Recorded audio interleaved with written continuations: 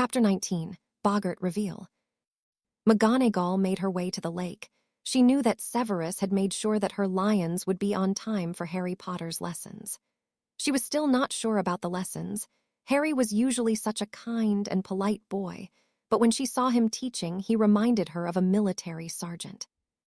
When she arrived, she was surprised to see Severus Snape sitting in a lawn chair and reading a book. She then found Harry Potter hanging upside down from a tree branch, doing sit-ups. She looked around, but she couldn't find the trio. "Where are my lions?" she asked. "Mr. Potter has instructed your kittens to start running," Snape said as he idly turned the page. "Running? Your lions are pitiful," Harry said as he climbed down the tree. "I've seen elderly one-legged dogs that are fitter than them." Dumbledore's lost his bloody mind. "Excuse me. You have Adrian Potter, the boy who lived, and you don't even train him a little. I'm practically starting from scratch here. Forget the Death Eaters. I doubt he could beat most of his own year." "Ah, speak of the devil, or in this case the arse," Harry said as the trio arrived out of breath, clutching their sides. "That was torture," Adrian gasped. "One more complaint, and I'll make you sorry sods run another lap." Harry snapped. "I'm tired of hearing you brats whine." "Well, it's not like you were doing anything while we were running," Hermione argued.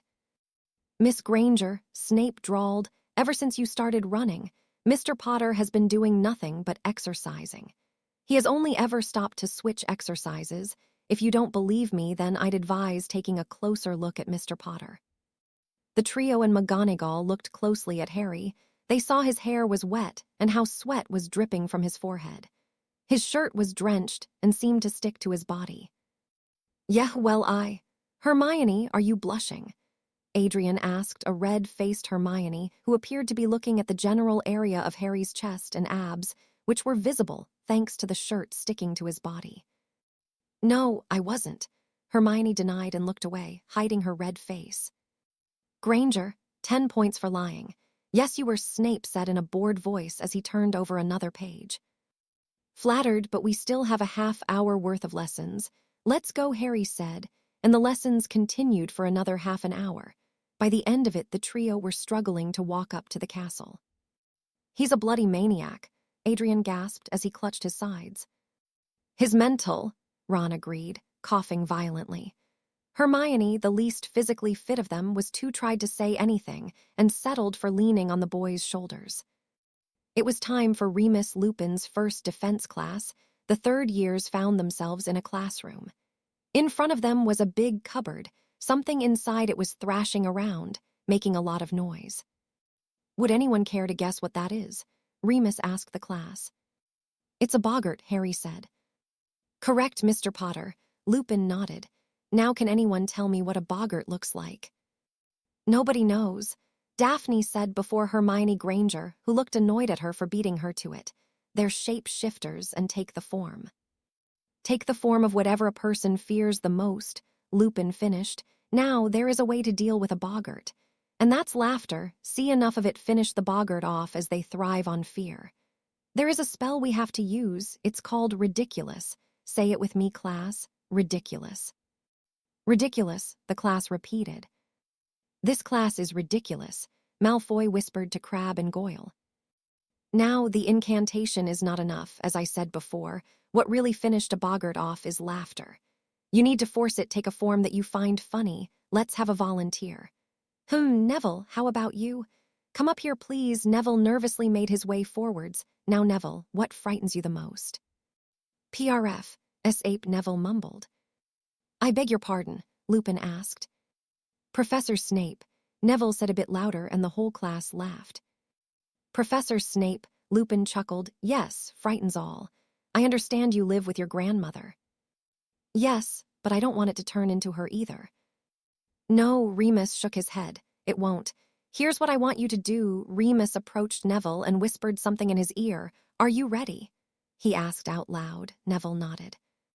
Lupin aimed his wand at the cupboard, and the door opened. Professor Snape walked out, or at least a boggart disguised as Professor Snape walked out. He dramatically strode forward and looked like he was about to start sneering. "Ridiculous!" Neville pointed his wand at Snape. and Snape transformed into a Snape that was wearing the same clothes as Neville's grandmother. "Excellent," Lupin praised Neville. "You see everyone." "Well done, Neville. All right, back of the class, Neville, and all of you form a line." The class formed a line and began taking turns facing the boggart. The boggart had transformed into snakes, clowns, McGonagall for Hermione, spiders a couple of times. When it was Malfoy's turn, it transformed into Harry, surprisingly. "Well, aren't I flattered?" Harry said out loud. An embarrassed Malfoy ran out of the class, leaving a rather pleased boggart. Adrian took his turn. When he approached the boggart, it transformed into Consequence. Everyone was surprised to see that the golden boy's greatest fear, towering over him. 2 wands in his hand, a gray jacket, a black bandana around the bottom half of his face, and yellow eyes. Adrian struggled but managed to change it into a crying Malfoy, which seemed to do the trick. Soon there were only a few people left. "Daphne," Harry whispered to Daphne, "do us a favor, please, and tell Lupin that me and Rose aren't participating in this." "Are you sure?" Daphne asked. "Incredibly," Harry said without hesitation. "Okay." Daphne nodded in understanding and walked around the class to Professor Lupin. "Thank you," Rose whispered appreciatively. "It's all right," Harry whispered back. "What? You're not doing it," Adrian said from behind him with an amused voice. "Adrian, go find a steep cliff and jump." "You too scared," Adrian persisted. "If you don't shut up, then the next time you face a boggart it will turn into me," Harry warned, not looking at Adrian. Adrian was still tried from the training he had received earlier that day, and he was still pissed at Harry. An idea came into his head. He looked around and saw Lupin talking with that Greengrass girl. He looked at Harry, who wasn't looking at him, and went through with his plan. He stepped closer to Harry and took one more look before giving Harry a big shove. Harry was pushed forwards, out of the group and in front of the boggart. Adrian wondered what his brother would fear. Maybe it'd be something embarrassing like a cat, or maybe it was something like a snake. That would be funny, a snake scared of a snake. The boggart transformed. Its new shape was around Harry's height. But it really surprised Adrian. Adrian saw a person, a very unique person. Black muggle trainers, black trousers, and black gloves. He also wore a black bandana over the bottom half of his face. Adrian would have thought that it was Consequence if not for 3 things. The first being the fact that his jacket was red and not gray. The second being the scar that began at his forehead and ended below his right eye. The third thing was the fact that those eyes were red, not yellow. He also had a knife in each hand, his eyes locked with Harry's.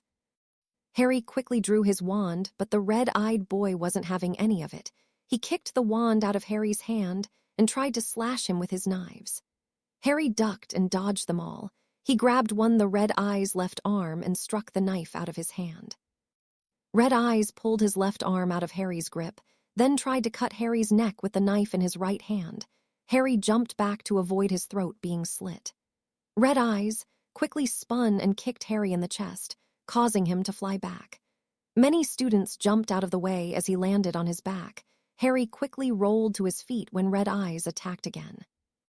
Harry ducked another knife attack and found himself standing on Red Eyes' right. Red Eyes quickly turned and tried to stab Harry in the face. Harry blocked, but Red Eyes quickly pulled his arm back and went for Harry's stomach. Harry blocked again. Red Eyes placed his free hand on Harry's face and pushed him towards the wall behind Harry. Remus aimed his wand as Harry was pushed against the wall when Red Eyes pulled the knife back and tried to stab Harry in the face. Harry ducked and grabbed Red Eyes. He threw him overhead, and Red Eyes landed on the back of his head. But the battle was far from over. Red Eyes rolled to his feet, as did Harry. Red Eyes quickly grabbed Harry and tossed him at Lupin. Lupin managed to catch him. Harry just about registered being caught when he saw Red Eyes throw the knife at him. Harry moved out of the way, and the knife struck Lupin in the stomach. Harry pushed Daphne out of the crossfire when he was struck with a jumping, spinning kick in the face from Red Eyes. Harry landed face first on the floor. He just about got to his knees when Red Eyes followed up by striking him repeatedly in the face before following with a knee to the stomach. Red Eyes picked up the knife from the floor, and without hesitation, he stabbed Harry in the stomach. The class gasped and shrieked in horror. Red Eyes picked Harry up and ran straight towards the window. He smashed Harry through the window, and the two fell straight down. "Harry!" Daphne screamed. The whole class was in shock, disbelief in the face of what they just saw. Especially Adrian, he couldn't believe it. Had he just killed his own brother? Smash. A different window smashed open. Harry and Red Eyes rocketed in from outside and crashed into the ceiling. The two fell down to the cold and hard wooden floor. Harry landed on top of Red Eyes, and he began pummeling the boy in the face. Red Eyes managed to shove Harry off, but now Harry was on the offensive. He began punching, elbowing and kneeing Red Eyes as much as he could. Striking him anywhere he could, Red Eyes pushed Harry off again and followed with an uppercut that sent Harry onto his back. Red Eyes got to his feet when Harry kipped up and struck him with a headbutt to the face. The two of them staggered back. They shook their heads, then ran at each other. Red Eyes slid on the floor and tried to kick Harry's legs, but he missed as Harry flipped over him. The two got back to their feet and turned to each other. Red Eyes tried to kick Harry in the face, but he ducked and spun around before hitting Red Eyes in the face with a spinning kick. He followed it up with a jumping, spinning kick. He jumped in the air and span about 2 times before the kick connected. Red Eyes was pushed closer to the cupboard. Harry removed the knife from his midsection and rushed towards Red Eyes. Red Eyes tried to strike Harry in the face with a right hook, but Harry ducked and jammed the knife straight into Red Eyes' heart, causing the whole class to gasp again. Harry took a step back. He then struck Red Eyes with a side kick strong enough to push him back into the cupboard. The cupboard door closed, and the cupboard itself fell back and landed on the ground. The door opened, and the class was worried that Red Eyes was going to come out again. That fear was quickly squashed by Harry, who punched Red Eyes in the face and pushed him back in. Harry hit the cupboard door with a locking charm and sat on it. He looked towards Remus, who was clutching his sides and the knife. "You all right, Moony?" Harry asked. "Better than you," Moony replied as Daphne and Rose made their way over to Harry. "Harry, oh my God, we need to get you to hospital wing." Daphne grabbed his right arm and Rose grabbed his left. The two helped him up to his feet. "What about Remus?" "He got stabbed too," Harry said. A few of the girls in the room swooned at the way Harry cared more his teacher's health than his own. "We'll get him," Theodore Knott said as he and Blaise Zabini helped Lupin up. "Come on, Harry," Daphne said, leading him out of the classroom. "I hope you're happy." She spat to Adrian, who watched as Harry was lead out. Most of the class turned and began glaring at Adrian. "Adrian," came Remus Lupin's voice, "expect to be punished soon." In the hospital wing, Remus Lupin was in a bed next to Harry's bed. Daphne and Rose sat in between the two. "So, Harry killed the silence. That was a pretty good lesson if we forget the part where I nearly died." "I'm sorry, Harry," Remus apologized. "It's all right, Remus," Harry waved him off. "I tried to stop it, but you two were so fast, and I could barely lock onto him with the speed that you two were moving at." "Don't blame yourself, Professor," Daphne said. "I barely registered all that happened until Harry pushed me out of the way."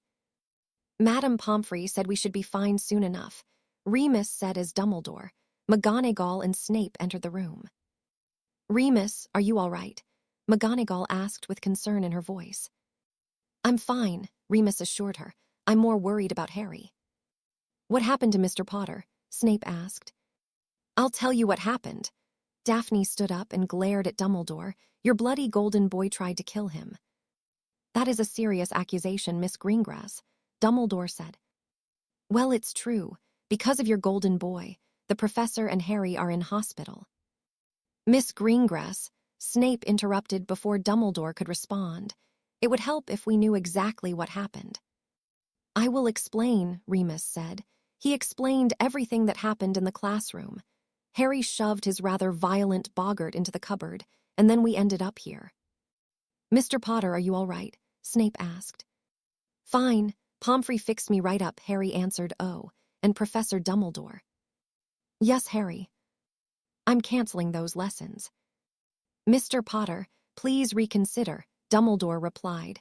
"Those lessons could be valuable for your brother." "I don't care," Harry replied. I accepted in the first place because I had some hope that my brother wasn't a total idiot. He rather ruined that for me today. I thought you accepted for the money. McGonagall interrupted. What? Oh no, that was just me taking an opportunity to make some money, Harry calmly replied. McGonagall and Dumbledore dropped their jaws while Snape looked away to hide his smirk. Either way, the lessons are off. Mr. Potter, please, Dumbledore began, I think. No, Harry interrupted. As of the moment, I'm more likely to kill your golden trio than teach them. As enticing as that is, it will also send me to Azkaban. Mr. Potter, you need to be a bit more forgiving. Dumbledore gave him his best disappointed grandfather look. Dumbledore, throw away your wand, then let me repeatedly strike you. Throw you out a window and then stab you, then forgive me for doing so. Only then will I forgive my brother. Mr. Potter, you're being very unreasonable. Unreasonable? Daphne re-entered the conversation. Because of your golden boy, he and a teacher were attacked in a classroom and sent to the hospital wing. They could have died. He waited until Professor Lupin was distracted, then pushed Harry right at the boggart despite the fact that Harry didn't want to participate, yet you're here telling him off. She makes a good point, Harry agreed. I'm the victim here, yet you're telling me off for refusing to teach the boy responsible for me getting stabbed. Dumbledore, enough of this. McGonagall stopped Dumbledore from replying. It's clear that my lions and Mr. Potter do not like these lessons, and neither are willing to participate in them. The lessons are cancelled. Thank Merlin there's at least one functional brain in charge. Harry closed his eyes and relaxed. McGonagall wasn't sure if she should tell him off for insulting the headmaster or thank him for the compliment, so she settled for a nod and left the hospital wing. Dumbledore eyed Harry one last time before leaving. Snape followed, and soon Harry was left with Remus, Rose, and Daphne. Harry opened his eyes. Good, they're gone, Harry said. Now it'll happen tomorrow. Tomorrow, are you sure? Remus asked. Trust me, I have a plan, Harry replied. What is the plan? Daphne asked. Oh, it's genius, Harry smiled. It's a plan truly worthy of a master tactician. It's subtle and brilliant. Only a mind as great as mine could think of it. The next day at dinner, the doors of the great hall burst open, and Amelia Bones walked in along with a handful of Aurors, including Kingsley Shacklebolt and Nymphadora. Don't call me that, Tonks. Miss Bones, what is the meaning of this? A confused Dumbledore stood up. I'm not quite sure, Amelia confessed as she made her way over to the head table. I had received a letter yesterday that said, come to the Hogwarts at dinner tomorrow. I'll be there. Bring your Aurors. I want to show you all my new dog. I hope that this isn't a prank done by one of your students. Listen up, motherfuckers, a voice called from the doorway. Everyone looked to see Harry Potter standing next to Sirius Black, both smiling innocently. The entire hall flew into chaos. Students screamed and gasped, apart from Daphne, who just face-palmed in the face of Harry's subtle and brilliant plan. The Aurors all aimed their wands at Sirius. It may interest you to know that Sirius is innocent, Harry said. Mr. Potter, get away from him, Amelia ordered. He betrayed your parents and killed Peter Pettigrew. Peter Pettigrew? Sirius, did you kill Peter without me? Harry looked at Sirius with a hurt expression. Wouldn't dream of it, kiddo. We'll take turns, Sirius said as he showed Harry a familiar-looking rat. Scabbers. Ron screamed from his place in the hall. If you wouldn't mind, Sirius. Harry pulled his wand out. Not at all, Sirius let Scabbers fall before booting him into the air. Harry aimed his wand up and fired a spell at Scabbers. Scabbers transformed in midair and Peter Pettigrew landed on the floor. Ignoring the shocked crowd, Harry looked at Amelia Bones. Now, I'm no law expert, but as far as I know, you can't be charged for murdering someone who isn't dead. Harry and Sirius shared a grin as everyone looked at Peter Pettigrew. Oh yes, Harry thought, one of my best plans, yet Chapter 20, interrogation, creature. Harry found himself sitting in an interrogation room. The walls, ceiling, and floor were all a very boring gray. He sat with his hands handcuffed to the table in front of him. On his right was a giant window. He couldn't see out of it. On the other side of the window sat 4 people. Amelia Bones, the head of magical law enforcement, Minister Fudge, the Minister of Magic, his assistant Dolors Umbridge and Albus Dumbledore. All four looked out of the window at Harry. Amelia, I've heard that the boy claims that Sirius Black is innocent, Fudge said to Amelia. He does, and he might be. Amelia responded. The boy brought us Sirius Black and Peter Pettigrew. But Peter Pettigrew is dead. Our tests say otherwise, Amelia calmly responded. He had delivered us the real Peter Pettigrew. But Mr. Black still killed those 13 muggles, Umbridge reminded her. Truthfully, she didn't really care about the muggles. How can we be sure? Amelia asked. If Black didn't kill Pettigrew, then how do we know he actually killed those muggles? I intend to find out. What of the boy? Fudge asked, wiping his forehead with a handkerchief. He hoped that he didn't look bad at the end of this. We still don't know how he knew Black was innocent, or how he knew that Pettigrew was an animagus who had disguised himself as a rat all these years. Amelia informed the sweating minister, Dumbledore. I've noticed that you are being particularly quiet. My apologies, Amelia. I'm simply thinking, Dumbledore replied. Mr. Potter is a mystery, even to me. The boy is a Slytherin, cunning and intelligent, but he is also incredibly dangerous. Dangerous? Umbridge snorted. He's a child. Yes, one who has won 2 Japanese war duels in a row, Amelia replied. Japanese war duels? What the devil are those? A confused Fudge asked. The Japanese war duels are an event held in Japan. Dumbledore began explaining. The rules of the duel are simple, seeing as there is only one rule. No interference from non-competitors. In the duel, any and all manner of spells and weapons are allowed, including the unforgivables. I attended the last one myself. I saw multiple people try to strike Mr. Potter with the unforgivable cures, including the killing curse.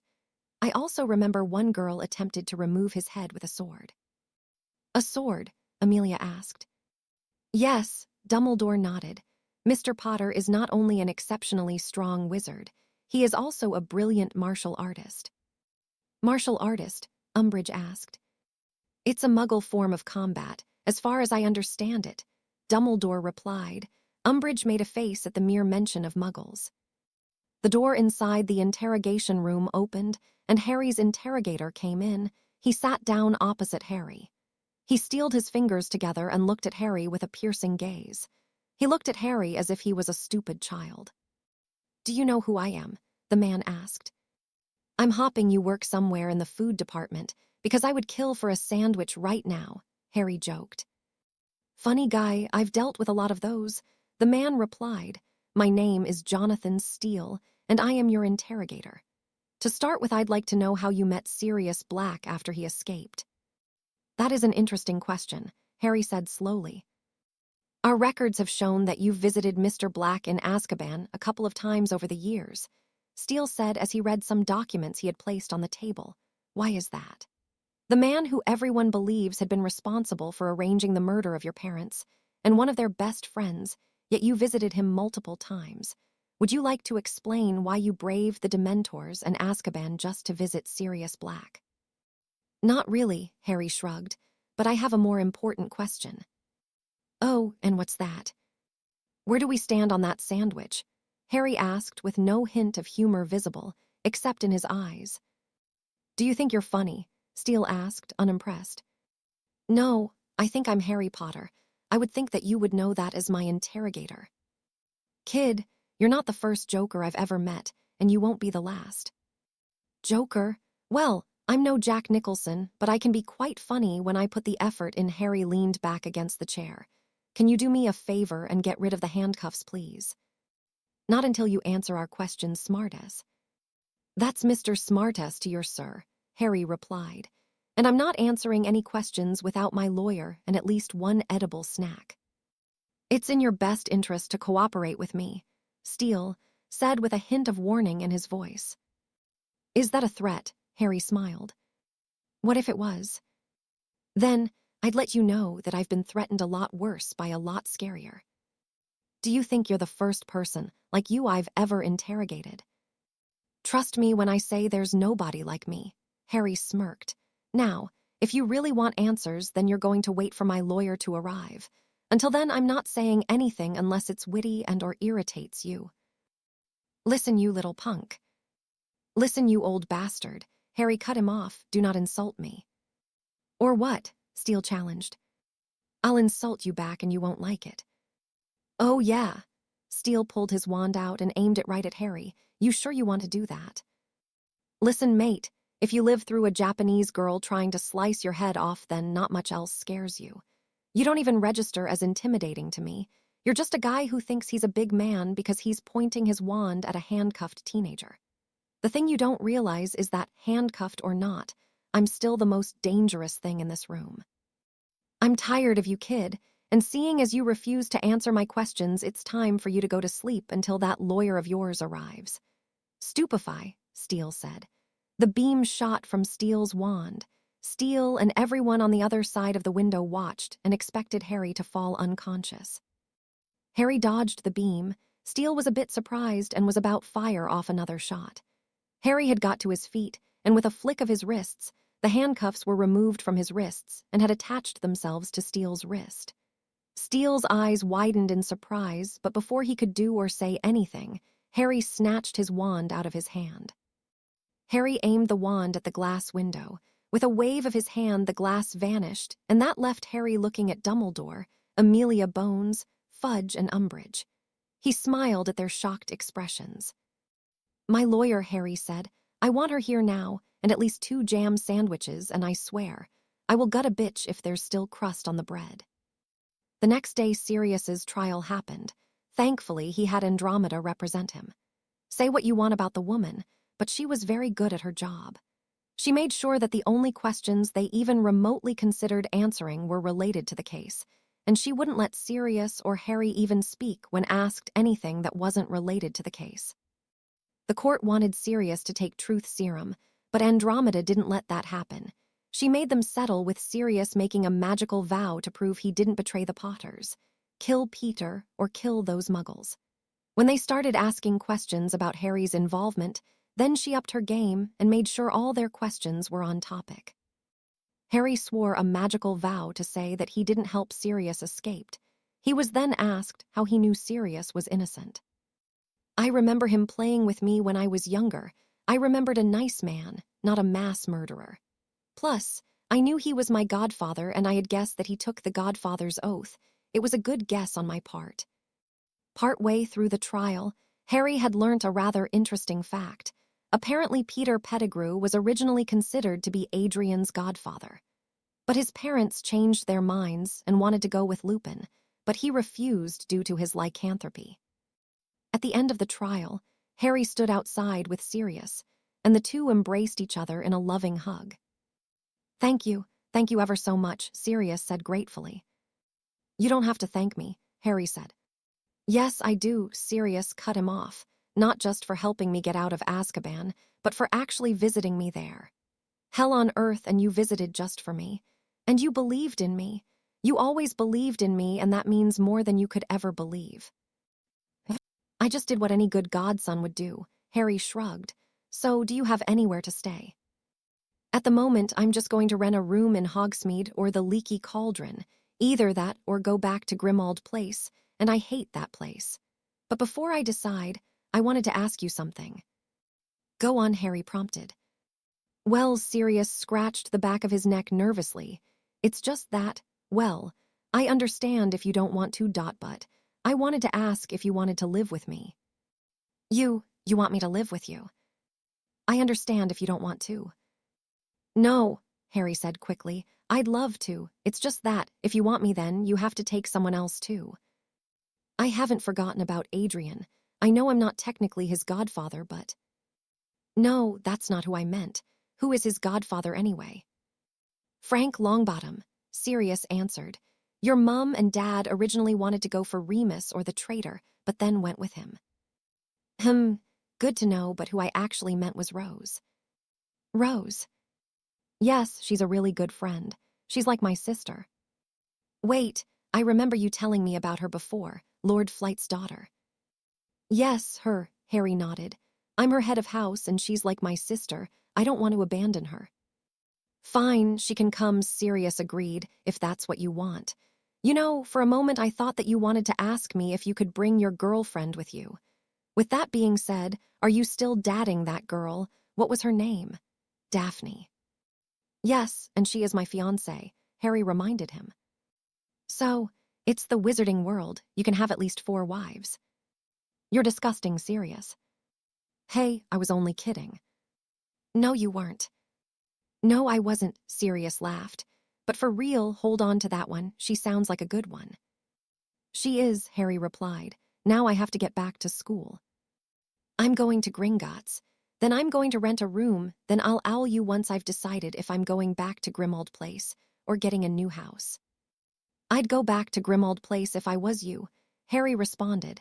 It's cheaper than getting a new house. True, Sirius conceded, but I still hate that place. Well, change it then, Harry replied. Change it, Sirius echoed. Yeah, it's your house now. Do whatever the hell you want with it. If you want to paint it Gryffindor red and then place pictures of unicorns all around it, then you could and nobody would be able to stop you. You're right. A weird glint came into Sirius's eyes. This Christmas you can come over. You and me are going to Grimmauld Place, and we're redecorating. Awesome, Harry responded, just as a familiar headache made itself known. Sirius, Harry. The two turned to see Dumbledore walking towards them. Madgoat approaching, Harry whispered. I know, what do you want to do? Sirius whispered back. I'd suggest cut him up and sell him, but apparently he counts as a human, and that's illegal. It's good to see the both of you, Dumbledore said as he reached them. Well, we are quite a handsome sight, aren't we, Sirius? Harry looked to his godfather. Too right, Prongslet. Such a shame we're both mad. I prefer the term eccentric. Can I just say, I'm thrilled to have you back, Sirius, and I'd like to offer my most heartfelt apologies for not helping you, Dumbledore said. Well, thank you for that, Sirius replied slowly. If Dumbledore thought that Sirius would go back to being just another yes man, then he had another thing coming. But for now, he'd play along. You're welcome, Dumbledore smiled. He then turned to Harry. It's a pleasure to see you here, Mr. Potter. Though I must say that I am disappointed with your behavior in the interrogation room. Interrogation room, Sirius looked at Harry. I insulted the interrogator, put him in handcuffs, then vanished the glass window in the room and demanded my lawyer and food. Harry said by way of an answer, in my defense, he was a bit of a dick. Understandable, Sirius nodded. And as for Sir, Harry turned to Dumbledore. I don't really care. We ain't in school and I'm not obligated to behave just to please you. Mr. Potter, as a Hogwarts student, you still represent the school when you're outside of the castle, Dumbledore reminded him. Your behavior could give people a different expression of Hogwarts that most people wouldn't give. We don't want you misrepresenting the student and staff of Hogwarts. Says the eccentric old man who wears bright purple and has a beard that is taller than most first-year students. A silence fell between the three. Touché, Dumbledore eventually replied. Sirius, Harry turned to Sirius, I'm off now. Got to get back to school and all, I'll write to you later. Okay, Sirius pulled him into a one-armed hug. Love you, kiddo. You too, Padfoot, Harry said just before he let go and walked off.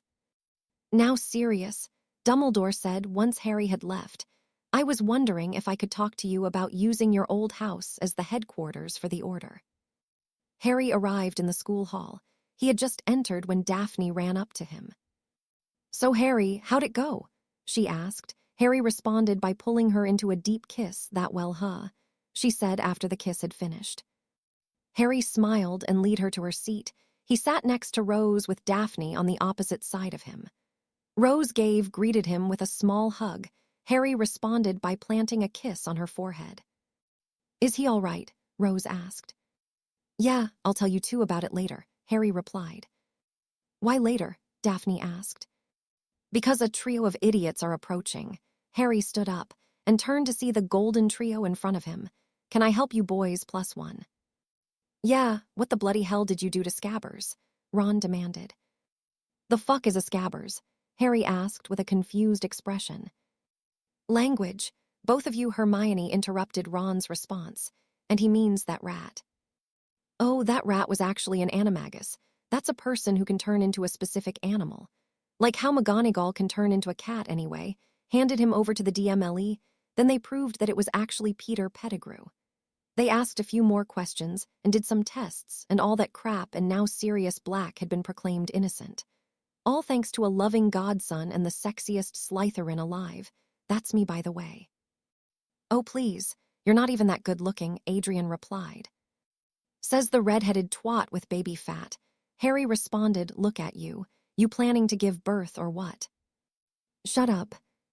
Anyway, the size of your stomach is not important. There's something much more important that we need to focus on. And what's that? The fact that your friend over here, Harry gestured to Ron, shared a room with Peter Pettigrew for the last few years. Tell me, Ron, did you let him sleep on your bed? Ron paled slightly, judging by the look on your face.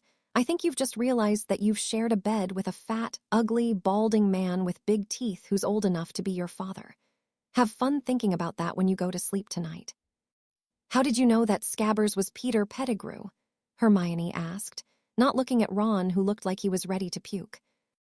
Now, a magician never reveals his secrets, Harry said as he gave her a fake smile. Besides, I'd like to tell you, but I always obey the magician's best rule. And what's that? Always be the smartest person in the room. Harry smirked at her reddening face. The implication that he was smarter than her did not go unnoticed. Look, just tell us, Adrian demanded. Or what? Harry challenged. Adrian reached for his wand. I'd think twice about that. In case you forgot, I was the one training you three, and the only spell that you sorry sods can do decently is a disarming spell. Even if you manage to hit me, by some miracle, I am still the guy able to beat you three without any magic. What is going on here? Snape walked up to them. He's threatening me, sir, Harry immediately said. I was not, Adrian shouted. He was about to draw his wand on Harry, sir, Daphne said. Really? Snape looked at Adrian as if he was the most stupidest thing he had ever seen. You were about to draw your wand on the two-time Japanese War Duel winner, and the person who Dumbledore himself tried to get to train you. It's clear to me that your brother must have taken all the good traits from your parents, but even your father was smart enough to never do that at his worst moment. 20 points from Gryffindor and a week's detention. You can't do that, Ron said. You as well, Snape said. But sir, Hermione spoke. Ah, look, 3 Gryffindor in detention. How lovely, Snape said before he turned and walked away. Nice guy, that Snape, Harry smiled and sat down. Now run along, little lions. The Gryffindor table is at the other end of the hall. Off you go. You're a prat, Adrian growled. You're a twat. Jerk. Git. Stupid. Stupid idiot. Slimy snake. Boy who stinks. Jackass. You stupid-ass dumbass. Big head. Cabbage head. Unimportant nobody. Clatpole. You freak. Boy who smells. You're pissing me off. Likewise, I'd slap you, but that'd be animal abuse, plus I could catch something. And I don't really fancy a trip to Pomfrey just because you haven't mastered the art of personal hygiene. You think you're so smart. I think I'm not you, and that's a blessing if ever I've seen one, Harry replied. I couldn't imagine being that ugly. I'm not ugly. Yeah, well, unlike me, you don't have a girlfriend to confirm that fact. You look like that one person a girl would be left with because all of her friends took the good-looking ones. I'm way better looking than you. The only way you'd be better looking than me is if I got severely scared by a fire and tattooed the rest of my face. Even then, I reckon it's still a close choice. Listen, Look, Harry interrupted, I'm a bit busy. Can I make fun of you later? Adrian growled, and the golden trio stormed off. Never a dull day in Hogwarts, Daphne commented as she started eating. Too true, dear, Harry agreed. The rest of the year went by like it usually did.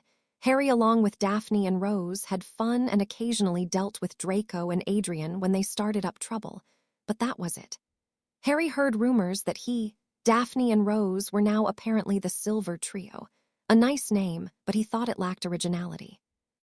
Somewhere along the year, Daphne had somehow taken revenge against Adrian for the boggart incident.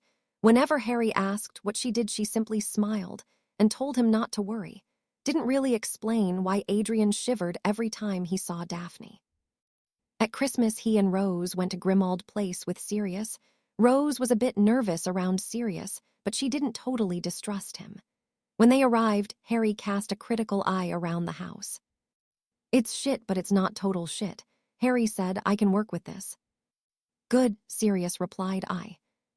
"Filthy half-bloods and blood traitor," a voice said. They all turned to see an old house elf walk into the room. "Creature," Sirius sighed. "Bad master brings filthy half-blood into mistress's home. Poor mistress.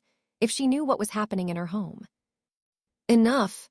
Harry walked up to Creature. He picked the house elf up and placed him on the table. He then looked him in the eye. "Do you know who I am?" "Uses either a filthy half-blood or a blood traitor." "Wrong, I am a half-blood," Harry replied.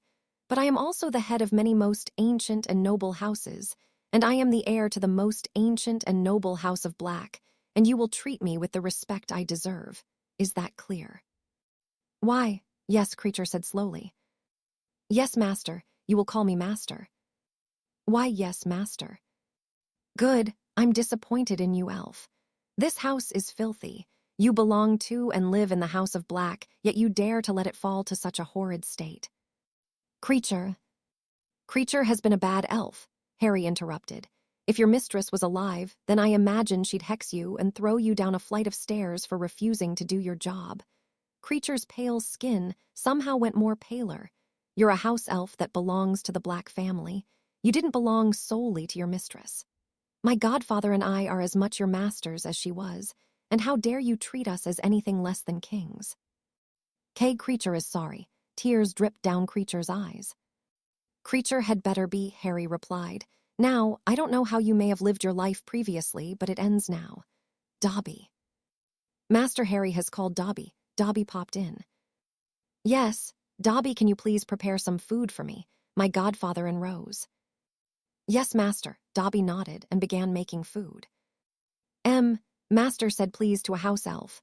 Creature looked at Harry with awe and disbelief. "I treat him the way he deserves. If you wish to be treated with the same kindness, then you will earn it. I want you to prepare 3 bedrooms for us. Remove any dark objects from those bedrooms and put them in the basement.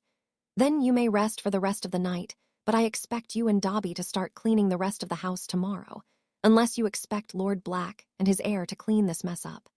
If that's the case, then I will hand you some clothes, and you can consider yourself free." "No, no." Creature quickly shook his head. "Creature will do this." Creature jumped off the table and ran away. "That was," Sirius struggled to come up with words. "Tough love," Harry said. "He needed to learn to respect me as a master. Only then will he work for me. Get his respect, get his love, and then he'd be ready to rip his heart out at my very word." "Bloody Slytherin." Sirius shook his head in amusement. "You may look more like your father, but sometimes you sound exactly like your mother." "Like a genius, then." Harry was going to say more, but he was interrupted when a patroness flew into the room. It was a wolf, and they recognized it as Remus's. "Guys," Remus's voice came from the patroness. "Lily and James are awake." "What?" Sirius exclaimed in shock. Harry felt his legs go out from under him, and he had to lean on the table to stay upright. Rose placed a calming hand over Harry's own. Harry shook his head and quickly took action. "Dobby," Harry called, and the elf came over. "Me and Sirius have to go now, but I want you to look after Rose. Protect her with your life and look after her." "Yes, master," Dobby quickly nodded. "Rose, stay here. We'll be right back," Harry said before he and Sirius jumped into the fireplace and flew over to St. Mungo's. "Where's my children?" a panicked Lily demanded. She was trying to stay standing, but her legs were too weak, so she was leaning on the bed frame. The healers were trying to get her back in bed, at least the ones not keeping James getting up. Dumbledore was also in the room, trying to calm James and Lily down. "Let me go, I want to see my sons," James said. "Sir, madam, please calm down," one of the healers pleaded. "Yes, James and Lily. The healers are right in saying you both need to calm down," Dumbledore said. Calm can go and screw itself. I want to see my sons, Lily shouted. No, sir, you can't come in here yet, one healer said from the door. Move out of my goddamn way, Sirius's voice shouted. Padfoot James breathed. Sir, the healer replied, I know you're emotional. Emotional? Emotional doesn't cover how we feel right now, Remus's voice replied. Remus, Lily said.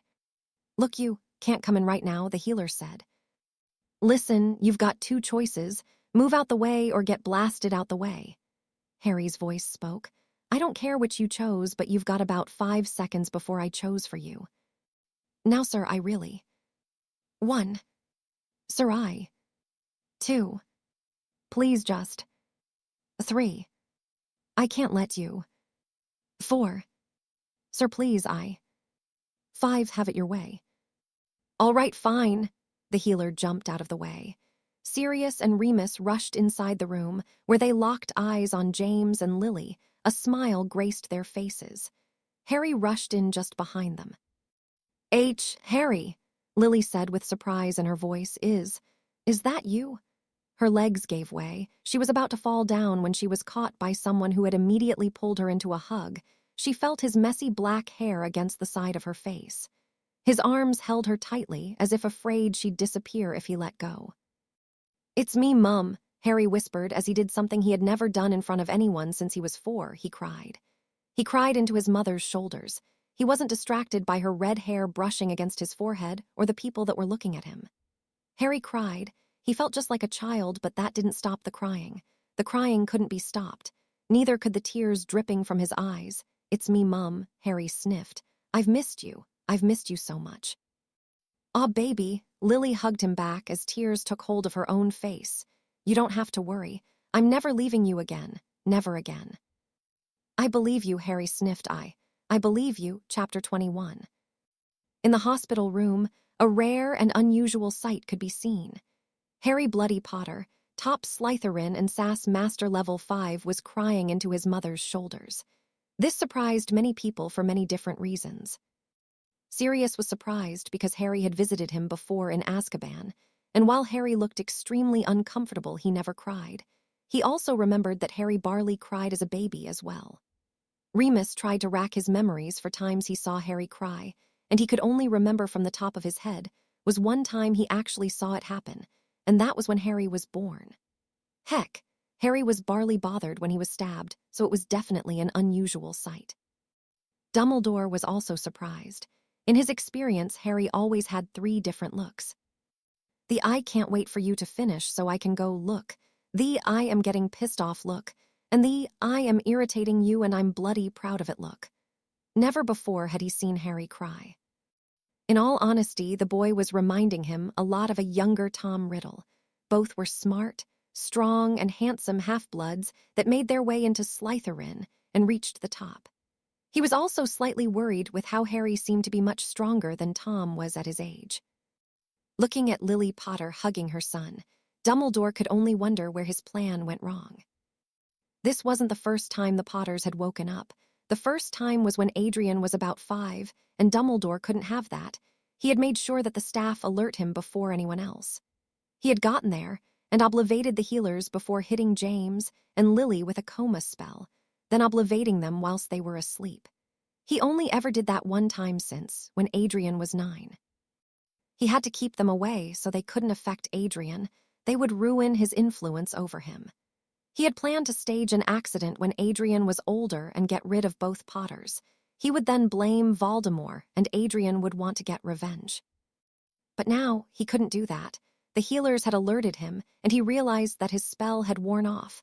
But unfortunately, Remus Lupin was in the room when the flu came.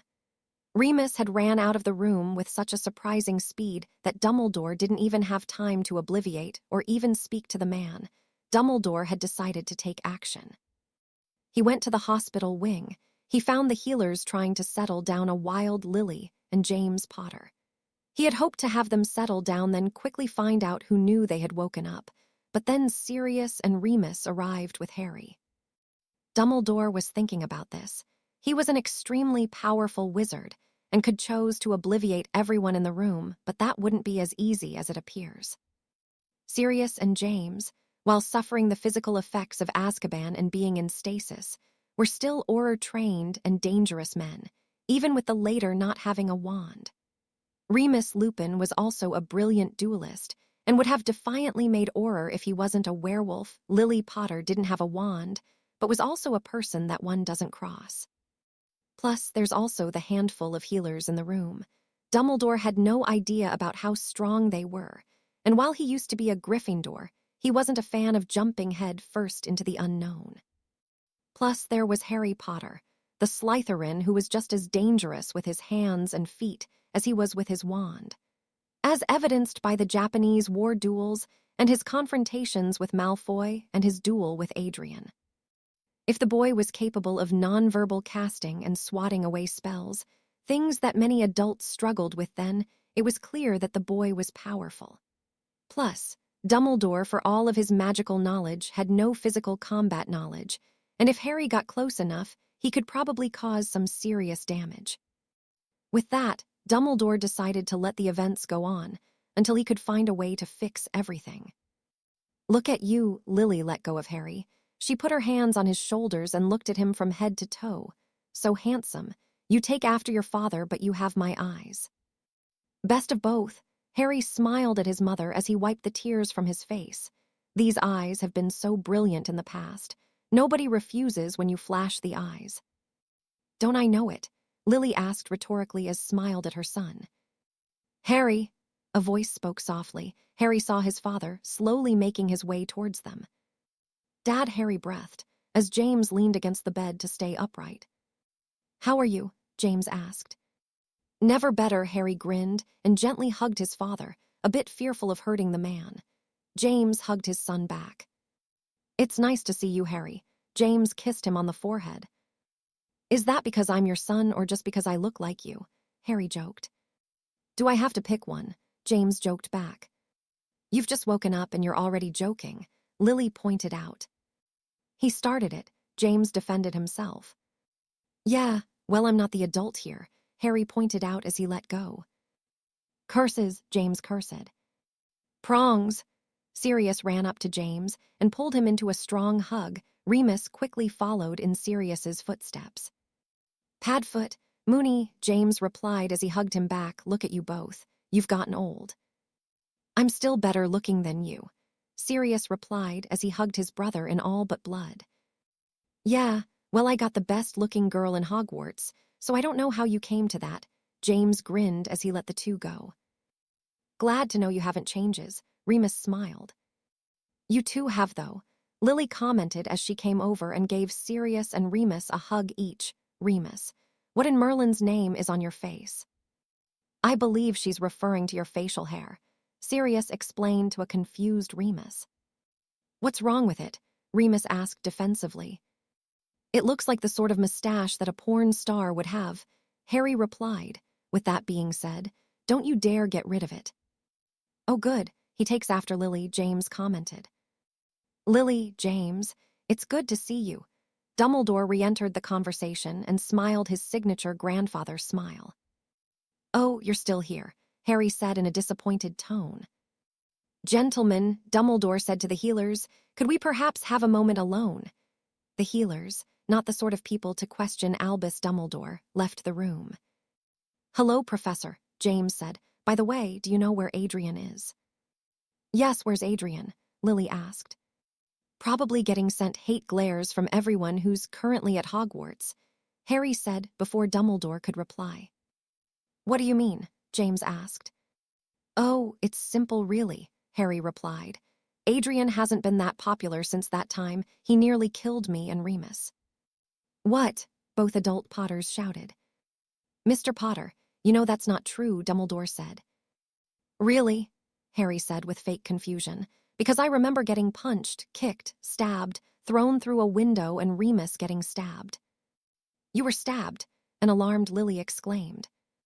"Let me explain," Remus said. "I'm currently a professor at Hogwarts.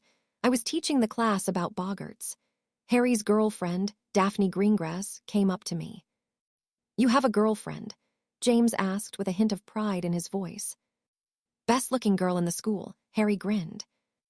"I'm sensing a theme here," Sirius commented. Anyway, Remus continued. She told me that Harry and his friend didn't want to participate. Adrian pushed Harry into the boggart when I was distracted.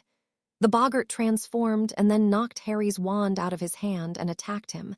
I tried to stop the two, but then the boggart had injured me. Fortunately, Harry was able to stop it. Yes, while we're on that topic, I was wondering if you could tell me about your boggart, Dumbledore said to Harry. I'd rather not, Harry refused. Perhaps we could talk about how badly you've messed up. I beg your pardon. Mum, Harry took a step back and looked at his mother. Did you know that after you were put in a coma, Dumbledore had taken Adrian and basically left him alone in a giant mansion with nothing but presents and house elves, while sending me to the Dursleys in all of his infinite wisdom? Harry couldn't have said the last two words with more sarcasm if he tried. What? Lily turned to Dumbledore, and the old man was grateful that the redhead didn't currently have a wand on her. You sent him to Vernon and Petunia. Now, Lily, Dumbledore tried to calm the girl. Hey, Mum, did you know that they used to make me sleep in a cupboard? Harry interrupted. They what? Anger filled the red-headed woman. The cupboard under the stairs, also known as my bedroom, Harry replied. And to think he wanted to keep me there. Are you out of your mind? Lily stormed at the aging headmaster. What were you thinking? Putting one son in a mansion while you put the other in hell. Were you on drugs at the time? I'd be surprised if he wasn't currently on drugs, Harry commented. I mean, look at those robes. What more evidence do you need? There's nothing wrong with my robes. Dumbledore defended his purple and starry robes. They're going to be on fire if I don't get my answers, Lily growled. Now, Lily, I'm sure that young Harry is just exaggerating and… Did you know that they starved me? Harry interrupted. Starved, hit me, rarely let me wash, just treated me like a house elf who was incapable of doing his job. And to think he wanted to keep me there. Dumbledore, would you like to explain that? Lily spat. Now, Lily. Plus, they let their son bully me, Harry added. In fact, they encouraged it, rewarded him if he did so. And to think he wanted to keep me there. He's going to make her explode, Sirius commented to Remus, who could only nod in agreement. Well, Lily looked at Dumbledore expectantly. Lily, Dumbledore replied, I did what I… Oh, and there was that time that Uncle Vernon tried to kill me, Harry commented. What? Lily and James exclaimed. Tried to stab me and leave me in the streets. Dumbledore, if you don't give me a good reason to stop, then I'm going to break my foot in between your legs. Lily gave Dumbledore a look that would have caused a lesser man to piss his pants. It only left Dumbledore slightly terrified. Now, Lily, Dumbledore began. The night of the attack, Adrian had stopped Voldemort by redirecting the killing curse. I believe that Voldemort is still alive. I had to take Adrian away and get him to safety. What about Harry? Lily demanded. Yeah, Dumbledore. Harry nodded. What about Harry? To think he left me there. You could have sent him to the Longbottoms, Andromeda, Sirius, Remus, McGonagall, Flitwick, or just about anyone else more qualified, and you chose the Dursleys. Lily, the Longbottoms were attacked shortly after you, and while they are alive, they are in no condition to look after children. Dumbledore lied like his life depended on it, even though that part was true. Augusta Longbottom was already dealing with Neville on her own, and I couldn't add to her burden. Remus was a werewolf and couldn't be given custody of a child. McGonagall and Flitwick already have responsibilities to many children. Andromeda Tonks was grieving from the death of her husband whilst dealing with her own daughter. She was in no condition to care for two children. Dumbledore couldn't reveal he planned to have Harry die, especially now. Wait, what? James interrupted. What happened to the Longbottoms? What happened to Ted? Shortly after Voldemort went missing, some Death Eaters went looking for them. Harry began explaining. They figured that the Longbottoms knew where Voldemort had gone. They tortured them with the torture curse until their minds snapped. They're basically living as vegetables at this point. As for Mr. Tonks, he died in a Death Eater attack the day before, but was only discovered about 3 days after. It was around that point that Harry looked around and noticed that the Longbottoms weren't in this room like last time. He wondered where they had gone. Oh, Merlin, James said in disbelief. Okay, fine, but what about Sirius? Lily asked, saddened by the news, but she wasn't about to forget her son's suffering. He was in Azkaban, Harry said. What? I was in Azkaban, Sirius confirmed, until quite recently. Why were you in Azkaban? He was framed for betraying you and killing 13 muggles by Peter, Harry explained, and was sent to Azkaban. Yeah, I only got out recently. Thanks to Harry, Sirius replied. Harry got you out? Lily asked in an amazed voice. Yeah, Sirius nodded. He was the one who caught Pettigrew. Apparently the traitor had been hiding as a rat all these years. I wanted to kill him, but Harry insisted we show him to the public.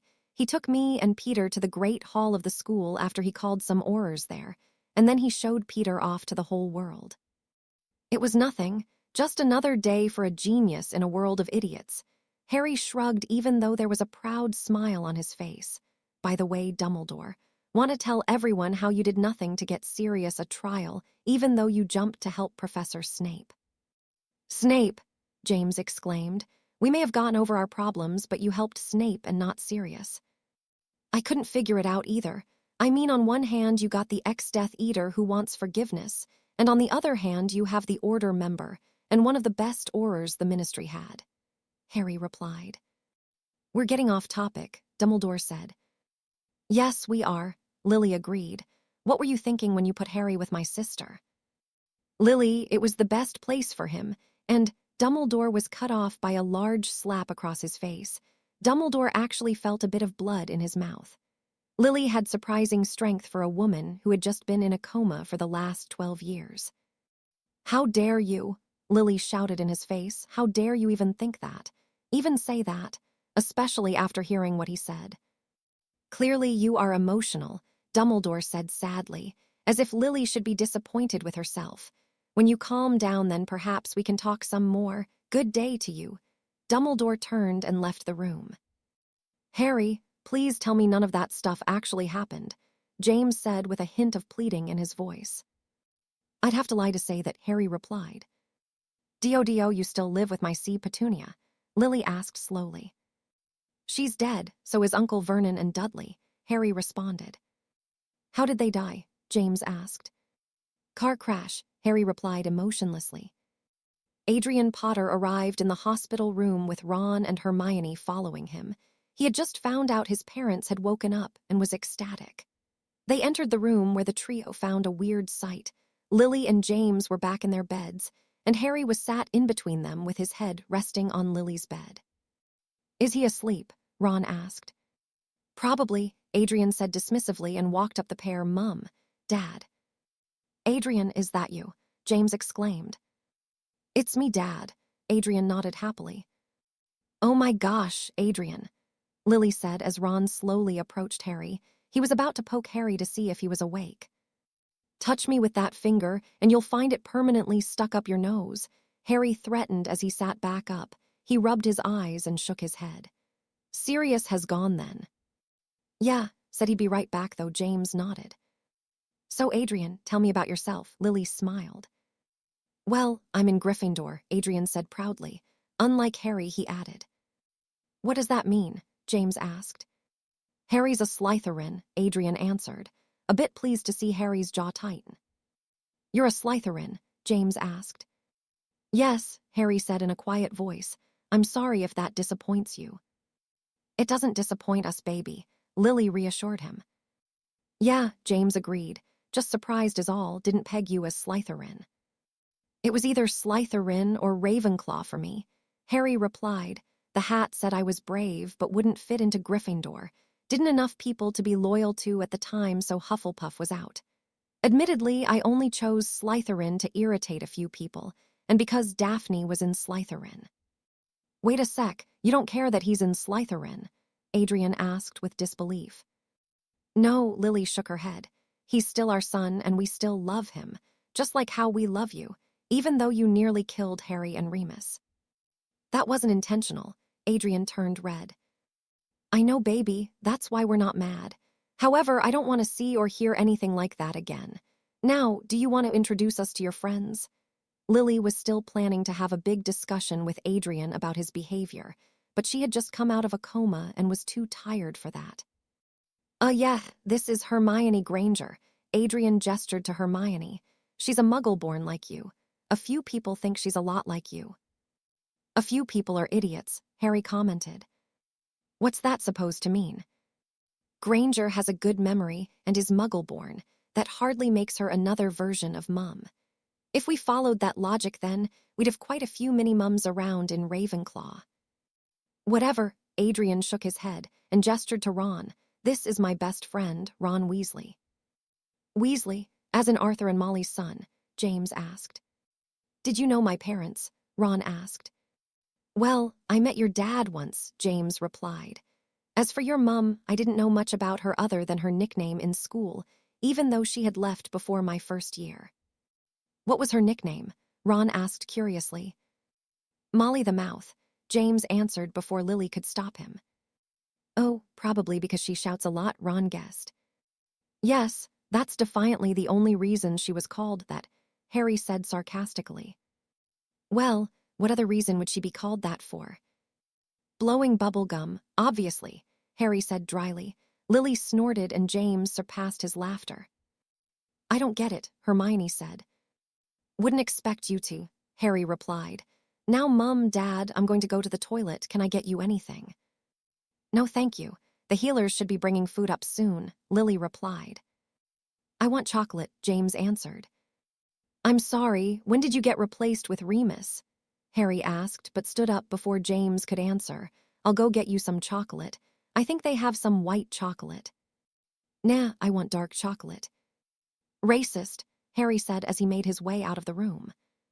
"So, son," James said, "take a seat. Let's talk." Adrian sat down in the seat where Harry originally sat.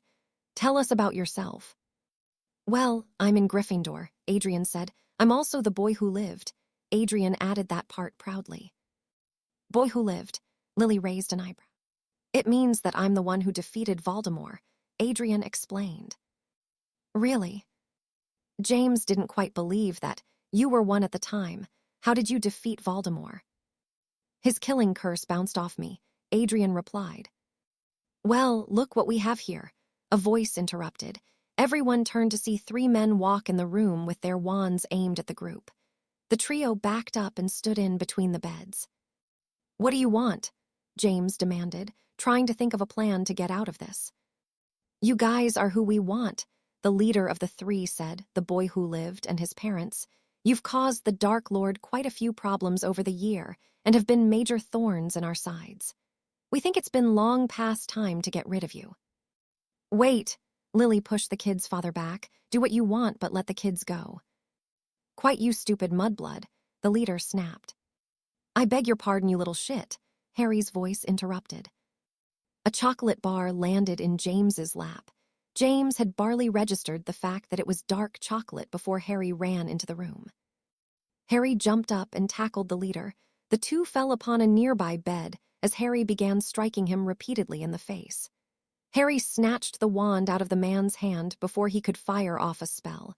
He jumped to his feet and stood on the bed and pulled out his own wand. The other two aimed their wands at Harry. Lily and James, along with the golden trio, watched as Harry back flipped off the bed. He landed behind the two and slashed their backs with the wands. The two men screamed and fell to the floor. The leader on the bed tried to get up but was shut down with a body bind. The other two tried to get up but were then hit with stunners. A fourth person ran into the room. He aimed his wand at Harry, who lazily flicked his wrist and sent the man into a wall. He tossed the leader's wand away and placed his own back in his holster. "Are you two all right?" Harry ran up to his parents and began looking them up and down to check for injuries. "Forget us. What about you?" Lily grabbed Harry and began looking him over. "I'm fine, Mum," Harry reassured her.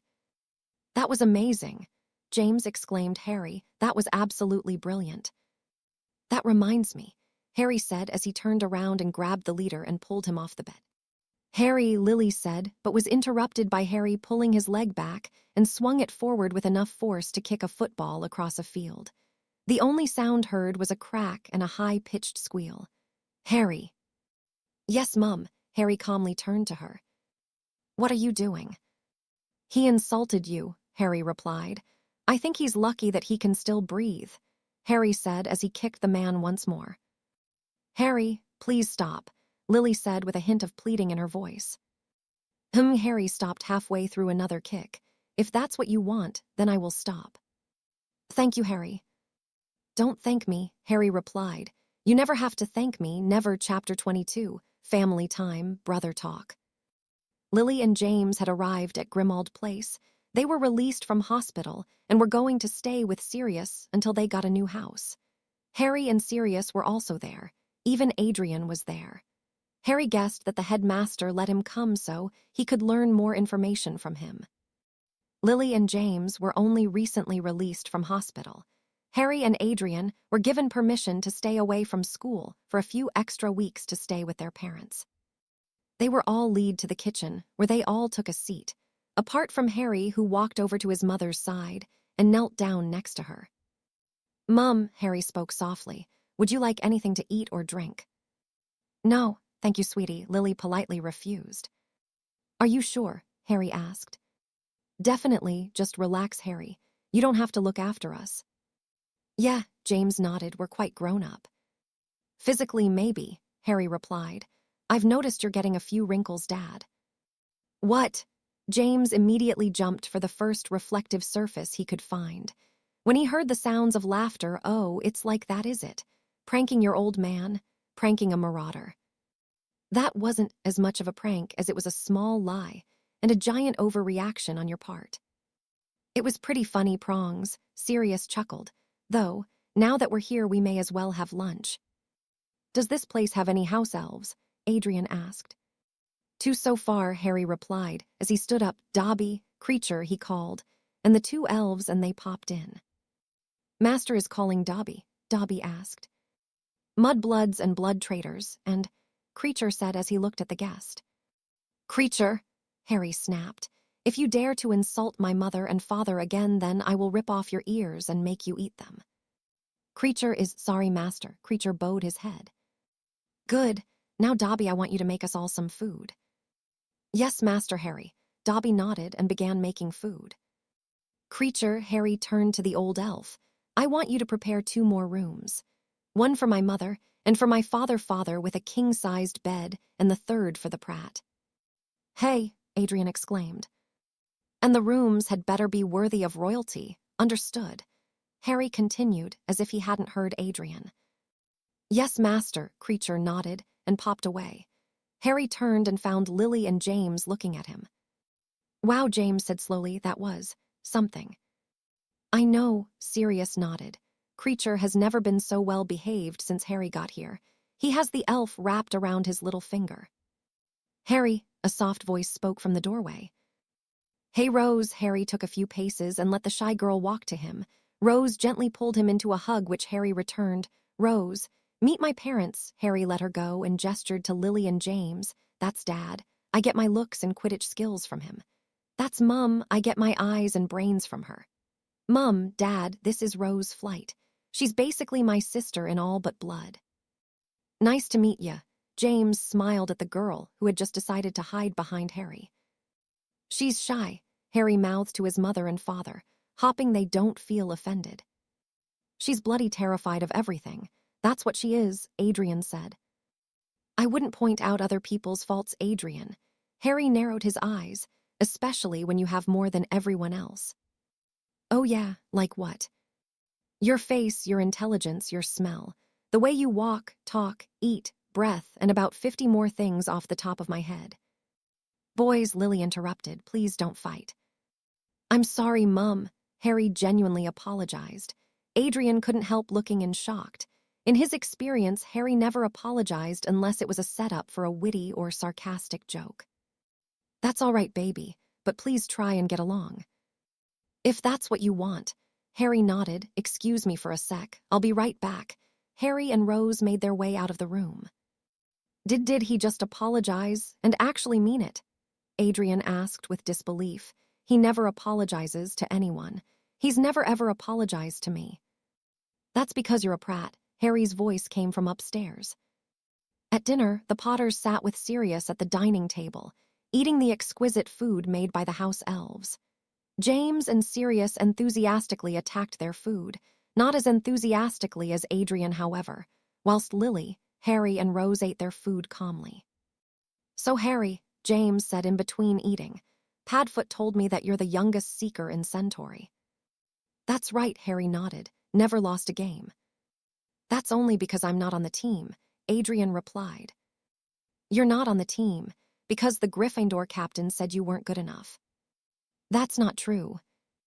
"It is, he told me," Harry replied. "Anyway, Dad, as I was saying, never lost a game. But to be honest, all I do is just wait until the team gets enough points, and the captain says I'm allowed to catch it, then I chase after it." "What broom do you have?" James asked. "Nimbus 2000 currently," Harry answered. "Nimbus 2000. James's eyes bulged out. "I've never heard of that broom, but to be fair, I have been in a coma for the longest time. Is it any good?" "It's brilliant," Harry replied. "Yeah, but it's not the best anymore," Adrian commented. "The new firebolts are way better. I'm going to get one later." "With what money?" Harry raised an eyebrow.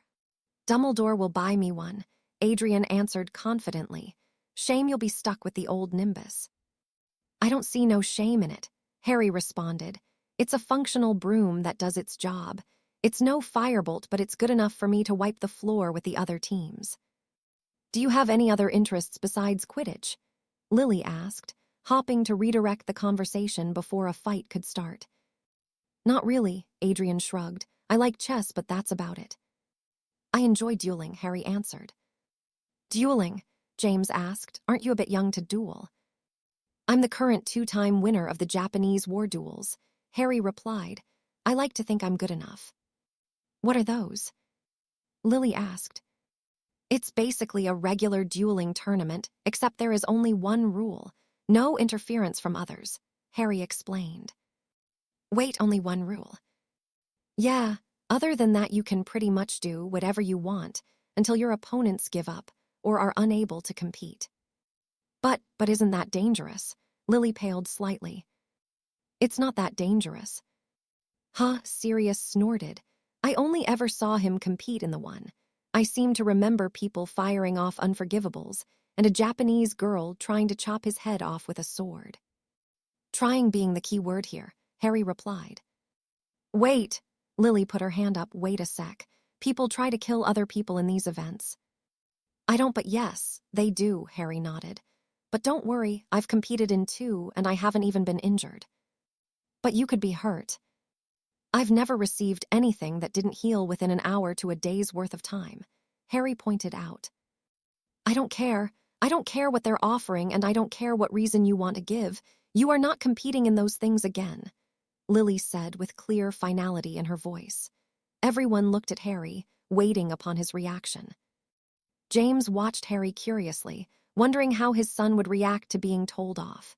Sirius, from what he knew of Harry, knew that the boy was quite rebellious when he wanted to be, and was probably the only person more stubborn than Lily. Adrian also watched. He expected some sort of shouting match or at least a few sarcastic comments.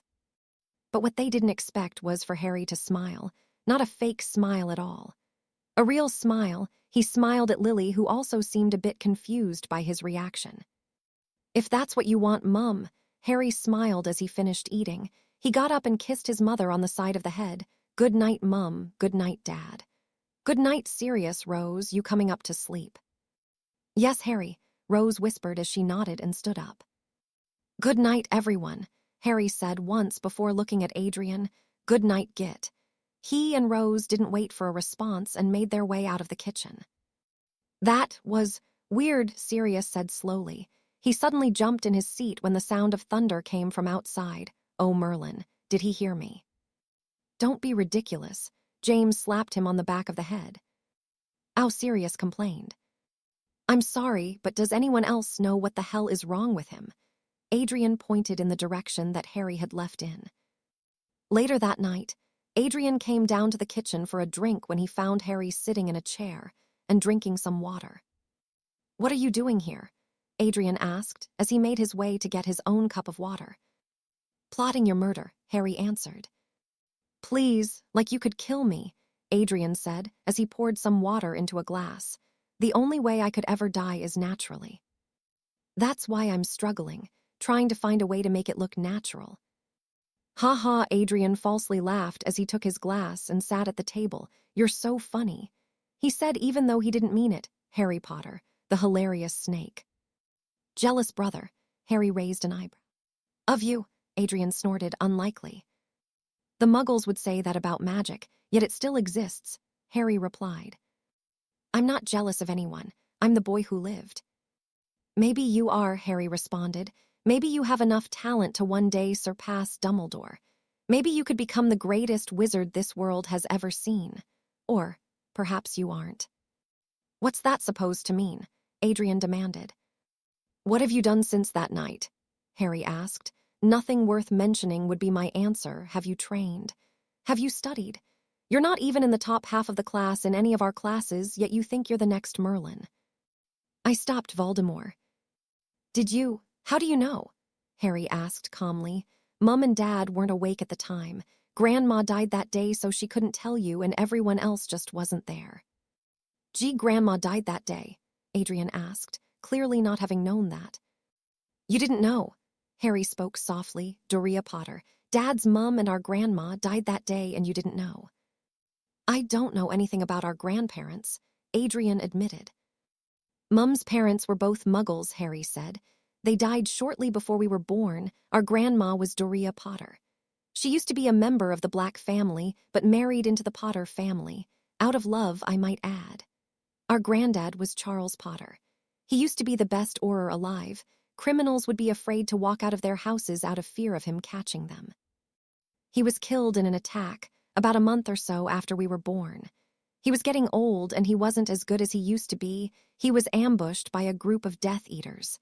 There were about 22 of them. He took out 21 of them when another Auror was dying.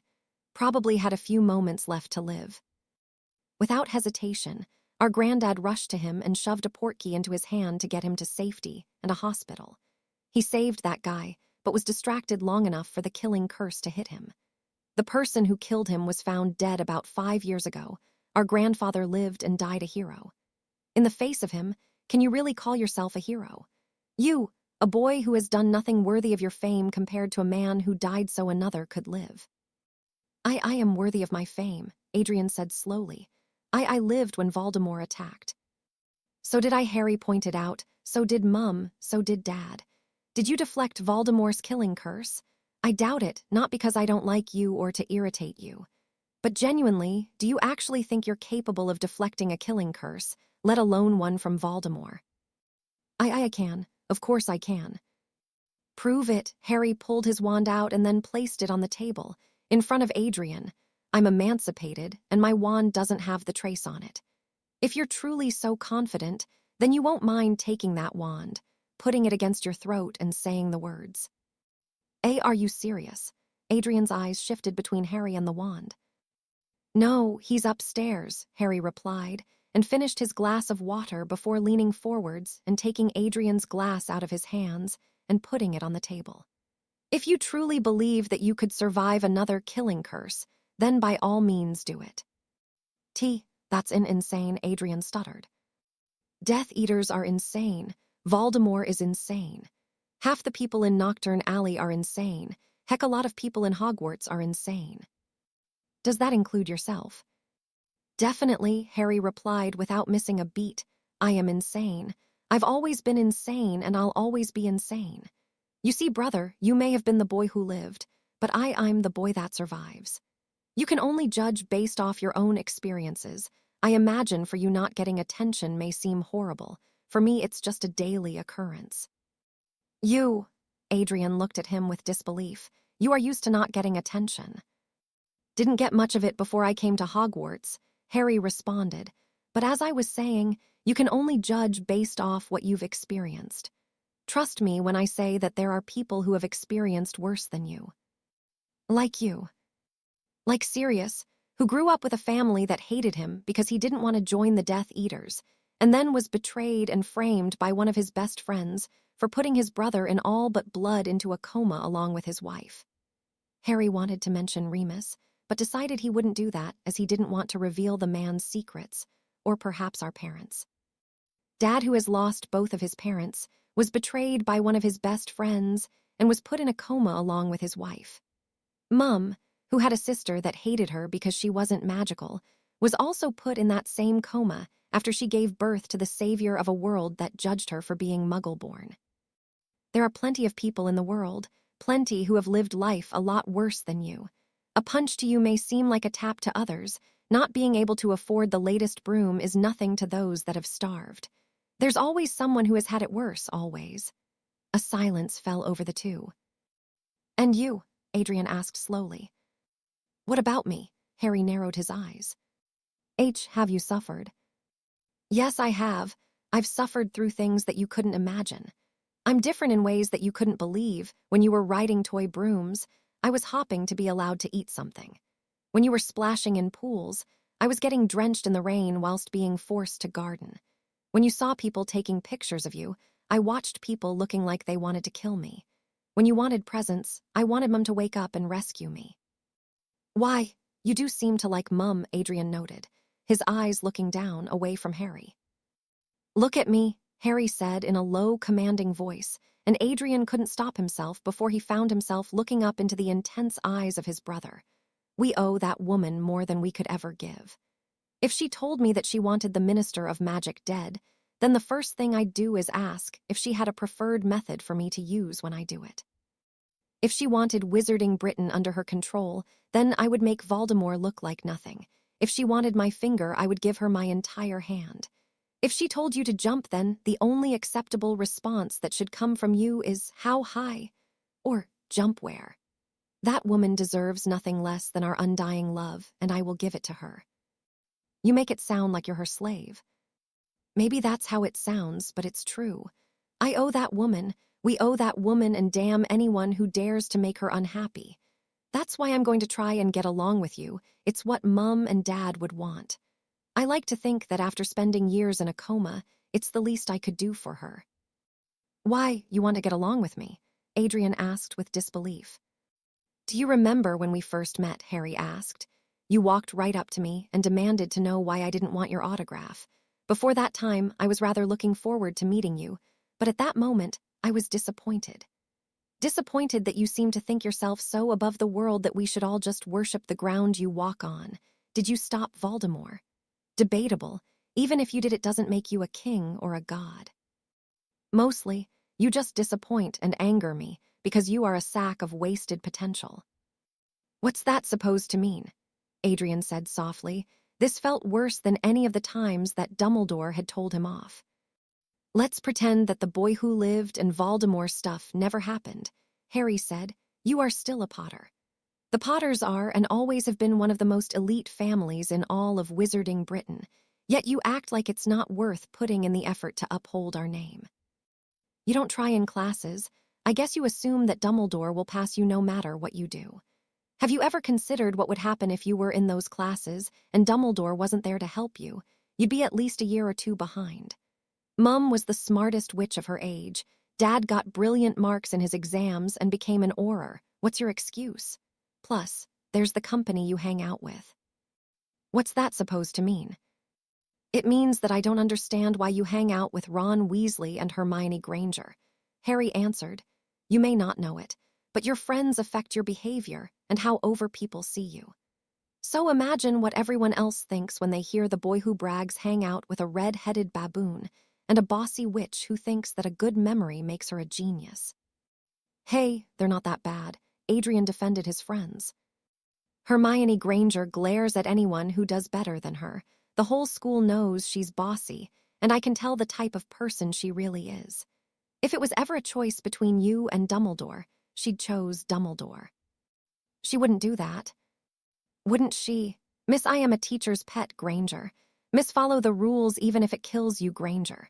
She's the type who believes in the rules and the law. She has no gray area." "Gray area?" "In life, there are 3 important categories that you need to remember. There's all the stuff that falls into that's good. There's the hey, don't push it. And the final one is right, you're taking the piss. But your friend Granger, for her the world is just black and white. There is good and bad and there's no in-between, the same thing Dumbledore would have you believe. What is that supposed to mean? Let's say someone killed Mum, Harry replied. I would want to make that person suffer, kill them maybe. Would you? Yeah, Adrian nodded, wondering where Harry was going with this. Dumbledore would want them tossed into Azkaban and hope that they can change. Now, let's say we do that once, but then that person leaves Azkaban a few years later and kills Dad. Now, what would you like to do to that person? I'd want to kill him, or make him suffer. Dumbledore wouldn't allow that. He'd just have the guy sent straight back to Azkaban like it would be different a second time. Do you agree with that? And not really, but it's Dumbledore. He has to know what he is doing. Really? Harry raised an eyebrow. I didn't know Dumbledore was God. He's not God. Then don't treat him like one, Harry replied. Dumbledore is a man with above-average magical abilities. Yes, he may have done some great things, but that doesn't make him the best at everything. For example, you're apparently the boy who lived, yet you've received no training whatsoever. He just left you in a mansion with servants and presents to keep you happy. James Potter is the man who held back Voldemort so Mum and us could escape. Lily Potter is the woman who stood up to Voldemort for us. Those two are far more deserving of your respect than Dumbledore. Dumbledore is not a god, and he's not the current Merlin either. He's just a headmaster with government positions and is more powerful than the average person. We worship Dumbledore now, but how long until someone stronger comes along? Will we worship him instead? Why are you asking me this? Because it's time for you to grow up, Harry spoke softly. You have all the potential to succeed, yet you're fine with hiding behind that title you got for something you can't even remember. That title will carry you a long way, but what do you think will happen the day that people no longer care? You're a hero today, but in the eyes of the people, you could easily be a villain the next day. Malfoy plans to get by on his father's name and money, but we all know that he's worth nothing without it. I'm not telling you to abandon everyone and just focus on studying. Granger does that, and she is about as liked as Athlete's Foot. She may succeed in Hogwarts, but the real world would chew her up and spit her out faster than you could blink.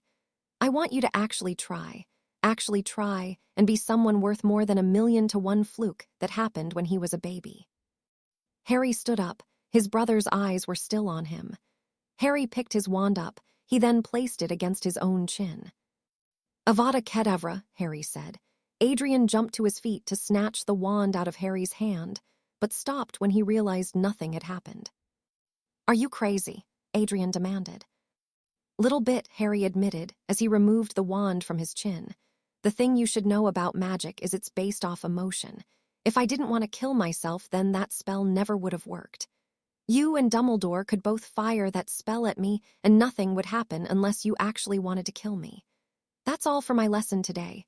Harry walked away but stopped in between the door frame. Harry, Adrian asked, confused as to why Harry had stopped. You know, you should do some thinking, Harry said without looking at him. Are all Slytherins evil? Are all Gryffindors good? Is all dark magic bad? Is Dumbledore always the best bet? Who are you? And who do you want to be? This world, it'll tear you up and spit you out if you keep going the way you're going. I know we haven't always gotten along, but you are my brother and my family. Grow up, if not for me then for Mum and Dad. They deserve better than us fighting. Harry, Adrian said quickly when he saw Harry was about to leave. I am sorry. About the boggart thing, I didn't think it would attack you. I just wanted to embarrass you a little. I didn't mean to hurt you. I know, Harry looked at him. That's why I haven't broken your legs. Right, Adrian let out a little laughter. What was your boggart anyway? It looked like a person. It was a person. I don't know what it is anymore. Harry looked down for a brief second before looking back up at Adrian. What about you? You had some guy in a gray jacket. He saved my life, Adrian answered. I know I should be thankful, but I've always wondered what would have happened if he turned on me, because frankly, that guy was scary. I don't know how to respond to that, but I think you'll be pretty safe from him.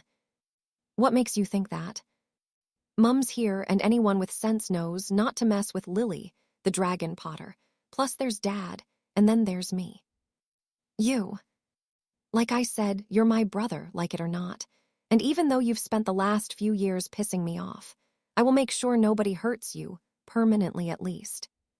Thanks, a stunned Adrian replied. You're welcome. By the way, what exactly did Daphne do to you over the boggart thing? Harry watched as Adrian visibly shuddered. Rather not talk about that, Adrian shook his head. And while we're talking, I was wondering what the hell is wrong with your friend Rose. She's afraid of everybody. People haven't been kind to her, Harry said, trying to think of an answer. She's been through a lot, and it's not really my story to tell. Is there anything else before I go to sleep? NOUH, good night.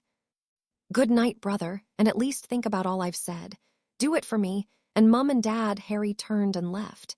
Adrian finished his drink and slowly left as well. Adrian went upstairs, not seeing the disillusionment charm vanish from downstairs, revealing the crying form of Lily Potter. The mother who had heard everything, she slowly went upstairs and back into her room where James saw her come in. Love, you all right? He asked when he noticed she was crying. He jumped to his feet and ran towards her, pulling her into a big hug. Lil, are you okay? What happened? James, she sobbed, it's Harry and Adrian. What's wrong with them? An alarmed James asked. Lily slowly began telling him about how she went down for a drink when Harry was already there. Adrian came downstairs shortly after, and she heard the whole conversation under her whole invisibility spell. Lily, why does that make you so upset? Adrian was raised by Dumbledore, and he's been turned into an arrogant brat. And Harry was with my sister, and then I don't actually know. But Harry, he worships me, James. He loves me. I haven't even been in his life for years, and he acts like I'm his god. Well, they do say heaven is at your mother's feet. James, be serious, Lily snapped. I can't because he's in the other room, James automatically replied. But I don't see how this is a bad thing.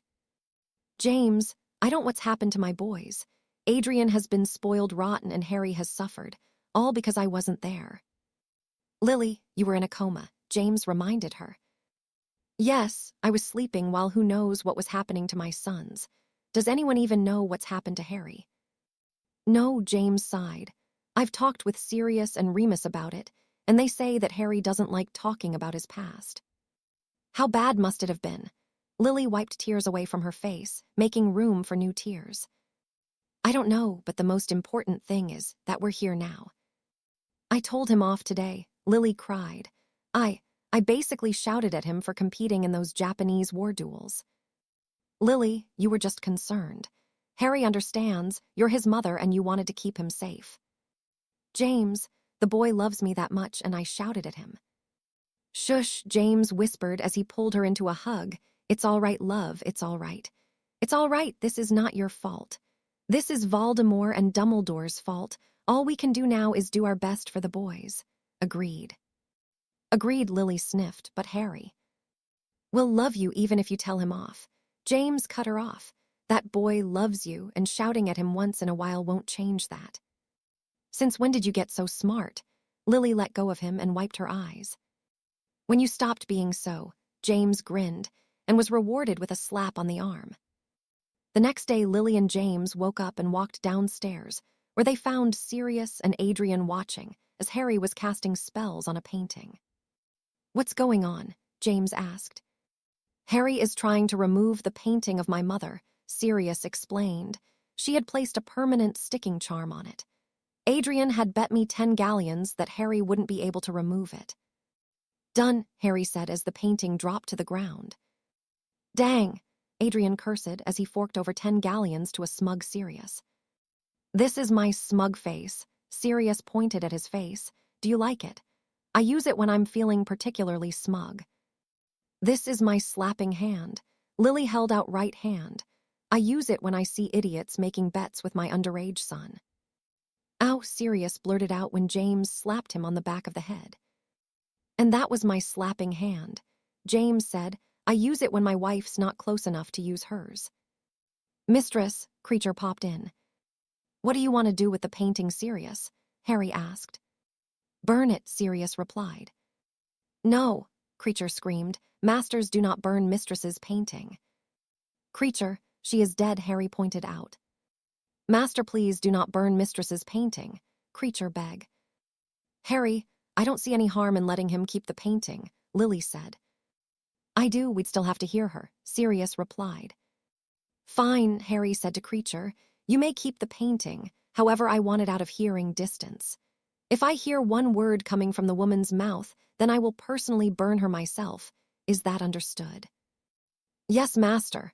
Creature nodded gratefully. He picked up the painting. Elf, Harry said, stopping him from popping away.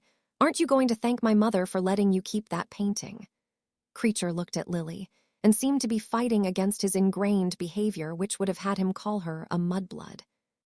Thank you, Mistress Lily, Creature said, before popping away. Crazy elf. Sirius shook his head, and they all went into the kitchen. Dobby, some breakfast please, Harry said as they all sat down and the food appeared before them. Wow, that was quick. They all began eating. Harry, Lily spoke as they were eating. Harry stopped eating and looked at his mum, giving her his full attention. Yes, Mum, he asked. Lily was struggling against the urge to get up and pull that boy into the mother of all motherly hugs. I wanted to say I'm sorry for blowing up on you the other day. Lily apologized. You never have to apologize to me, Mum, Harry replied. No, Harry, I do. It isn't right for me to suddenly just pop back in your life and start treating you like you're one again, and I'm sorry. Thank you, Harry replied. Does this mean I can go to the next Japanese War Duel tournament? I don't know, Harry. Please, Mum. Harry's green eyes seemed to be getting bigger, making him look like a little puppy. I will think about it, Lily answered, and that was the best she could do about it. She cursed those green eyes. She used them all the time on James, and now they were turned on her.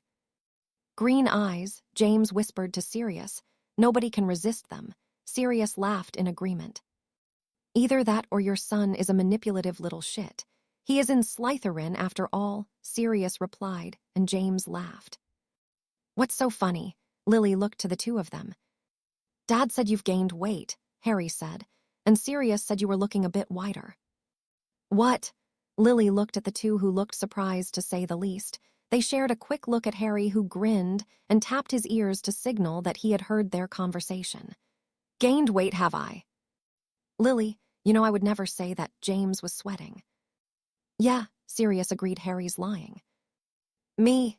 Harry feigned shock and looked at his mother. Mum, I love you. You know I would ever lie to you. Of course not, baby. Lily kissed Harry on the forehead and then began shouting at a paling Sirius and James, while Harry kept his fist over his mouth to stop laughing. Adrian was doing the same. Now that he finally saw Harry work his magic on someone other than himself, he had to admit that Harry had style. Even if Sirius was right in saying he was a manipulative little shit. The next few says went by a bit too fast for Harry's liking. He spent as much time with his mother and father as possible. He and Adrian has settled into something of a mutual agreement not to piss each other off. They weren't exactly friends, but they at the very least didn't hate each other like before. A few people visited while they were staying: Hagrid, Snape, McGonagall, Flitwick, Slughorn, Mad-Eye Moody, and a few others. Dumbledore hadn't visited. Harry suspected that his jaw was still recovering from his mother's slap. Soon they had to return to Hogwarts. Harry, Rose, and Adrian arrived into Dumbledore's office through the Flu network. Adrian, Dumbledore greeted them, and Harry and Rose. That's Mr. Potter or Hadrian to you, Harry coldly replied. He was very much not happy with ending his time with his parents and immediately greeting the old man afterwards. How's your face? I remember Mum slapping it pretty hard. Dumbledore's smile shrunk a little. Adrian looked surprised. That was new news to him. It is perfectly fine, Mr. Potter. Shame, Harry replied. I had hoped the pain would last a bit longer. You might have actually learnt something that way. Come on, Rose. Let's go. Rose grabbed onto his sleeve and the two walked out. It appears that your brother still does not like me, Dumbledore said to Adrian. Sorry about that. It's perfectly fine, my boy, Dumbledore replied. It was most certainly not fine, but he had to play his grandfatherly role. How was your brother these past few days? Adrian struggled to think up the words, was different. How so? Dumbledore asked curiously. Well, he practically worships Mum, Adrian answered, trying to hide the awkwardness he felt now. He does whatever she tells him to without question.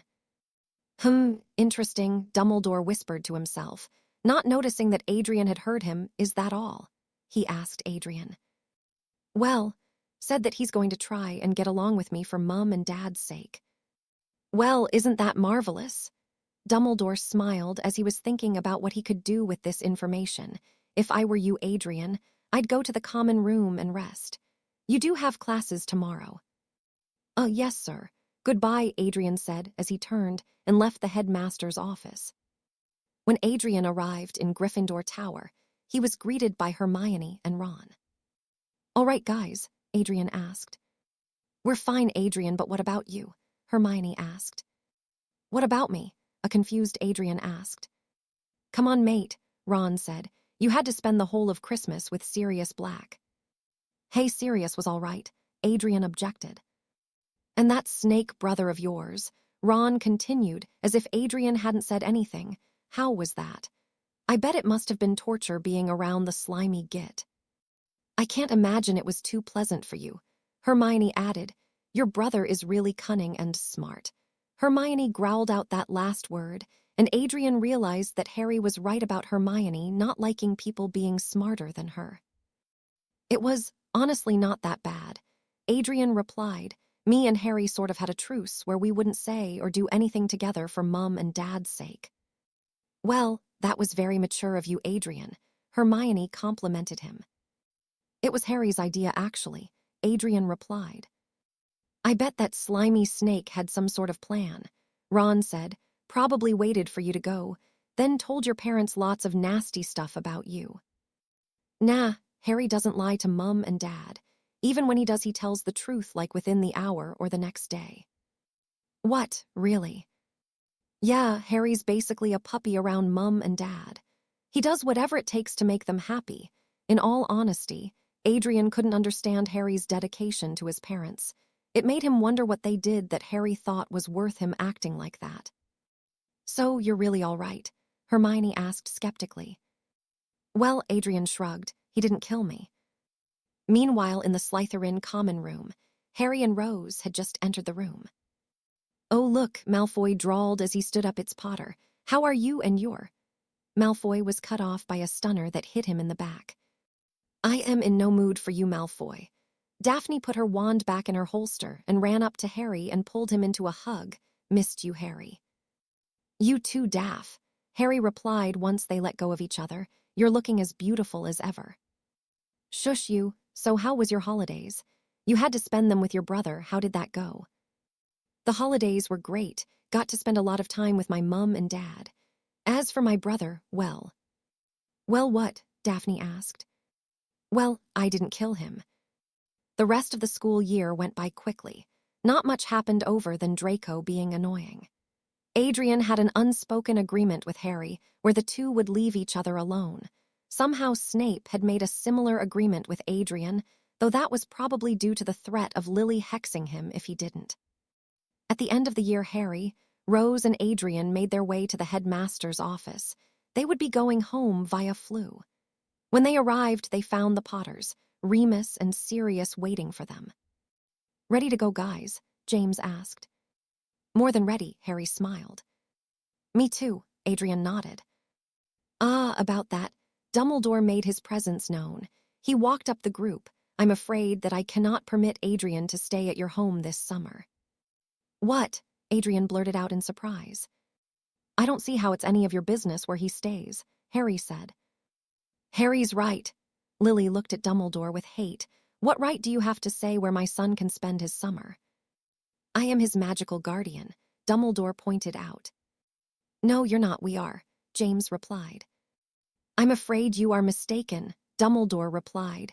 You two were unable to look after Adrian, so I had taken responsibility of him. Until the court says otherwise, you are not his magical guardian. Even so, why can't Adrian spend his summer with us? I think it would be best if Adrian spent his summer with the Weasleys, Dumbledore spoke calmly. There will be quite a few order meetings at Grimmauld Place over the summer, and it has yet to be checked for dark objects, so I believe it's better for Adrian not to be there this summer. Perhaps next summer. By then you should be able to regain custody, and the house should be a lot safer." "But Dumbledore," Adrian was about to protest. "Adrian, this is for your own good," Dumbledore cut him off. "Of course it is," Harry snorted. "Do you doubt that I am doing this for Adrian's own benefit?" Dumbledore asked Harry. "Yes," Harry immediately replied. "I do doubt you, that's because you are a—" "Harry," Lily cut him off, "forget it.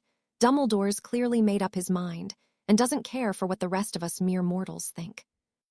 "I'm sorry you see it that way, my dear," Dumbledore said in a sad voice.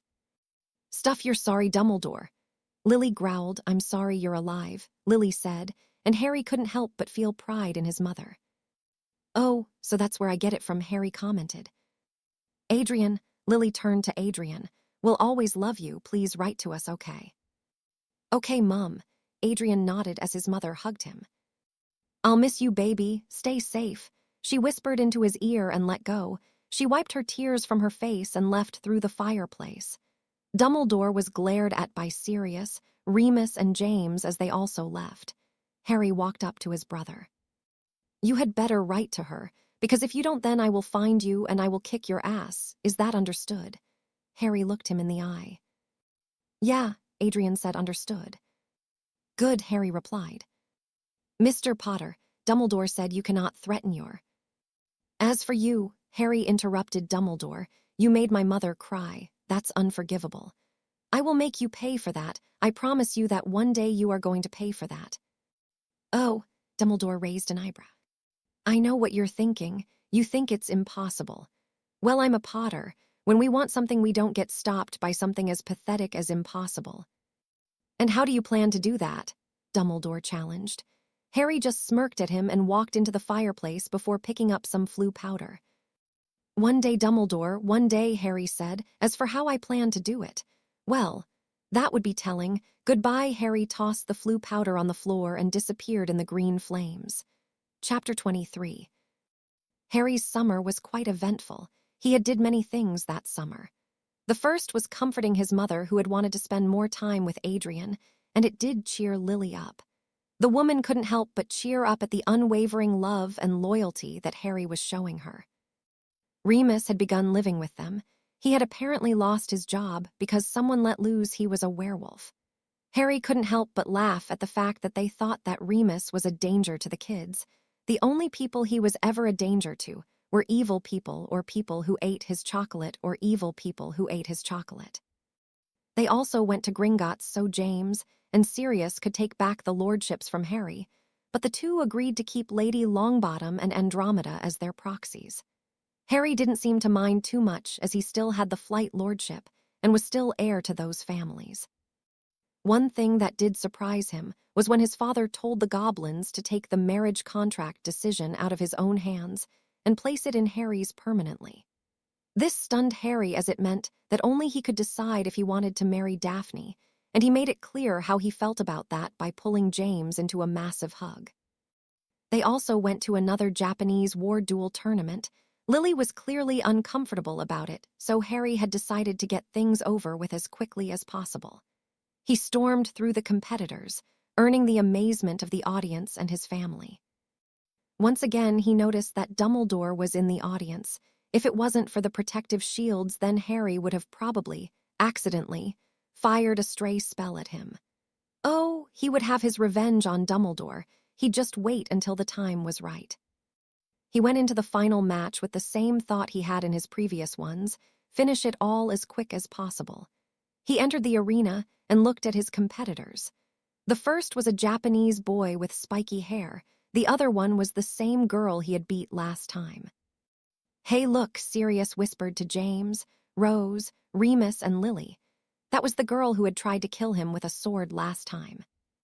"That's not helping Sirius," James hissed at Sirius, while Lily looked at the girl with narrowed eyes, as if she was about to jump out the stands and attack her for trying to harm her son. However, unlike an entirely different red-headed mother, she had a small amount of control. The three bowed and the match began. Harry brought his wand out with lightning speed and disarmed the girl, then shot a stunner at the boy. The boy just managed to get a shield up in time. The girl ran towards him and pulled out a sword like she had last time and tried to remove Harry's neck. Harry ducked and the girl ran past him. She turned and tried to cut him again. At the same time, the Japanese boy fired a bone breaker at them. Harry rolled away, but the girl was unfortunate as the bone breaker hit her arm. Harry wasn't too sad for her. She knew what to expect, plus he was just glad that he wasn't the one who got hit. Also, he kind of felt that she deserved that for trying to kill him again. Harry quickly capitalized by grabbing the girl's broken arm. He pulled it out as she screamed in pain so the arm was straight. He grabbed the girl's shoulder, then kicked her legs out from under her. Once she landed, Harry followed up with a quick punch to knock her out. "Equality is a bitch," Sirius commented. "Go on, Harry," Lily cheered. "One left, beat him." Harry didn't have time to respond to his mother's praise as he just dodged a killing curse from his final remaining opponent. "Hey," Harry shouted, "I want to go to next year's tournament and you're not helping. Mum is definitely not letting me go to another one if you're just firing unforgivables." "Nice to know that he's more worried about you than the unforgivables," Sirius commented to Lily. "Padfoot, I swear to Merlin I will hex you," James threatened. Harry ran towards the boy and picked up a stone mid-run while dodging unforgivables. Harry jumped off a rock and tossed it at the boy. The boy nearly missed it, but managed to blast it at the last moment. Unfortunately, the dust from the stone went into his eyes and mouth. He coughed and rubbed his eyes as he tried to get rid of it. He quickly aimed his wand at his face and used magic to get rid of the dust. He looked around but couldn't find Harry. "Have you found him yet?" a voice asked from behind him. "Not yet," the boy said with a heavy accent. His eyes then turned wide, and he turned around to find Harry. Harry quickly grabbed him and threw him to the ground before hitting him with a stunner. "Shame," Harry said as the crowds began cheering. Harry couldn't help the smile on his face as he saw his parents, Sirius, Rose, and Remus cheering for him. And they were all cheering in their own unique way. Remus and Rose were clapping, while Sirius was jumping up and down yelling, "That's my godson. Suck it, bitches." James had chosen to do something similar by saying, "That's my son. Suck it, bitches," while Lily's reaction really surprised him. "Yeah, my son's better than all of yours. Suck on that, bitches. Well done, Harry," she shouted proudly. "Well, that's a patroness memory for sure," Harry whispered to himself as he had the widest smile possible. Soon the Potters and friends found themselves outside, and Harry was immediately pulled into a hug from Lily. "Harry, I'm so proud of you," she said while James and Sirius clapped him on the back. "Yeah, I sort of gathered that when you were calling the entire audience bitches," Harry dryly replied, but the effect was ruined by the beaming on his face from the praise. "Well, we sort of got caught in the moment," James defended. "You were brilliant. I bet even old Mad-Eye would be impressed with you." "Definitely," Sirius agreed. "You were amazing, pup." "He's right, cub. You were brilliant," Remus added with a smile.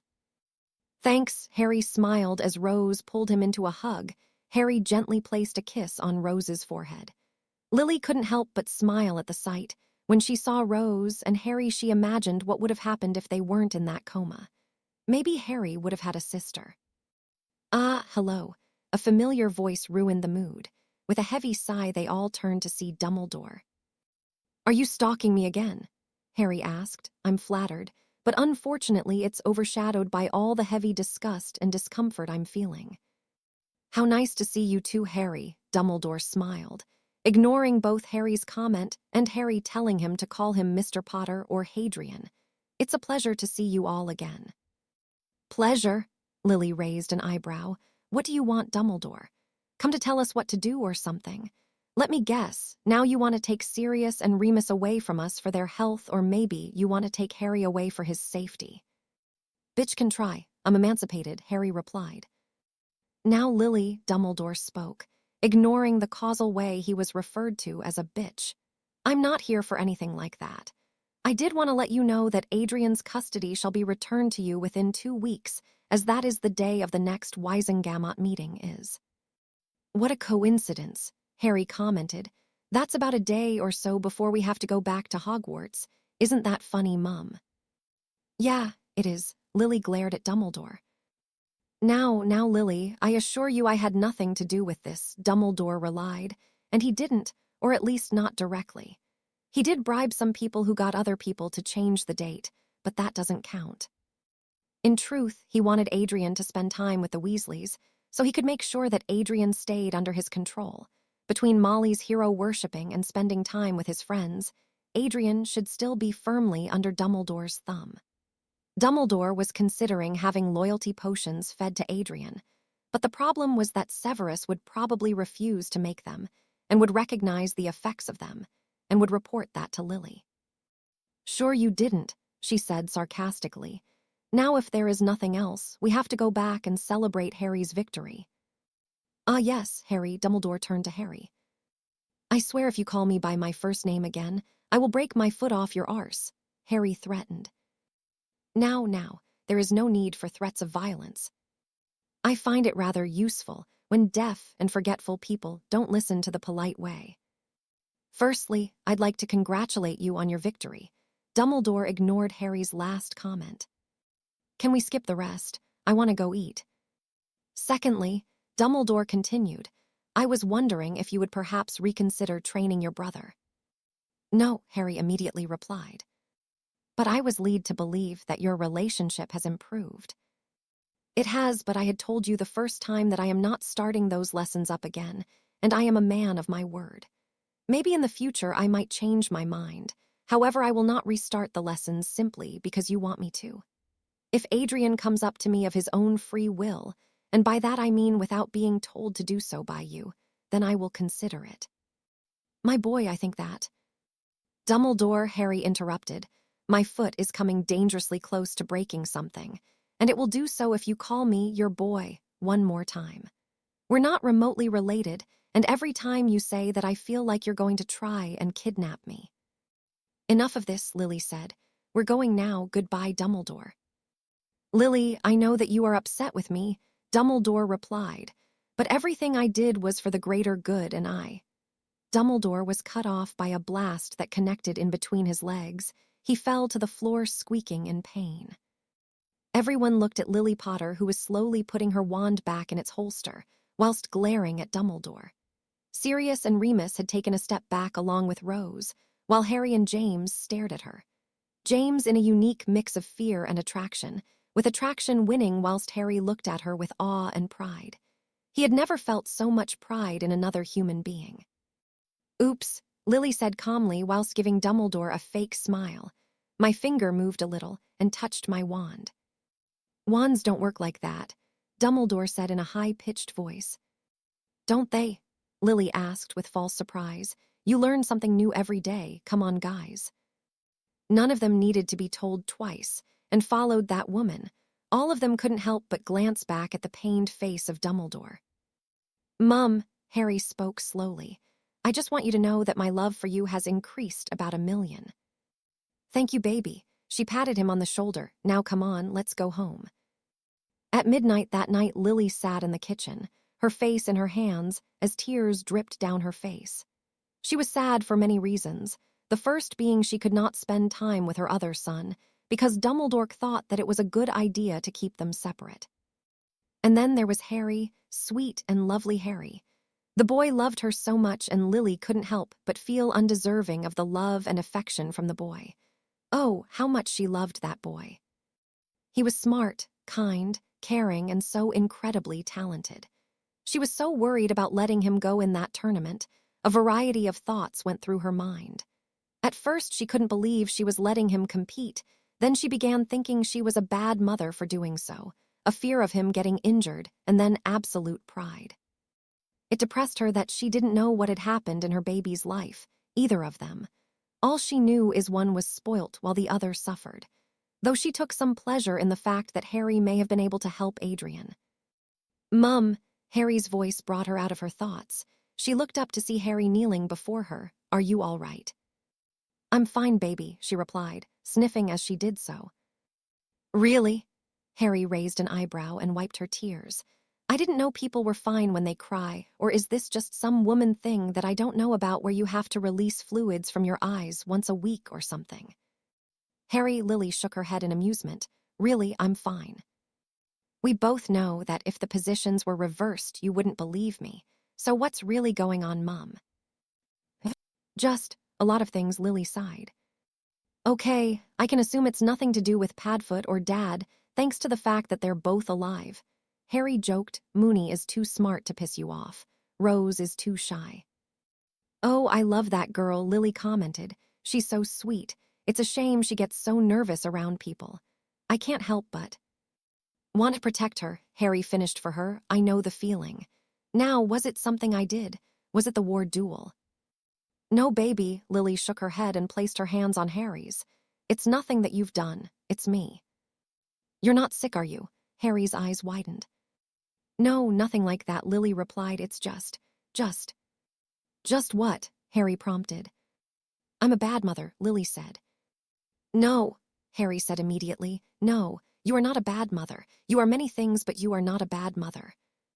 Harry, I've missed so much of your life. Only because the dark wanker chose a horrible moment to come and say hello. You had to suffer because I was too weak to stop him, Lily argued.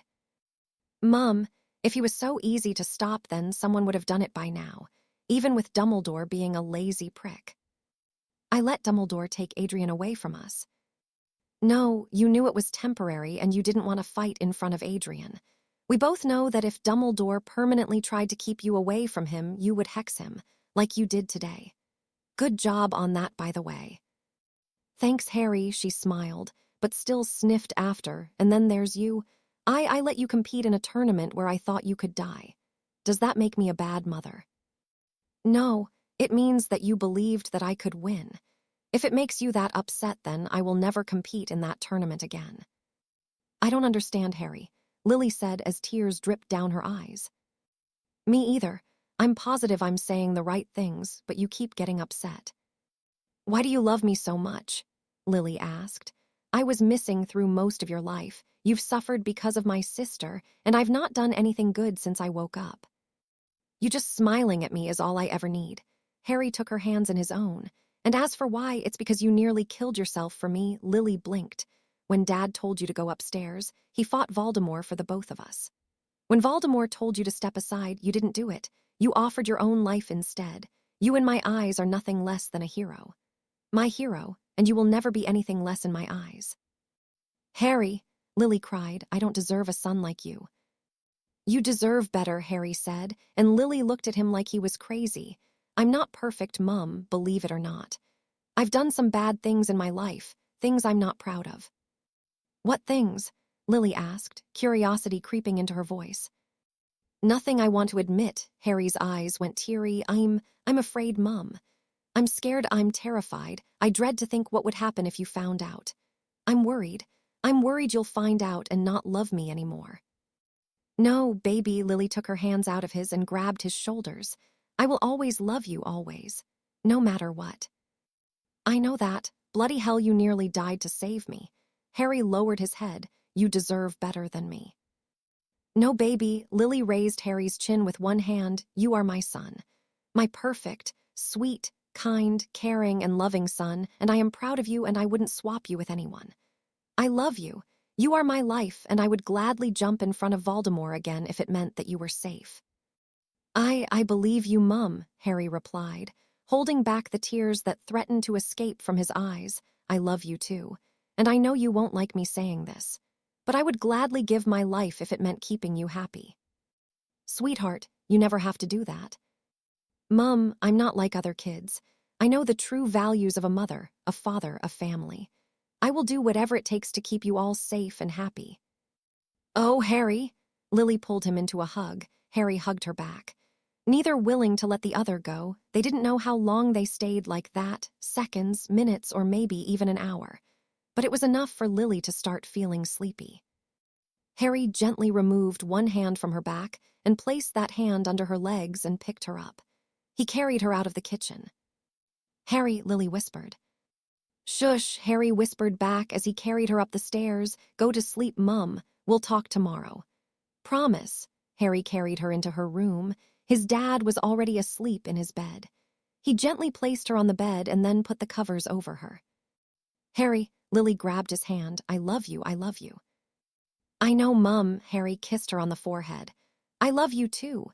He slowly removed his hand from hers. I love you too, he whispered as he left the room.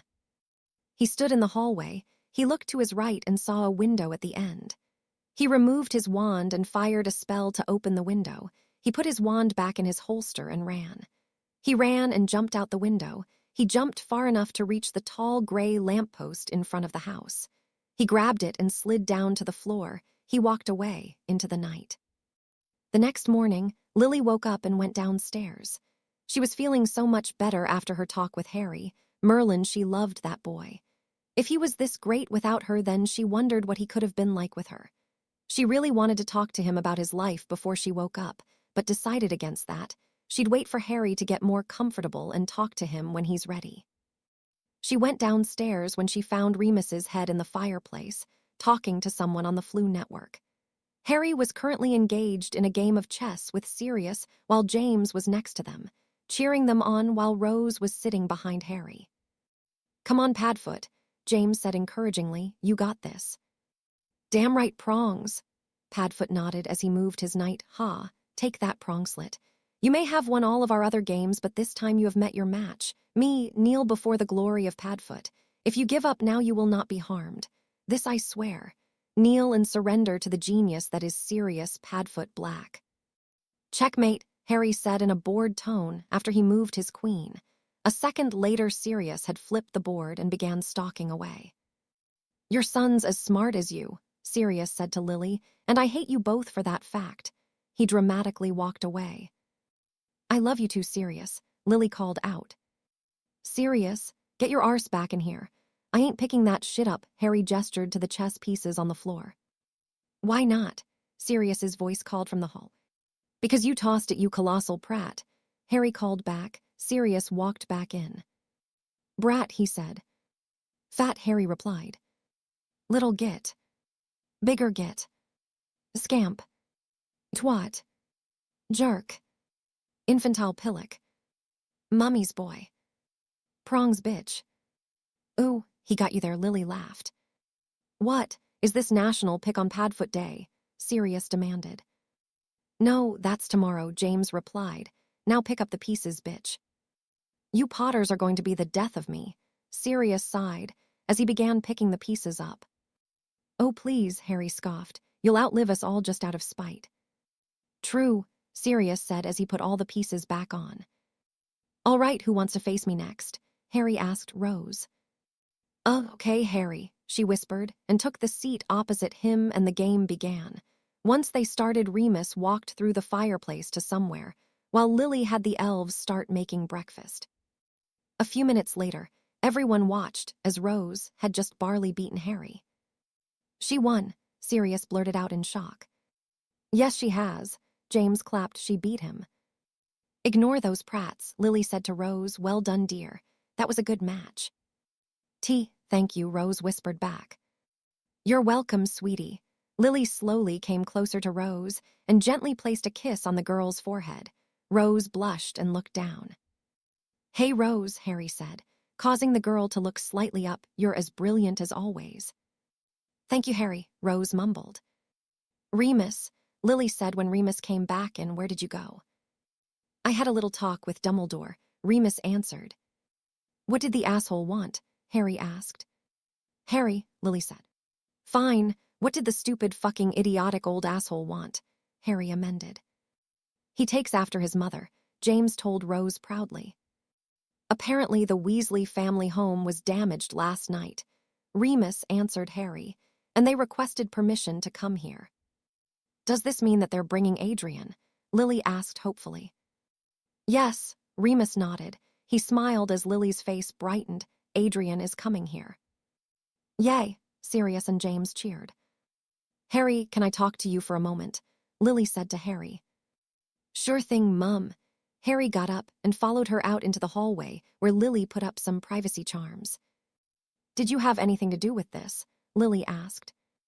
"I don't know what you mean," Harry said with an emotionless face. "Harry, yesterday I'm missing Adrian, then he ends up coming over the next day."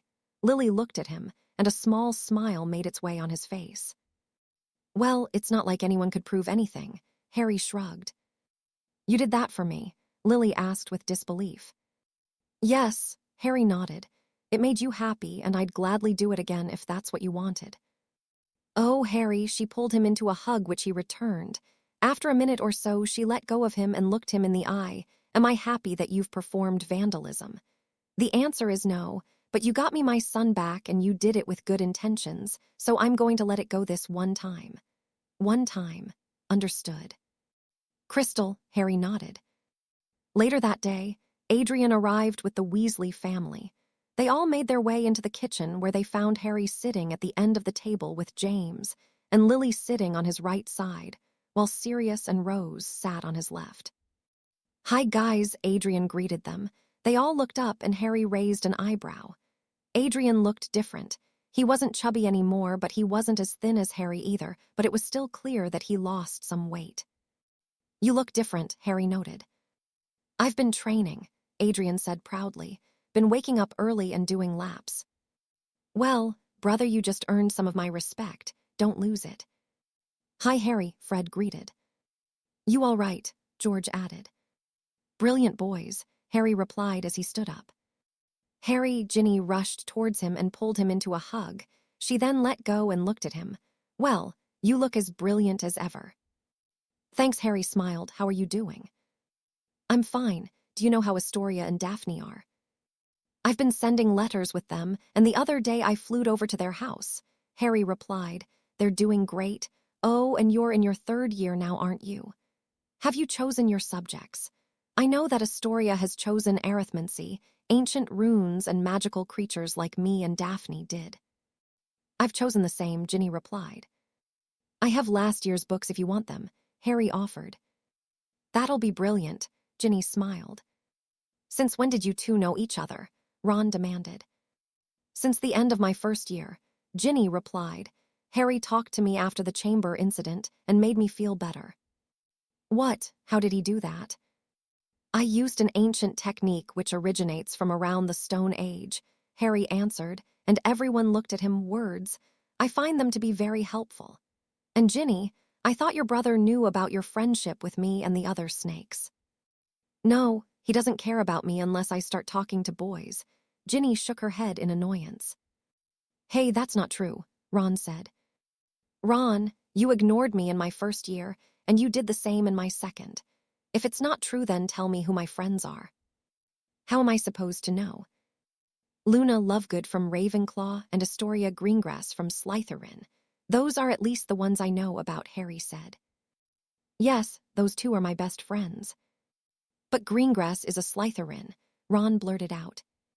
Very smart, Ron, Ginny said sarcastically. Quiet, the both of you, Molly Weasley interrupted.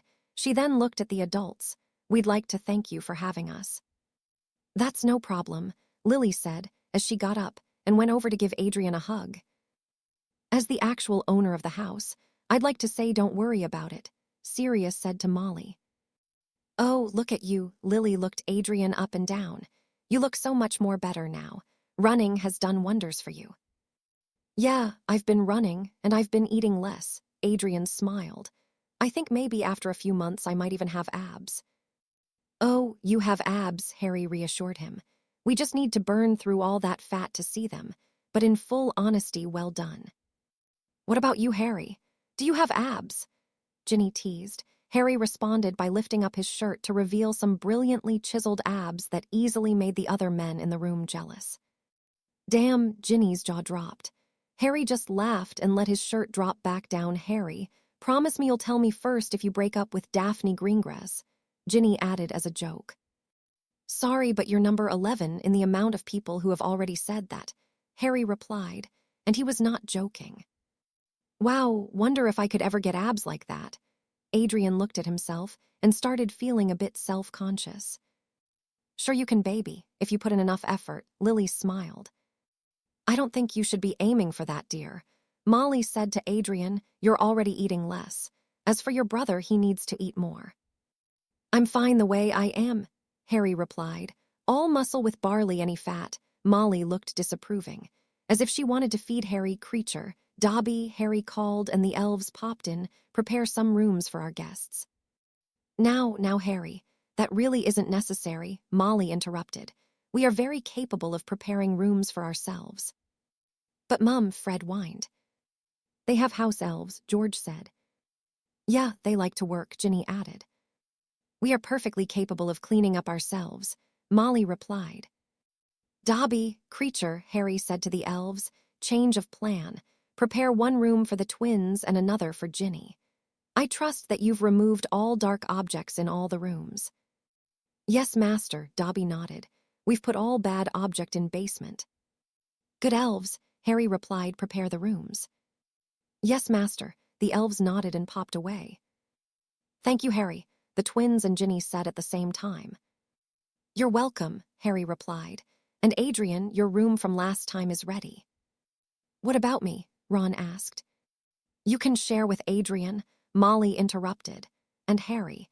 It really isn't necessary for those elves to prepare rooms for the twins and Ginny. Not everything has to be necessary.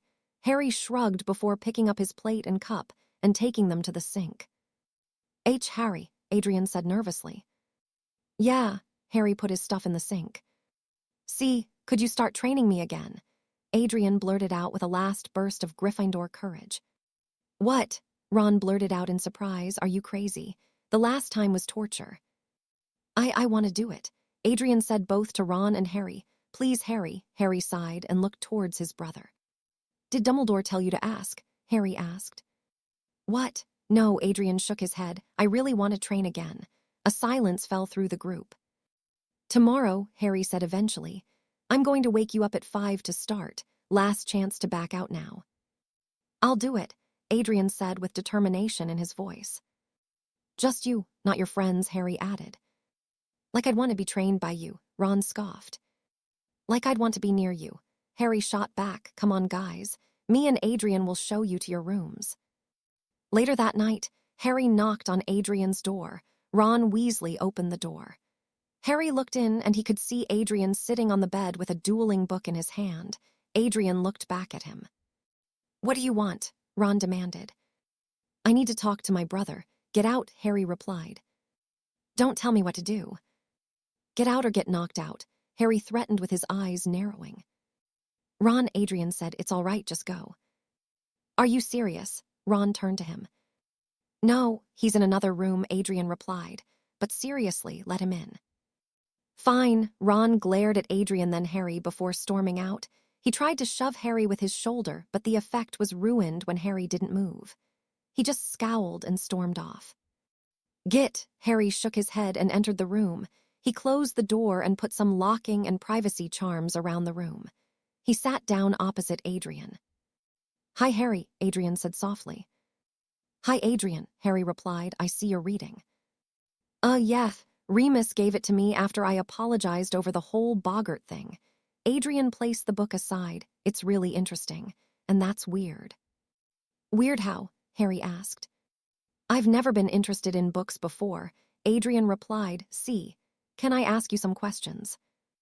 Answer mine first. Harry responded, first of all, how was your stay at the Weasleys? It was all right, Adrian answered. I got there and I apologized to Ginny for all the times I've treated her badly.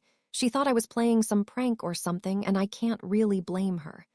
Mrs. Weasley was a bit upset I wasn't eating as much as I usually did. I think she blames you for that. Not like you care. You're right, I don't care, go on. Ron, well, me and him aren't exactly the same. When I wanted to start studying or training, he wanted to play chess or Quidditch, and he got a bit upset when I started playing less with him. I think he blames you. He might try something. You worried for him or me? Definitely him, Adrian replied. You would chew him up and spit him out. Nah, the only ginger thing allowed in my mouth is ginger biscuits, Harry replied. I must say, brother, you seem different. I know, Adrian nodded. Can I ask my questions now? Go on, Harry nodded. What did you do to me? Adrian asked, looking Harry right in the eye. What makes you think I did anything? Ever since I stayed with you, I've been different, Adrian said slowly. I can remember things better. I'm not getting angry as quick, and I can actually study easily. I finished my potions homework on my own. Usually I'd have got Hermione to help me do it. Do these changes upset you? Harry asked calmly. Honestly, no. No, they don't, Adrian replied. At first I thought it was a bit weird. But my better memory let me remember most of all the things I've done, and I realized that you were right. I was being a prat. Mum and Dad would be disappointed in me, and I want to thank you for whatever it is that you did. Are you being honest with me? Yes, I promise. I really am thankful, Adrian said genuinely. Harry sighed and looked Adrian right in the eye. Adrian felt something weird in his head. He didn't like it and quickly forced it out of his mind. Adrian looked up and saw Harry, looking at him with amazement and happiness. Oh, Merlin, Harry breathed. Harry, are you all right? Adrian asked with a bit of concern in his voice. Damn, Harry laughed. He got to his feet, then pulled Adrian to a standing position before giving his brother a big hug. Harry, a surprised Adrian blurted out. That's brilliant. Harry let him go and let Adrian drop back to his seat. Harry retook his own seat opposite him. You're a natural occlumency master. You have natural barriers and defenses. Occlumency. Yes, it's the art of defending your mind from intrusion. It means that nobody can read your mind thanks to your natural barriers. But I never studied. Natural barriers, you were born with them. But why have I only got them now? Well, Harry stopped looking like he was going to laugh, but was still smiling. That's because I unlocked them for you. Unlocked them? Let me explain, Harry said. Last time you stayed over, I discovered that you had some blocks on you, magically and mentally. Blocks, Adrian repeated. Yes, one of them lowered your magical power, while the other blocked your mind's natural defensive capabilities. But who would do that? Why would anyone do that? Adrian demanded. You won't like the answer. Harry stopped smiling. Harry, tell me. Adrian, you won't. Harry, please. Fine, Harry sighed, but don't blow up on me or anything. It's just a theory as of the moment. Go on, Adrian prompted. Dumbledore, Harry answered. Dumbledore, Adrian blurted out in surprise. Just hear me out, Harry said as he leaned forward. Dumbledore needs you as you're the boy who lived, but he can't have you getting too powerful and out of his control. That's why he kept you busy with presents and the Weasleys instead of letting you practice, and he put that block on you as well. As for your mental blocks, they were to stop you from noticing when Dumbledore reads your mind. Dumbledore reads my mind, Adrian gulped. I think he does. That's probably why he blocked off your natural defensives. Even if he doesn't, he still has Granger and Weasley. What? What do you mean? Adrian wasn't sure if he wanted to know the answer. Granger's mind is basically an open book. Harry replied, it's well organized, but that just makes it easier to read. As for Ron, his thoughts are so simple, also easy to read. Wait, you've been reading our minds. Only did it once. Harry put his hands up. I had just learnt how to read minds and was experimenting with different people. It was in first year. I haven't done it since. Mostly because I didn't ever want to go back into your friend's mind. Why? Let's just say that your best mate is a bit of a pervert, Harry replied. Anyway, even if he doesn't read their minds, there is always the possibility that they spy for him. No, Adrian shook his head. They wouldn't do that. Wouldn't they? Harry asked. There is a great way to make sure. I can read their minds and find out if you want. No, you can't do that, Adrian refused. If that's what you want, Harry sighed. But long story short, last time you stayed over, I snuck into your room and started removing the blocks. I finally had them removed the day before we had that conversation. That was part of the reason why I had that conversation with you.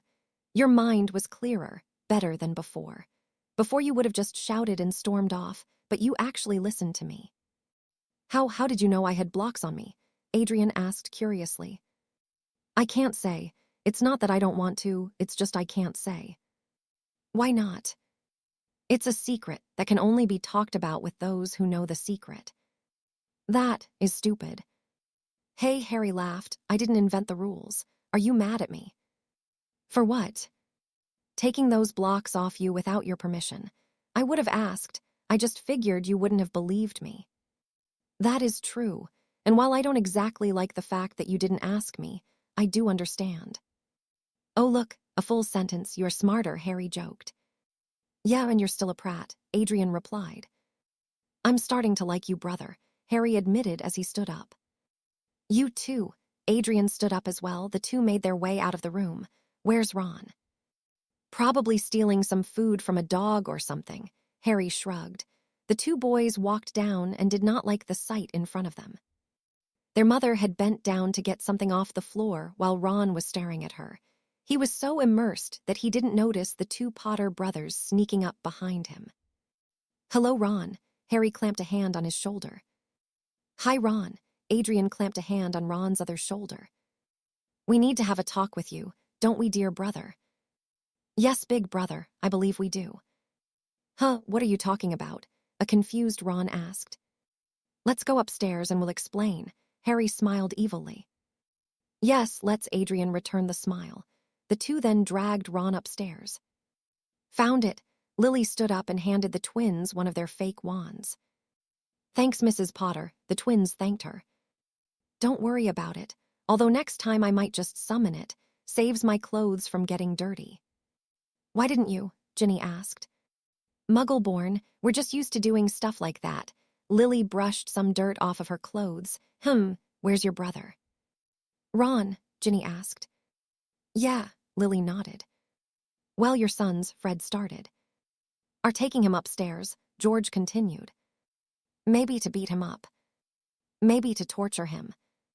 Maybe even to kill him. Though the last one is wishful thinking. Can I ask why? Lily asked. Let's just say that it is very well deserved, Ginny replied. Yes, Fred nodded, very. Well deserved, George finished. The weeks passed by until everyone had to go back to school, and it had its moments of awkwardness. Mrs. Weasley seemed disappointed with pretty much everything. It seemed to Harry that she thought she could run everything just like how she did in their home. What she slowly realized was that in this house, the people in charge were Harry and Lily. Ron also seemed to be getting increasingly pissed whenever he saw Adrian spending any time with Harry. It didn't matter if it was simply coming back together from a run, studying, or even eating. Ron kept trying to separate the two. The Weasley family were going for the World Cup and offered the Potters to join them. Harry refused, saying he wanted to spend time with Rose and his mum at home, because he knew Rose wouldn't like the crowd and his mum didn't like Quidditch. Then Sirius, James, Remus, and Adrian also said they wanted to stay home with their family. Much to Ron's annoyance, the Weasley family went to the World Cup while the Potters stayed at home and enjoyed a nice evening in each other's company. Soon it was time to return to school. Both families arrived at the train station. Just outside of the train, Harry was stopped when a blonde missile tackled him and pulled him into a big kiss. Harry and Daphne broke apart when they heard a gagging sound from Ron, wolf whistles from James and Sirius, the sound of Ron's head being slapped by Ginny, the sound of Sirius and James being slapped by Lily and Remus while Adrian laughed. On the train, Harry sat in a compartment with Daphne sitting on his lap and resting her head on his shoulder while they both read the book in Harry's left hand, as his right hand was holding Daphne's waist. Rose sat opposite them reading the same book. Suddenly, they heard voices. All of the other compartments are full. They heard a familiar, bossy voice. This one ain't. They heard Adrian's voice open the compartments. Oh, hi, Harry. All right, brother, Harry asked. We're fine. Do you mind if we sit here? Adrian asked with a politeness that surprised both Daphne and Hermione. Both because they didn't quite believe Harry and Ron telling them about how Adrian had changed. I don't mind, Harry turned to his girlfriend. What about you, Daph? Fine with me, Daph shrugged. Harry looked to Rose, who nodded. Come in, Harry invited them in. Thanks, Harry. Adrian came in and sat down beside Rose. Hermione cautiously came in and sat opposite Adrian and next to Harry and Daphne. Ron begrudgingly came in and sat next to Adrian. Soon the train started moving off. What are you three reading? Hermione asked. Muggle fiction. Daphne responded. It's called The Lightning Curse. What, really? Hermione looked at them with disbelief. Yes, Daphne nodded. It is called The Lightning Curse. Not that. I mean, you two are actually reading Muggle fiction. Not all purebloods hate muggles, you know, Harry replied as he turned a page with his fingers. But you're a Slytherin, Ron pointed out. And you're a ginger. That doesn't mean I should assume that you would have nothing for a Dementor to eat. What? A confused Ron turns to his friends. He made a gingers don't have souls joke. Not cool, by the way. Adrian turned to Harry, who just smiled and shrugged. By the way, Harry, I think I may have accidentally left my Ancient Runes book in your trunk. Fine.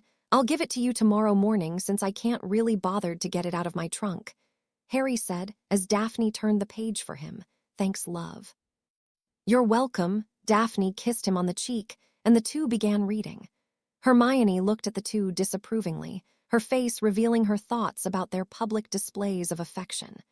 Ron looked like he was worried that Harry and Daphne might start breeding. Adrian couldn't help but think they were overreacting. Is the book any good? Adrian asked.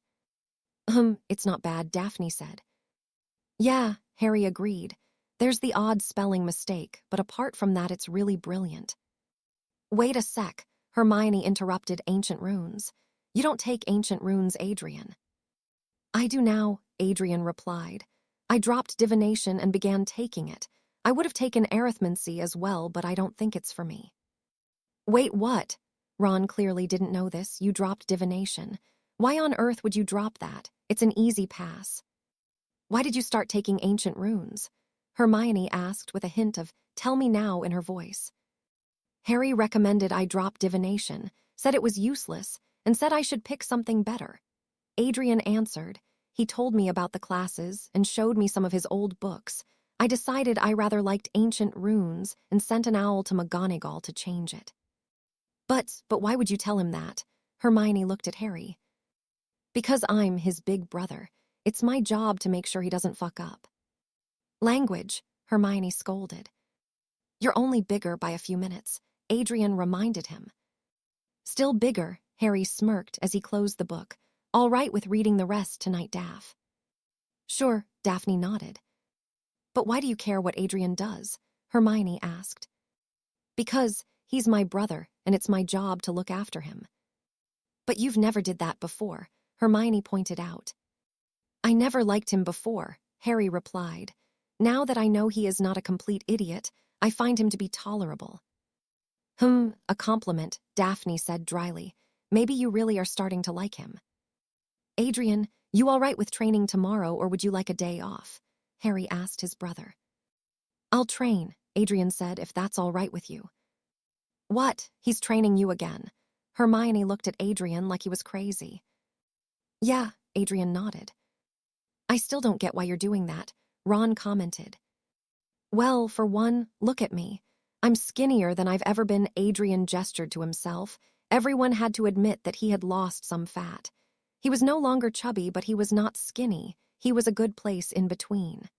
Plus, I'm healthier and faster, and by this point I'm sort of used to training. That was the idea, Harry said. Keep training you until it's fixed into your mind that you need to train every day. Yeah, plus Harry has taught me a few things. I know how to disarm people without my own wand. I can punch and kick with proper technique, and he taught me one throw. Oh, and Harry said he's going to start teaching me some more magic when we get to Hogwarts. How much are you paying for these lessons? Hermione asked. Nothing, Adrian answered. Nothing, she looked at Harry. Mum would kill me if I charged him, Harry shrugged. So does that mean you're going to be teaching me, and Ron as well? No, Harry shook his head.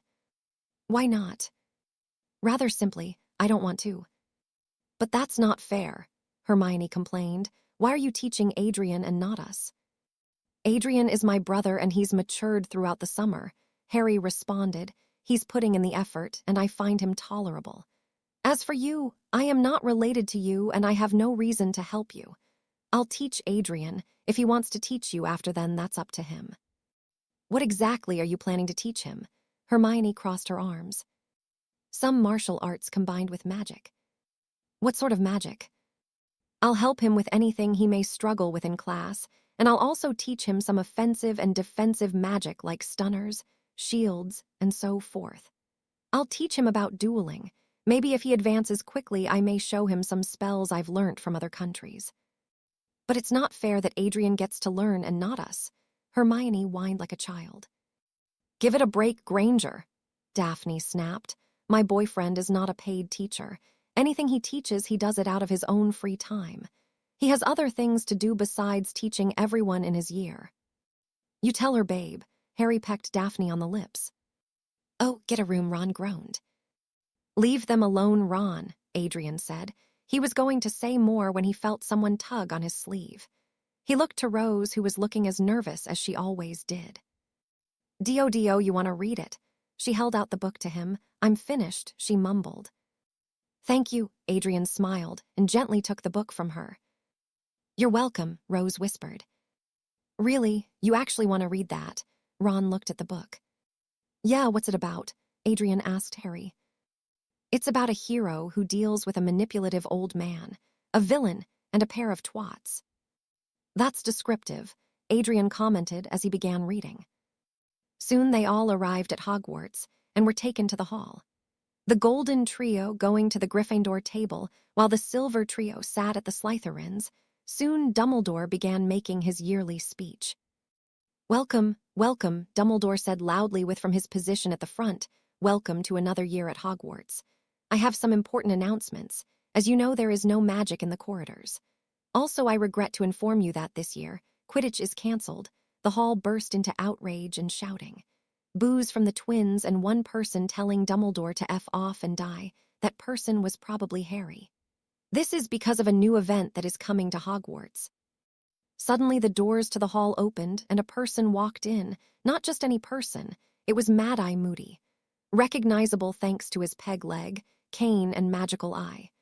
Harry looked at Mad-Eye and an amused smile came across his face. I am pleased to introduce our new defense against the dark arts teacher, Alastor Moody, Dumbledore said. As I was saying, it gives me pleasure to announce that this year the school will be hosting the Tri-Wizard Tournament.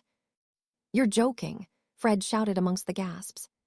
Certainly not, Mr. Weasley, although I did hear a rather splendid joke about a dwarf, a honeycomb, and a jacka. McGonagall coughed. Perhaps another time.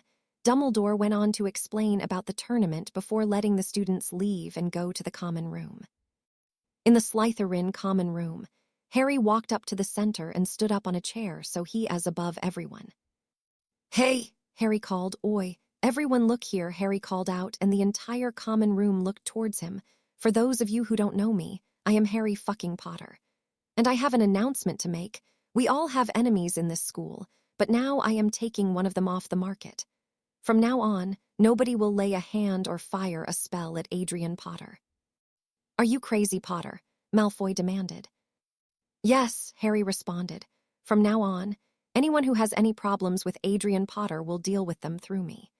If my brother has wronged you in some way, then come to me, and we will discuss it like civilized wizards and witches. However, if any of you take matters into your own hands, then I will gladly show you what an uncivilized and angry wizard looks like. Who do you think you are, telling us what to do? Malfoy shouted. You're not Special Potter, you're just a... Malfoy was cut off by Harry blasting him across the room, causing him to crash against a wall and land on the floor in an unconscious heap. Any questions?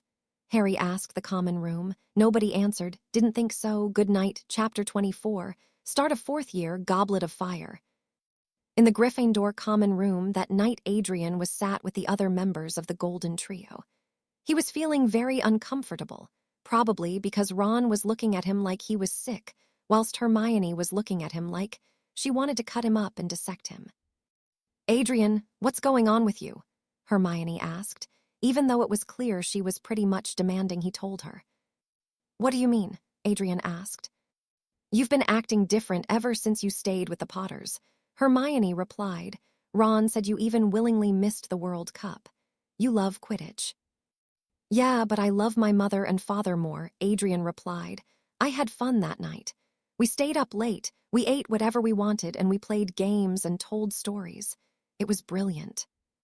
It can't have been better than the Quidditch World Cup, Ron said. Plus, there's how you've been acting with that slimy snake. Ron, you call every Slytherin a slimy snake. Which one are you talking about?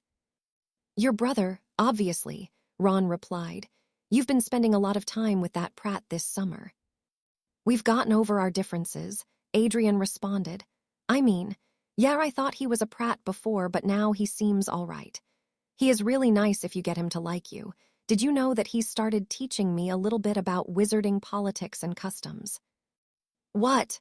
Hermione exclaimed, horrified that Adrian could learn something that she couldn't. Yeah, so far I've only really learned a little bit, like the differences between house statuses and titles. He's turning you into a Slytherin, Ron said with an alarmed face. He's going to get you to start hatting Muggleborns and everything. Yeah, right, Adrian scoffed. You're telling me that Harry, I love my mother and will kill you if you insult her. Potter would get me to hate Muggleborns when Mum is one. I'm guessing Harry really cares for your mother then, Hermione said. Cares for her? Adrian snorted. He bloody worships her. Probably kill for her if she asked him to. But that's not the point. Harry has actually started being nice to me since Mum and Dad woke up. He said he wanted to get along for their sakes, but I think we might actually be starting to get along as brothers as well. But that doesn't explain why you're acting so different. First, you switch divination. You're happily talking with Harry, Rose, and that Greengrass girl.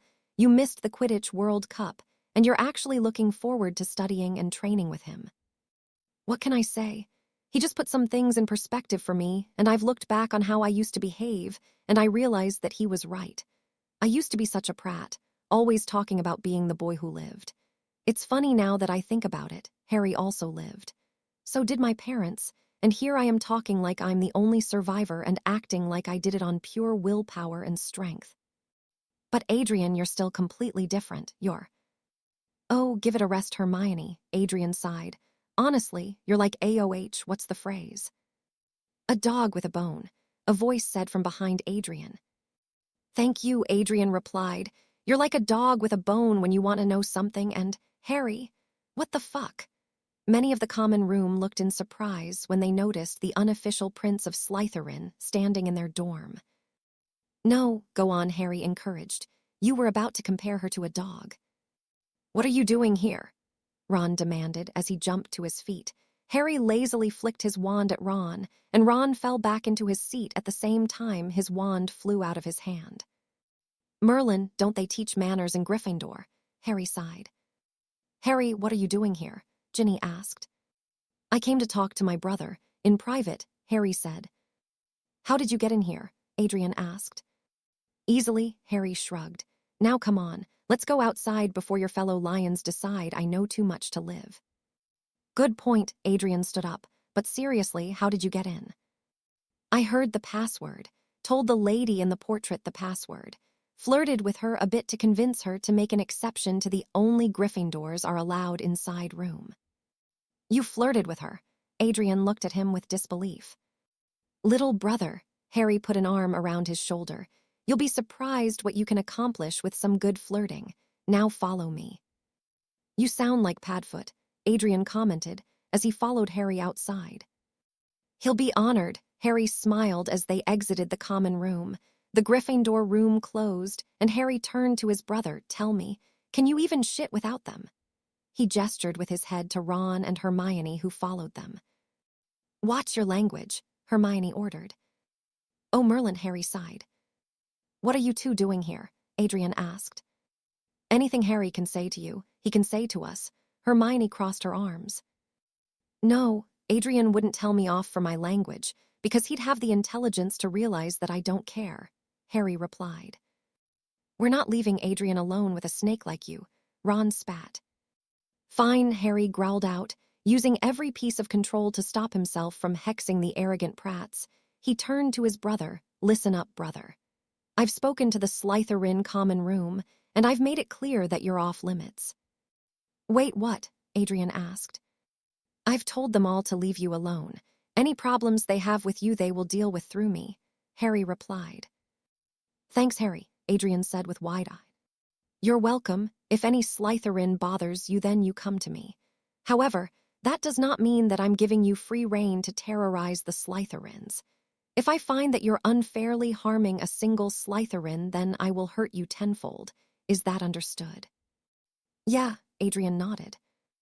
Good, fair warning. That doesn't cover the dumbass and the dummerass over there. Harry gestured to Ron and Hermione. Hey, the pair objected. So they're fair game, Harry continued. I'd keep them away from us snakes. Otherwise, don't blame me if they end up getting hexed or cursed. Wait a sec. If you can stop them from hurting Adrian, then why not us? Hermione demanded. Other than the fact I don't like you, Harry responded. I can't protect everyone in the school. That's just wishful thinking. I can get away with Adrian because he's my brother. Anyone else is just too much. You two are going to have to survive on your own. Shame about that. Oh, please, Ron scoffed, you're lying. Weasley, unlike you, my brain stores more than simply the knowledge of what food tastes nice and how to eat, Harry retorted. There is a system to Slytherin politics. And you have about as much talent with that as the bookworm does at Quidditch. Thanks again, Harry. Adrian interrupted before Ron could say anything. You're welcome, brother. I'll meet you tomorrow at the lake for training. See you there, bro, Adrian replied as Harry walked away. Wait, where are you going? Ron called out. To be snogged senseless by a hot girl. I'll write you an essay on how that feels since you won't ever get to experience it, Harry called back as he walked off. That rotten no good prat, Ron cursed. Adrian, are you really going to go train with him tomorrow? Hermione asked. Yeah, I am. Adrian nodded. Better go sleep early if I want to wake up on time, Adrian said as he made his way back in. The next day, Hermione tried to wake Ron up and force him to come with her to make sure Harry didn't kill Adrian. But it turned out that no amount of nagging would wake that boy up with the deep sleep that he was in. She walked down when she saw Harry and Adrian by the lake. She got closer when she saw Adrian get blasted backwards and onto his back. Adrian! She rushed towards him and knelt down next to him. Are you all right? That was awesome. Adrian grinned and sat up. How many was it that time? 5, much better than before, Harry answered. What is going on? Hermione interrupted. Harry's helping me improve my defenses, Adrian explained. When we started, my shield could only take a few spells before it broke, but now it's increased. I have a better question. What are you doing here, Granger? Harry sighed. I'm here because I want to be. Hermione glared at him. It's not like you could do anything about it. Actually, there are a number of things I could do about it, Harry responded. For example, I could knock you out. I could toss you into the lake. I could kill you. All tempting. Now tell me before they get too tempting. What are you doing here, Granger? I'm here to make sure that you don't permanently hurt my friend. Because if you do, then I will tell Professor Dumbledore. Oh, is that right? Harry looked at her with an amused expression. Yeah, that's right. Then maybe I should tell off you as well, Harry replied. Me? I haven't done anything you could tell the teachers about. Says the girl who admitted to setting a teacher on fire in her first year like a lunatic, Harry retorted. Or if that's not good enough for you, then perhaps I should tell a few people about that Time Turner you had last year. Hermione paled. Time Turner? Adrian looked confused. She didn't tell you. Harry raised an eyebrow. Oh my, secrets among the pack. What are you talking about? Adrian asked. Adrian, it's nothing, Hermione said. Nothing, Harry laughed. I wouldn't think giving a schoolgirl the ability to turn back time is nothing. What? Adrian turned to Hermione. You could turn back time and you didn't tell me. I couldn't say. McGonagall made me promise not to tell anyone, Hermione replied, and she took it away early in the year. Probably because you were stupidly turning crazy in the library, Harry commented. Everyone with a pair of eyes saw you were going mad. Tell me, Granger, how did you get that Time Turner? McGonagall has too much sense to allow just any person a Time Turner. Did you bribe her? Did you bribe her with catnip? Please tell me you bribed her with catnip. I didn't bribe her. Oh, couldn't afford to. I understand, Harry said in a sympathetic voice. That's not why I didn't bribe her. Oh, Granger, I don't really care. I just like annoying you, Harry smirked. Oh, you're insufferable, she growled. I'm Harry Potter, Harry said proudly. Make me like you and I'll carry you to greatness. Piss me off and I could drag you straight to hell. Adrian, sit-ups if you would please. Sure, Harry, Adrian nodded and began doing his sit-ups. You are so arrogant, Hermione complained. And you're irritating, Harry shot back. Now be quiet or get lost. Come on, Adrian, Hermione huffed and stood up. Continue your sit-ups, Adrian, Harry said. Come on, Adrian, Hermione ordered, not caring that Adrian looked uncomfortable. Adrian, Harry sighed, it's up to you. Stay and train with me or go with her. We're nearly finished anyway. I'll stay then, Adrian grunted as he performed another rep. Might as well finish up.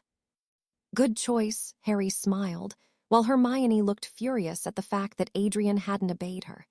Try and do 20 more than last time if you can. Okay, Adrian let a big breath out. Hermione growled and stalked off. Soon it was time for the other schools to arrive at Hogwarts. Harry sat at the Slytherin table with Daphne and Rose on his right. First came the Beauxbatons students from France. Harry couldn't help notice the glazing eyes of the boys and the irritated scowls of the girls. He placed an arm around Daphne's waist and gave her a kiss on the cheek to let her know exactly where his attention was. She seemed happy with his actions as she responded by pecking him on the lips. The French students all chose to sit at the Ravenclaw table. Then the Drumstrang students entered. Ron Weasley and many girls in the room were excited to see the international Quidditch star Victor Crumb. The Drumstrang students made their way over to the Slytherin table. Malfoy puffed his chest out, trying to look important. Victor Crumb made his way over and stopped right by Harry, with all the Drumstrang boys behind him. Harry let out a small breath. He stood up and looked Crumb straight in the eye. The entire hall seemed captivated by the starring contest that was going on between the famous Quidditch star and Harry. Crumb took a step back before moving forwards and striking Harry across the face with a right hook. The entire hall gasped. Harry slowly turned his head back to face Crumb. I guess I deserved that, didn't I? Harry smiled. Yes, Crumb said in a heavy accent as he smiled back. You did. After all these years, you still hit like a girl, Harry grinned. The two laughed and pulled each other into a hug. People around them were a bit confused as to why they were suddenly patting each other on the back. Take a seat, dumbass. Harry let go and sat down with Victor sitting next to him. Oh, Victor. This is Daphne Greengrass, my girlfriend. Pleasure to meet you, Daphne said. You too, Victor replied. Are you a Quidditch fan? Only when Harry's playing, Daphne answered honestly. Oh, Victor, you remember Rose? Harry pointed to Rose. Hello, Rose, Victor greeted her. Hello, Rose whispered. Harry, Victor turned to him. Are you still vorking? Nah, Harry shook his head. I don't work anymore, why? Victor paused to try and remember the right word, curious. Mother wished for you to stop. She will be glad. So, which position are you playing in Quidditch? Seeker, obviously. Of course, Victor laughed. What else would my former teacher play as? Wait, teacher, one Slytherin asked. Yeah, Victor nodded. Harry taught me a little bit about Quidditch when I was younger. The entire hall began whispering. Potter, Malfoy asked with disbelief. When did you meet Potter? Vihen I vas, about 9 years old. Victor answered. We met once a year before Harry started Hogwarts. So, Victor, how is your mum doing? Harry asked. She's good, Victor replied. She still make those chocolate chip cookies? Harry asked hopefully. Of course, Victor grinned and pulled out a small bag of cookies. Brilliant, Harry snatched it from his hands. Hey, those were mine, Victor objected. She's your mother. You can get cookies from her whenever you want, Harry pointed out. Not the point, Victor snatched the bag out and out a different bag and gave it to Harry. This one is yours. Why is this one lighter? Harry glared at Victor. No idea, Victor shrugged but smiled at Harry. Victor, you cocky little. Harry, Daphne interrupted. Yeah, Harry asked. Daphne gestured to the entire hall which had stopped to listen to the two. Oh, my apologies, everyone, Harry said. Right, let's move on, Dumbledore said and continued his speech. How in the bloody hell does your brother know Victor Crumb? Ron hissed to Adrian, under his breath. No idea, he never mentioned it, Adrian whispered. At the end of Dumbledore's speech, Adrian and Ron noticed one of the French girls stand up. Ron's eyes glazed over, his mouth opened, and he began drooling. Adrian definitely felt an attraction, but wasn't like Ron, though he guessed that he probably would have been if not for the blocks that Harry had removed. They watched her take a few steps, and suddenly Ron's expression turned into rage when he saw the girl hugging Harry, who had walked up to her with Daphne and Rose behind her. "All right, Fleur," Harry asked as he let the girl go. "I'm fine, Harry," she smiled at him. "It has been so long since you last visited. We haven't seen you since you started Hogwarts. Ah, hello, Rose." "Hi, Fleur," Rose whispered. "How's your family doing?" Harry asked. "Mother and father are doing fine. They and Gabrielle should be coming soon after the first task. Harry, would you like to introduce me to your other friend?" "Ah, yes," Harry held Daphne's hand. "Fleur, this is Daphne Greengrass. Smartest and best-looking girl in school, also my girlfriend and fiancé." "Fiancé?" Fleur raised an eyebrow and looked at Daphne. "Pleasure to meet you. If you don't mind me asking, how exactly did you manage to tame Harry?" "Tame him?" Daphne scoffed. "Please, he's a wild animal." "I'm your wild animal." Harry kissed her on the forehead. "Still a charmer, I see." Fleur commented. "Gabrielle will be very upset that you're taken." "Who's Gabrielle?" Daphne asked. "My little sister," Fleur answered. "She has always had a crush on Harry, but I wouldn't worry yourself. She is only 8 at the moment." "Or do worry yourself. I'd find your jealousy to be flattering," Harry said. "You're still a prat," Daphne replied. "You're prat," Harry grinned.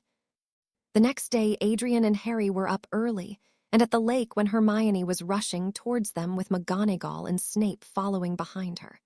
They had just reached them when Adrian found himself falling to the floor, but fortunately for him, he managed to roll back up to his feet. "Getting tired, little brother," Harry taunted. "Still got enough energy to deal with you." Adrian charged at Harry and tried to punch him when he found himself going over Harry's head and landing on the ground. "Don't telegraph so much. Your fighting style may work against an average, untrained person, but anyone with any sort of training could easily see what you're doing," Harry said as he helped Adrian up. "Right, got it," Adrian nodded. "You see," Hermione said to McGonagall. Adrian and Harry turned to the three. "When did you guys get here?" Adrian asked. Harry slapped him on the back of the head. "Ow, what was that for?" "Pay attention to your surroundings. I heard them coming from like a mile away," Harry said. "Sorry," Adrian rubbed his head before turning back to Snape, McGonagall, and Hermione. "But what are you guys doing here?" "Miss Granger expressed some concern over your well-being," McGonagall said. "Please," Snape scoffed. She practically demanded, "We get here and stop Slytherin Potter from breaking your bones." "I haven't broken any of his bones," yet Harry replied. "Why is there a yet in that sentence?" Adrian asked, slightly alarmed. "Just joking, little brother. I wouldn't hurt you seriously. Mum would kill me." "Mr. Potter," McGonagall said to Adrian, "Miss Granger has told me she is worried about your safety." "My safety?" Adrian asked. "I believe she is referring to the lessons I'm giving you," Harry explained. "Oh, it's all right," Adrian said to McGonagall. "I'm actually enjoying these lessons." "Really?" McGonagall said as Snape raised an eyebrow. "I remember you complaining about these last year." "We've compromised," Harry said. "He's going to actually put some effort into his training, and I'm going to hold back on my harsh methods." Harry didn't really agree that they were harsh. He thought they were rather tame. "I see," McGonagall nodded. "Very well. However, I had better not hear complaints from either of you or the hospital wing." "Ye Professor," they nodded. "That's it," Hermione exclaimed. "What exactly are you teaching your brother Mr. Potter?" Snape asked. "Martial arts, school-related magic along with defensive and offensive spells. I'm also educating him on wizarding customs and traditions," Harry answered. "Very well," Snape nodded before turning to his colleague. "I see no problem here. Both Potters are putting the effort in and both seem to be in agreement over the lessons." "Very well," McGonagall sighed before turning to the Potters. "Do not make me regret this," she said, and both teachers walked off. "Hermione, what the hell was that about?" Adrian demanded. "Adrian, we'll end our training early today. Harry said too much drama for us to be productive. I'll see you later. Harry walked off. Like I said, what the hell was that about? Adrian said to Hermione. Adrian, you remember last year. She responded, he worked us too hard. It was torture. But he's not doing that anymore, Adrian argued. He's going easy on me, and like I told McGonagall, I am actually enjoying the lessons now. I still don't understand why you think you need to take these lessons. Oh, I don't know, maybe because they're fun. Maybe because I am actually learning something. Maybe because I'm getting stronger and better, or maybe because me and my brother are finally getting along and I like spending time with him. He's helped me, and I'm actually starting to learn stuff, and I feel smart for once. I actually feel smart and feel like I'm learning something. Learning what? Hermione crossed her arms. What's he teaching you? What's it to you? Adrian crossed his own arms. Because I want to know, Hermione said as if it should be obvious. I already told you. He's been teaching me about magic and wizarding customs and fighting. I know that, but I want to know exactly what he taught you. Why? Because I said so. Now tell me. No, you're not the boss of me, Adrian shouted. If I decide I don't want to tell you, then you can't make me. Adrian stormed away. He saw Harry and ran up to catch him. Harry, he called. You all right, little brother? Harry stopped and turned to face Adrian, who had just caught up. I'm so sorry about that. Don't apologize for what other people do, Harry replied. I don't hold you responsible for the bookworm's actions. She pretty much demanded I tell her what you were teaching me, Adrian said. Probably to make sure I'm not turning you dark, or something. Harry mused, either that or she wants to learn it herself. That one is obsessed. Yeah, Adrian shrugged before letting out a deep breath. This is so weird. What is? Harry asked. This, Adrian gestured to himself. Ever since you took those blocks off, I feel like a completely different person. My mind's clearer and I'm smarter. I like it if we're being honest. Before I used to like myself because I was the boy who lived, but now I like myself for who I am. But it also makes everything feel different, like my relationship with Ron and Hermione. I don't know what I'm going to do about those two. There are only 3 things that matter in life, Harry replied. The first is what you can do. The second is what you're willing to do, and the third is the consequences of your actions. Look at me. If I wanted to, then I could kill you easily. I wouldn't do it, though, because the consequence would be Azkaban, hurting you and hurting our family. You can stay with your friends if you're willing to, or you can leave them if you're willing to do that. If you stay, then you have to be willing to either put up with them or change how the two act. I'd say you'd probably have to stick with the first, seeing as those two are about as stubborn as they are unintelligent. So the consequences would be you putting up with them until you grow old and die or change your mind and leave. But what if I leave them? What happens then? Adrian asked slowly. They'll be upset. They'll either ignore you or retaliate in some way or form. If they're smart, they'll choose the first option, but they're not smart, so they'll likely go for the second one. Thing is, they need you more than you need them. What do you mean? Look at your friends. Let's start with Ron Weasley, the youngest male Weasley. He doesn't really have anything to make himself stand out compared to the rest of his family. Even Ginny stands out by just being a girl. The only way he was remotely special was because he has the boy who lived as his friend. With you, he stands out. Without you, not many people would be willing to tolerate him. Then we have Hermione Granger, resident know-it-all. Has no social skill, lives her life by the rules. Many look down on her because she's a muggle-born, and if not that, then her bossy personality. With you, she can get much farther ahead than she would on her own. She's the muggle-born best friend of the boy who lived. Remove you, and she's just a muggle-born with no social skills who thinks she knows better than everyone else. Do you remember that elf campaign she started? Started? Adrian snorted. It's still going. She hasn't stopped it. You know, she told me that it was probably the sort of thing that Mother would have done. No, Mother had the sense to actually research house elves before going on a crusade. Most house elves just want fair treatment. For a lot of them, getting clothes is a fate worse than death. Treat them right, they stay happy, and that's the end of it. It's not that complicated. True, but what happens if I, Ron, and Hermione aren't my friends anymore? I've been a jerk ever since I came to Hogwarts. Nobody is going to want to be friends with me. Start by showing the real you, Harry suggested. Maybe they'll realize you've changed and slowly get over how you used to be. If not, then you'll still have me. If the whole school turns their back on you, then know that I'll still be here for you. Thanks, Harry. Adrian wiped his eyes. That means a lot. Good, but don't expect me to say it again. So, you going to stick with your friends or what? I don't know, Adrian admitted. Well, think about it, Harry replied.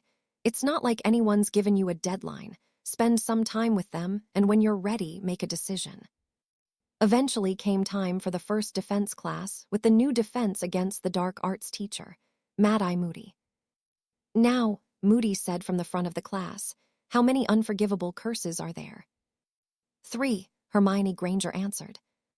And they are called that because they are unforgivable, Hermione replied. The use of any one of them will send you straight to Azkaban, Moody finished. Now, the ministry says you are too young to learn about these. I say different. You need to know what you're up against. How else can you maintain constant vigilance? Someone give me the name of an unforgivable curse, Weasley. Ron stood up, looking nervous in the face of the scarred Auror. I know about one, sir, the imperious curse. Yes, Moody nodded appreciatively. You would know that. Gave the ministry a lot of trouble, that one did. Harry couldn't help but notice that Moody's fake eye glanced at Malfoy. Moody made his way to the front. He pulled out a spider, put it under the imperious curse. He made the spider perform various tricks, ranging from jumping upside down to running and flips. Most of the class looked amused. You think that's funny, do you? Mad-Eye barked. Would you like it if I did it to you? The class went silent at the threat. Someone tell me another one, you boy. He pointed at Neville, who nervously stood up. There's the Cruciatus curse, Neville said quietly. Yes, Moody nodded. Come up here. He pulled Neville up to the front. Crucio, Moody pointed the wand at the spider. It began twitching in pain, as Neville began paling. We get it, Harry said from his seat. You can stop now. Oh, Moody stopped and walked towards Harry. He stopped right in front of him. Perhaps you could tell us about the last unforgivable. Sure, Harry got his wand out, and the whole class gasped when he pointed at Moody. Avada Kedavra. Harry said out loud. Everyone watched as nothing happened. Ha, Moody laughed, surprising everyone. 50 points to Slytherin. Well done, Potter. Glad to know somebody knows what they're talking about. You're rewarding him, Hermione exclaimed. He tried to kill you and you're rewarding him because it didn't work. No, he's not, because it wasn't supposed to work, Adrian said, surprising the class. The spells are based on emotion, so nothing would happen as long as Harry didn't actually want to kill Moody. If he did want to kill Moody, then Moody would be dead right now. Many people around the class couldn't believe Adrian had contributed to the lesson. Everyone knew him as a lazy slacker. Adrian understood why they were surprised. Didn't mean he liked them staring at him like he did a triple somersault. Though he would have to admit that the shocked look on Hermione's face was brilliant. Excellent, Moody barked. 50 points to Gryffindor. Well done, Potters. Moody went back to teaching the lesson. How did you know that? Hermione hissed to Adrian under her breath. Know what? That part about the unforgivables. Harry told me. He's teaching you dark magic. Hermione blurted out louder than she meant to. Granger, Moody snapped. Why are you disrupting my class? Professor, Harry is trying to teach Adrian dark magic. Hermione accused Harry, pointing her finger at him as if it would result in him getting thrown in some stocks. I beg your pardon, a confused Harry asked. I haven't taught my brother any dark magic. Yes, you have, he told me, so stop lying.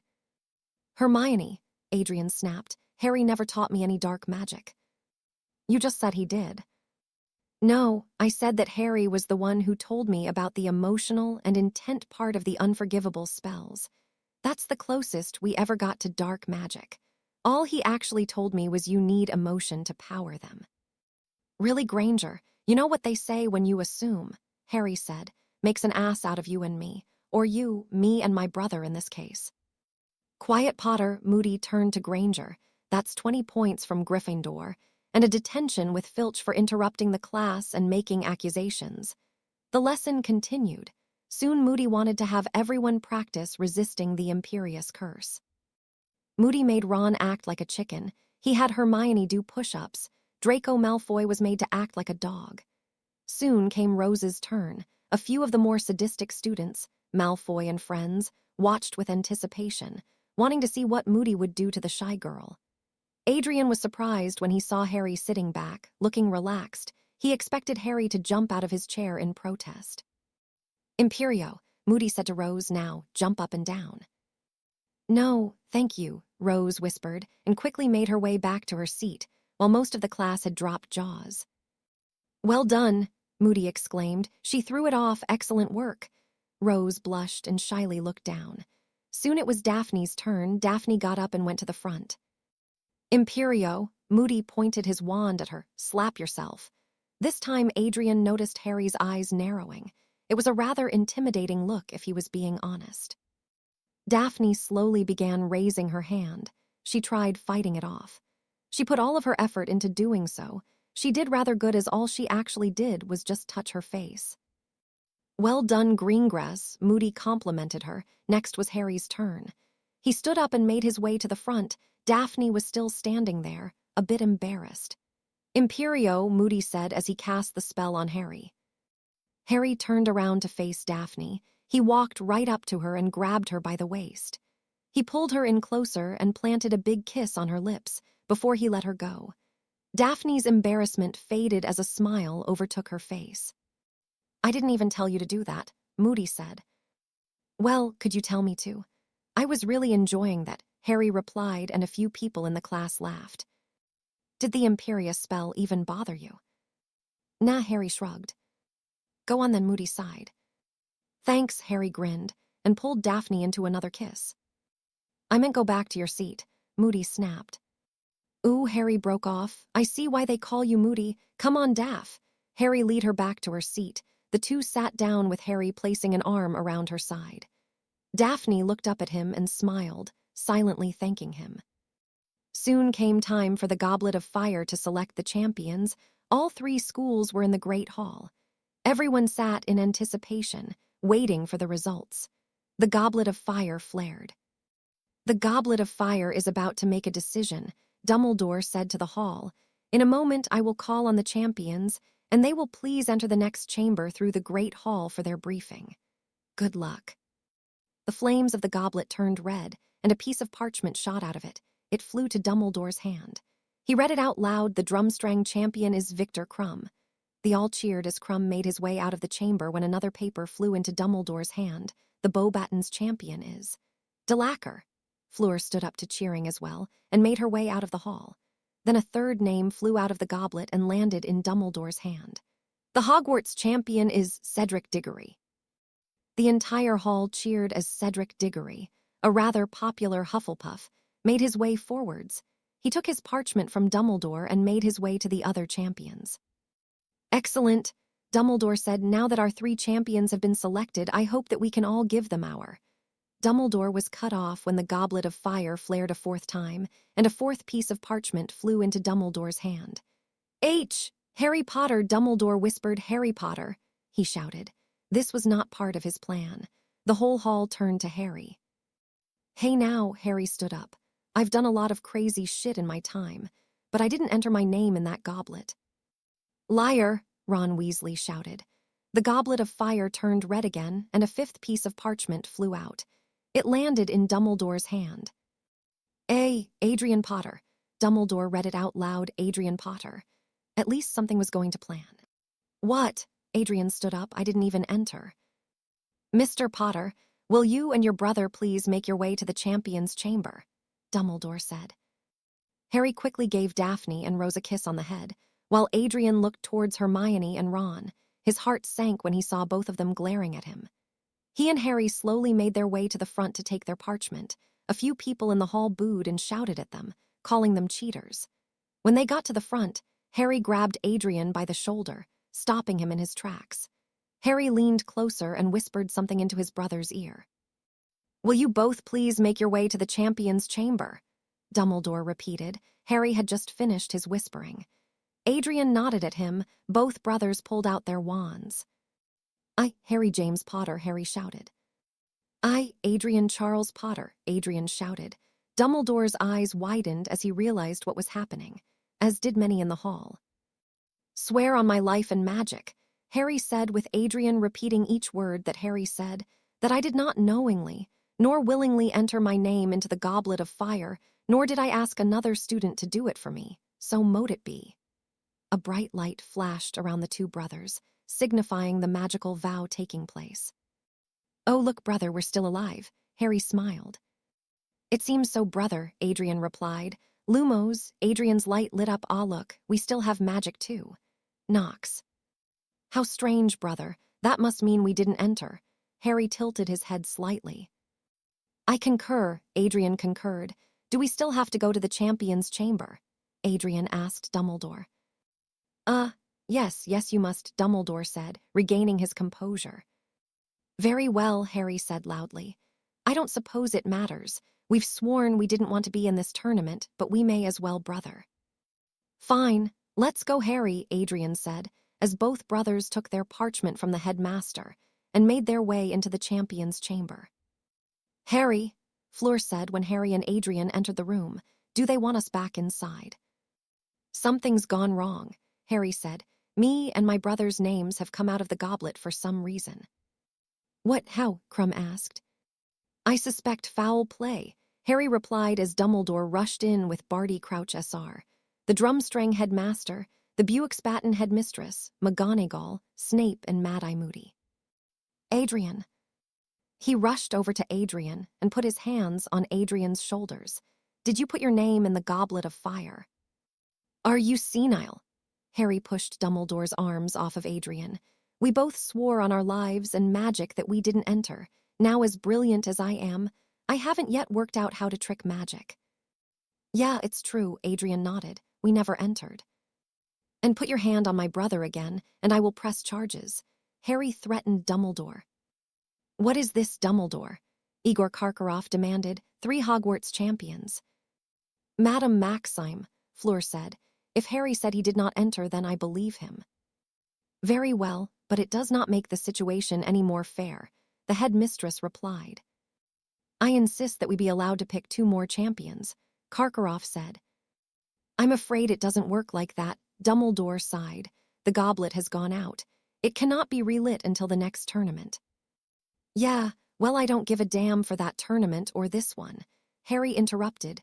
"Me and my brother will not be competing." "I'm sorry," Barty Crouch said, "but the Goblet of Fire is a magically binding contract. You two must compete." "But we didn't enter," Adrian objected. "You must still complete." "We really didn't enter," Adrian said to the Hogwarts teachers. "I'm sorry, Adrian," Dumbledore replied, "but you must compete." "Oh, for Merlin's sake," Harry shouted, drawing his wand. "Enough of this."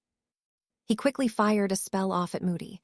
Moody just blocked the first spell when Harry fired a second one, which destroyed his fake leg.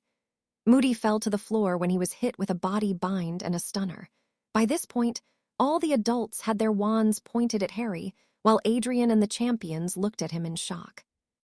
"Mr. Potter," Dumbledore shouted, "lower your wand." "Accio hip flask," Harry said, and Moody's hip flask flew into Harry's hand. He tossed it to Snape. "Would you mind telling me what that is, Professor?" Snape brought the flask up to his nose and sniffed it. It's polyjuice." Snape said that Moody is an imposter. "Yeah, and you don't need to be a Ravenclaw to work out who put our names in," Harry said. "Call the Aurors and call our parents. This meeting is over." "Come on, Adrian." Harry grabbed Adrian and pulled him out of the room. "Harry, that was awesome," Adrian exclaimed. "Thanks," Harry grinned. "But I should warn you, be prepared for hard days." "What? Why?" "Because we're still in that bloody tournament, and knowing this place we'll probably have to compete. Plus, there's Weasley and Granger." "But we swore on our life and magic that we didn't enter." "Let's see if those two possess enough brain cells to remember that," Harry responded. "Personally, I doubt they will. As of the moment, we only have one thing we can do." "What's that?"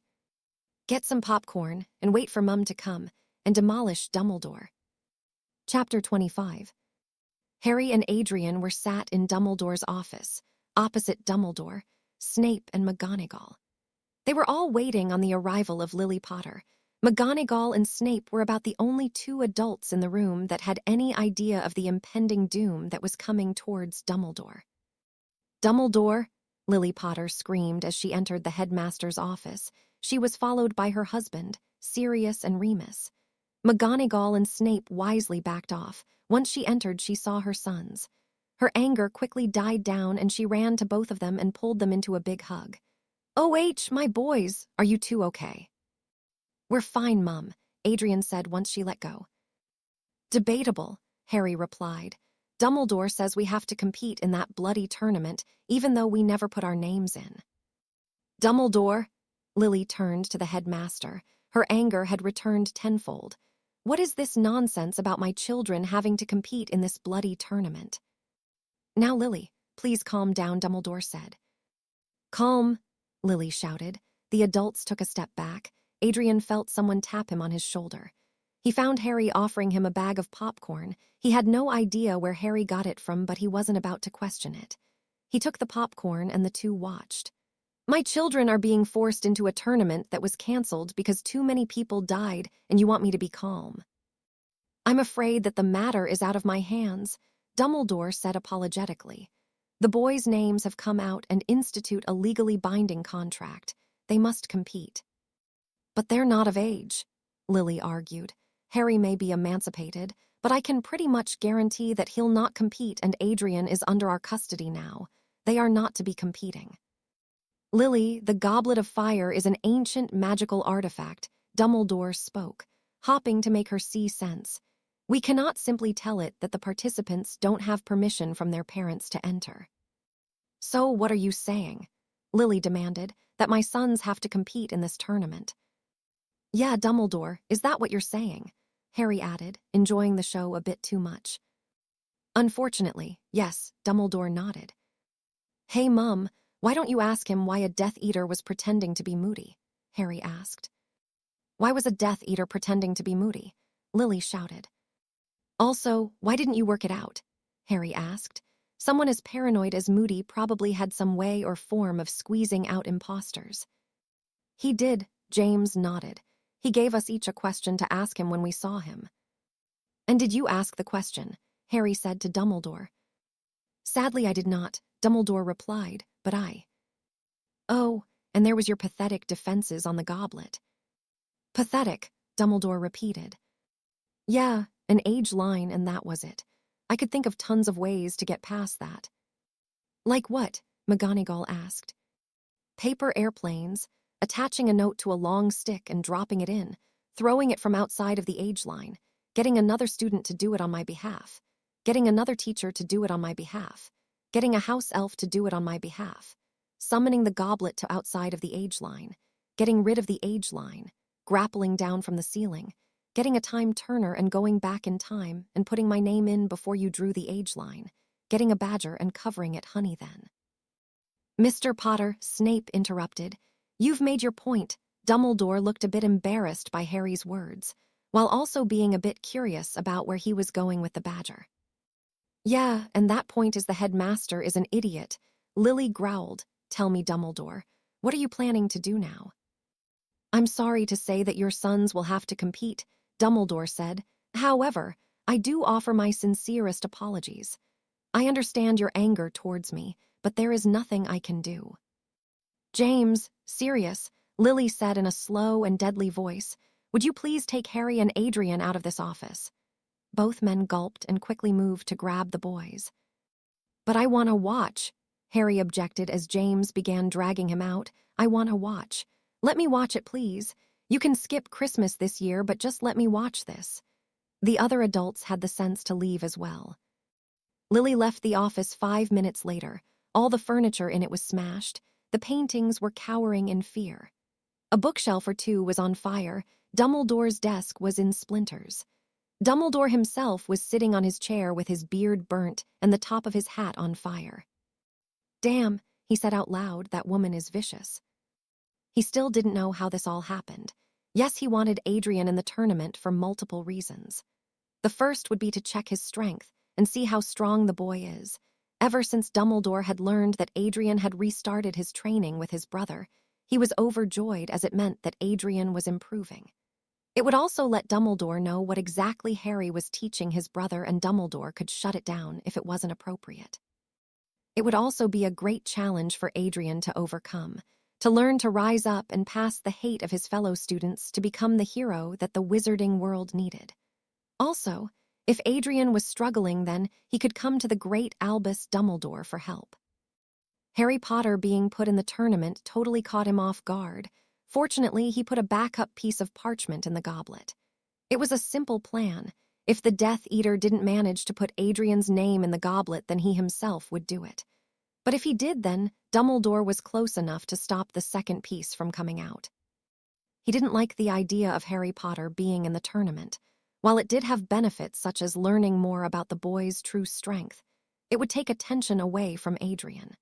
He also knew that it was because of Harry that Adrian made that magical oath, and now most of the school would likely be sympathetic to him as they saw that he was being forced to compete. Adrian had just gotten into the common room after having a long talk with Harry and the rest of his family. Unfortunately, they had to compete, but Adrian and Harry made a deal where they would look after each other during the tasks. Though if they were being honest, it was more Harry promising to look after Adrian and Adrian promising to help if he could. Adrian thought about how he would have reacted a little while ago, before he would have loved to be in this tournament and be the center of attention, but now, not so much.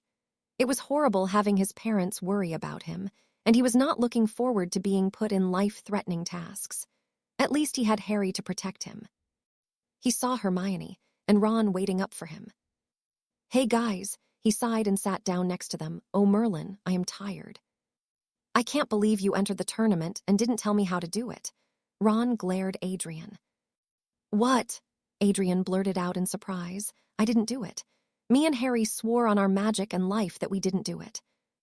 "Please, that Slytherin probably helped you, then did some light show to make everyone think you didn't do it," Ron responded, and Adrian really couldn't believe the words that were coming out of Ron's mouth. He turned to Hermione. "Come on, Hermione, you believe me, don't you?"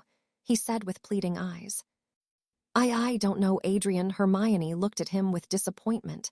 "Ever since hanging out with Harry, you've been acting differently." "Yeah, now I don't care about fame. I care about spending time with my family. My mum is worried sick. I didn't do it." "I'm sorry, Adrian." Hermione shook her head sadly. "I just don't believe you. You're different than before, and Harry said this would happen." Adrian cut her off. "He told me you two would abandon me. I didn't believe him."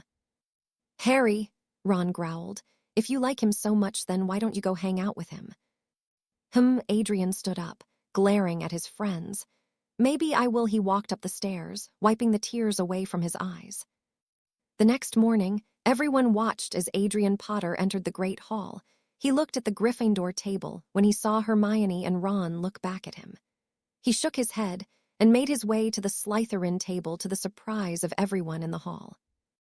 Adrian spoke quietly to his brother, even though everyone was listening to him. Harry, who sat opposite Rose and next to Daphne, looked up at Adrian. "See, could I sit with you, please?" Many people began whispering and gossiping. "Of course," Harry nodded. Adrian slowly sat down next to Harry. "Thank you," Adrian whispered. "It's all right, brother," Harry replied. "I'm here for you. I take it that things didn't go all that good last night." "No," Adrian shook his head sadly. "You were right. They didn't believe me. We've been friends for years and they didn't believe me. Ron said that our oaths weren't real and some trick that you came up with." "Bloody idiot." Daphne shook her head in annoyance. "Eat your breakfast." Harry pushed Adrian a plate. "It's going to be a long day for you today." "Thanks, Harry," Adrian said, touched by the small act that his brother had performed. "Don't thank me," Harry said. "You're my brother. It's my job to help you. Besides, I've grown rather fond of you recently and I can't have you getting depressed." Harry, if I was like before, would you have still looked after me?" "If you mean when you were a prat, then no, but that was more because you would have needed to learn some valuable lessons about fame," Harry responded honestly. "I would have definitely stopped anyone from doing anything too extreme, but I would have let you deal with it. That may not be the answer you wanted, but it's an honest one. No, I get it, Adrian sighed. I was a real prat then and I would have deserved it. But I'm different now. Show people that you are, Harry said. Don't respond to their threats and insults. Ignore them and remember that I'm here for you. Then, when they come crawling back to you, remind them who you want to be. Who I want to be. You can be the boy who lived, supposed defeater of the Dark Lord, or you can be Adrian, a boy loved by his parents and cared for by his brother. Do not let them force you to be something you don't want to be. That's really wise. Of course it is. Harry grinned. Anything that comes out of my mouth is worth listening to. Ha, Adrian laughed, glad to know you can still act like a prat. By the way, where is Malfoy? I thought the little idiot would be shouting and screaming at me for sitting here. I believe he's in his room. Harry smiled. Harry, Adrian raised an eyebrow. Malfoy was being an idiot yesterday, Daphne said. We grew tired of listening to him, so we hit him with a few spells. About 5 each if I remember right, Harry nudged Daphne. Anyway, Daphne smiled. He won't be bothering us for the rest of the day. Thank Merlin it's Saturday. Me and Daphne are going out for a date in Hogsmeade today, Harry told Adrian. Perhaps you could come and keep Rose company. Sure, Rose, Adrian asked. UMHI Rose. A voice came from behind them. They all looked to see Theodore not looking nervous. UHHI, Rose said quietly. I was, wondering if you'd like to accompany me to Hogsmeade today? Not asked, while sweating. Rose looked towards Harry and Daphne. The former raised an eyebrow while the latter looked amused, as did Adrian. Okay, Rose said shyly. Brilliant.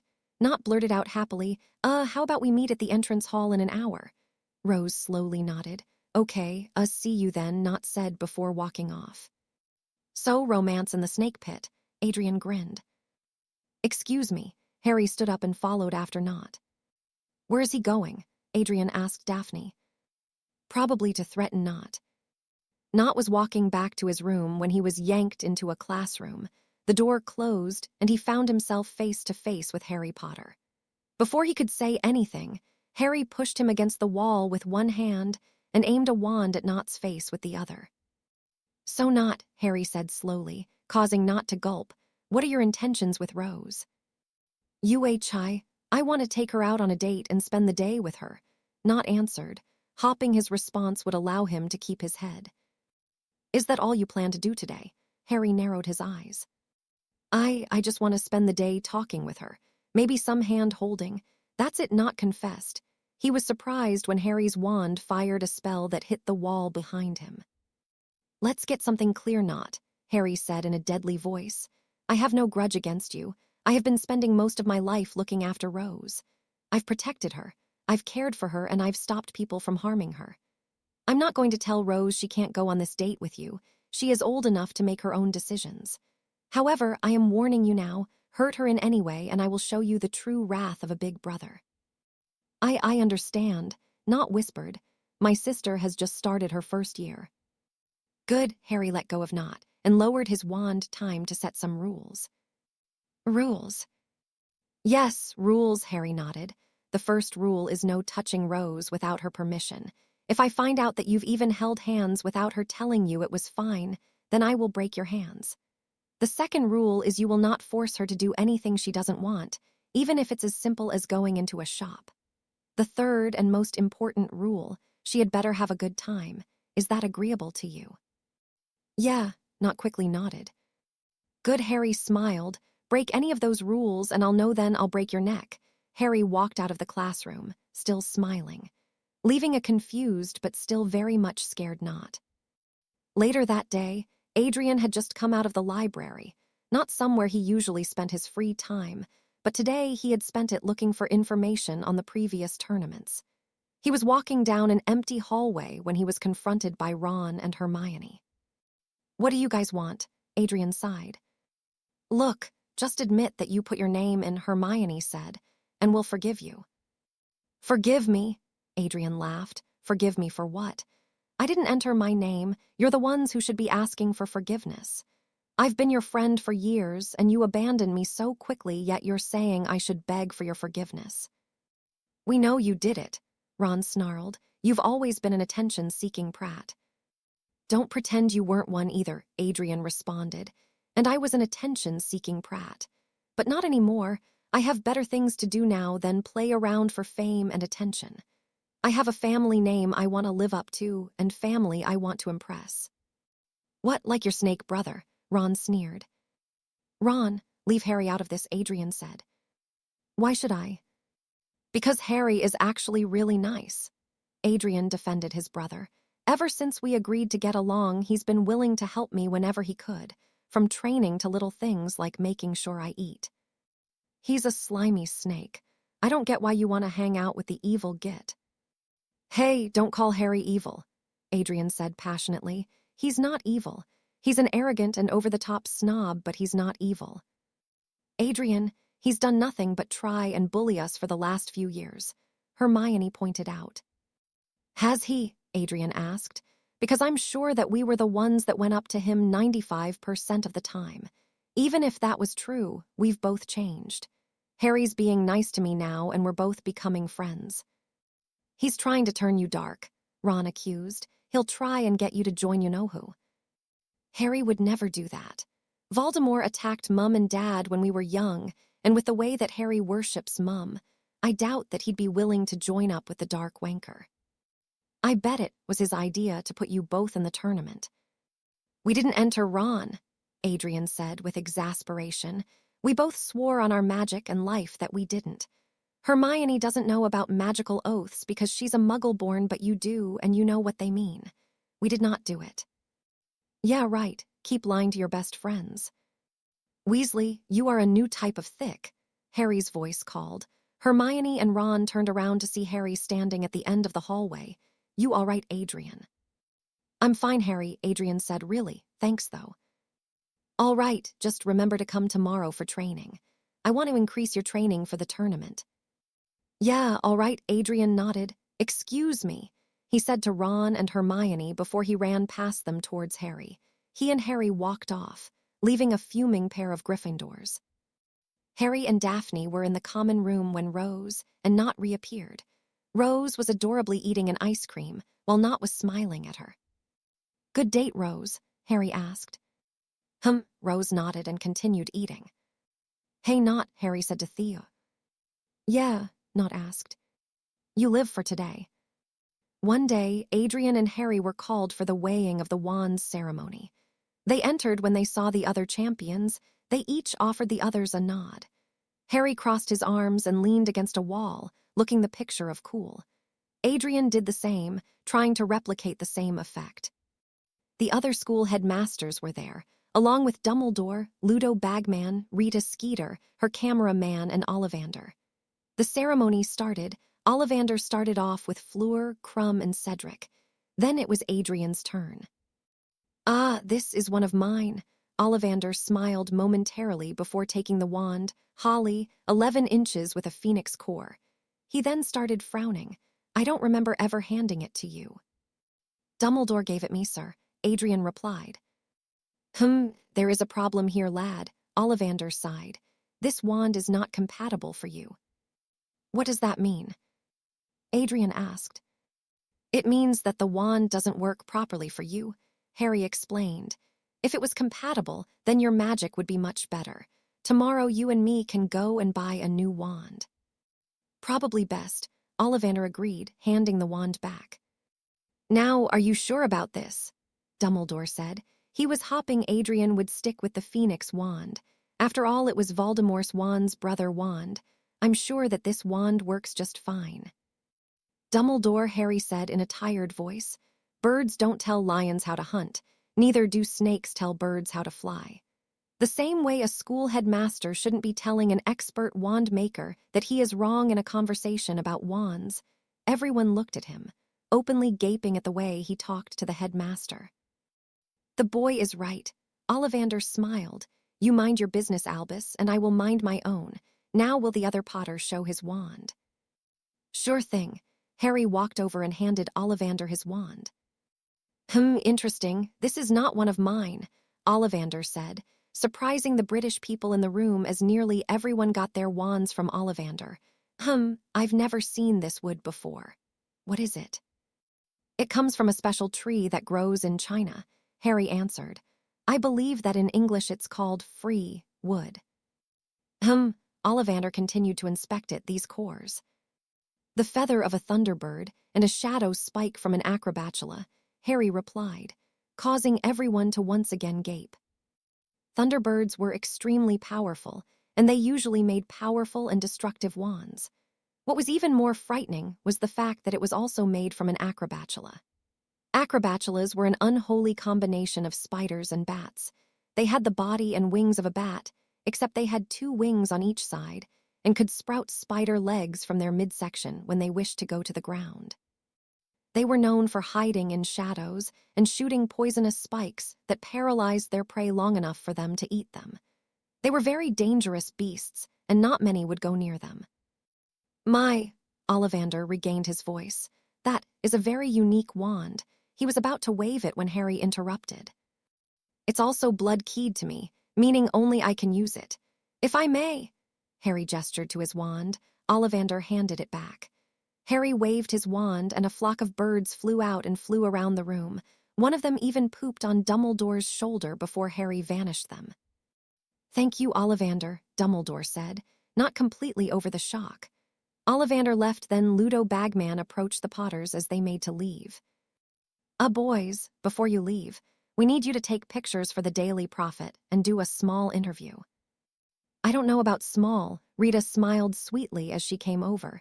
She introduced herself to the Potters, Rita Skeeter, Daily Prophet. Good for you, Harry replied. Me and my brother will not be giving you an interview. Why not? Rita smiled and took a step closer, something to hide. You will not have interviews with us unless our parents are present, Harry responded. Are you sure, Mr. Potter? It's my job to inform the readers, and they deserve to know. Do you have something to hide? As a matter of fact, I do, Harry replied. He leaned in closer and whispered into Rita's ear. I know that while you're an unregistered bitch, you're also an unregistered animagus. Rita paled as Harry leaned back. Bug me or my family again, and there will be hell to pay. Anything to add, little brother? Not really, Adrian replied. Let's go then, Harry said, and the 2 brothers walked out, leaving behind a confused room and a shaking Rita Skeeter. What about the photos? Ludo called after they had left. Eventually, it was time for the first task. Adrian had found out what it was thanks to Hagrid. He told Harry and Cedric about it as he thought that they were the only ones who didn't know. He was currently sitting in the tent with the other champions. Adrian knew that this task would be watched with following mirrors that Padfoot, Prongs, and Lily were working on before Voldemort had attacked. They worked just like 2-way mirrors, except these small mirrors were designed to fly and become invisible while also being indestructible. It was a great way to make sure that everyone could properly watch the task. In fact, Remus was in charge of running the business that sold them. The werewolf was glad to have work, and the family made some money from it. Cedric looked pale, Fleur looked nervous, so did Crumb, even though he did a good job at hiding it. Adrian was packing. He looked at Harry, who was sitting calmly with his legs crossed and his eyes closed. Aren't you nervous? Adrian asked Harry. Just take a big breath, brother, Harry replied. What are you, a hippie? No, but I hear that they get discounts on weed, so I'm considering becoming one. Now shut your mouth, stop your walking, and take a big breath. Adrian glared at Harry for a second before doing what he was told. Soon they each went out for their task. When it was Adrian's turn, he slowly walked out when he hid behind a rock. He looked. His dragon appeared to have fallen asleep. He slowly aimed his wand at the golden egg. Accio golden egg, he said, and the egg flew to his wand. Adrian was amazed. It turns out that Harry was right. They wouldn't think of something as simple as that. The judges looked a bit embarrassed that they forgot something as simple as that. Nobody in the crowd cheered, apart from the Potters and Co. who had decided to come and watch. Next, it was Harry's turn. He walked out of there. He was going to go for the same strategy as his brother. He hid behind a rock and looked over at his dragon, a Hungarian horntail. It was looking around wildly. He quickly scanned the crowd when he found Daphne and Rose sitting next to his family. He also noticed a few large mirrors randomly placed, probably for the flying mirrors. The crowd watched in horror and shock as the chains that held the dragon in place broke and the horntail flew into the air. It fired a hot blast of fire at Harry, who ran to get clear of it. Harry stopped. He waved his wand over himself, then held it up in the air. The horntail fired again. This time its flames engulfed Harry, causing widespread panic. "Harry!" Lily screamed. "Sweet Merlin!" Ludo shouted into the magical microphone. "Lily, duck!" James shouted as he pulled his wife down, just in time to avoid a broomstick that flew straight into the flames. A second later, Harry Potter flew out of the flames on his broomstick, not looking like he had just been hit by dragon fire. "I'm guessing I can't convince you to hand over the egg," Harry said just before dodging another flame blast. Harry flew up and away. The horntail gave chase and followed right after him. The flying mirrors also followed, allowing the crowd to continue watching. The horntail snapped at his heels, so Harry speeded up to create some distance between himself and the flying reptile behind him. The horntail had decided that, since he was no longer within biting distance, to blast him. It fired off a fire blast. Harry ascended up and the blast flew underneath him. Harry constantly dodged blasts of flame from the highly aggressive dragon as he flew towards the castle. Harry had just narrowly avoided getting his broomstick burnt when he stopped right in front of a window that belonged to Dumbledore's office. With a grin, Harry stopped right in front of the window. He aimed his wand at the dragon and fired some flares at its face. The dragon charged and tried to snap its jaws with Harry in between. Harry dodged at the last minute, and the dragon crashed headfirst into Dumbledore's office.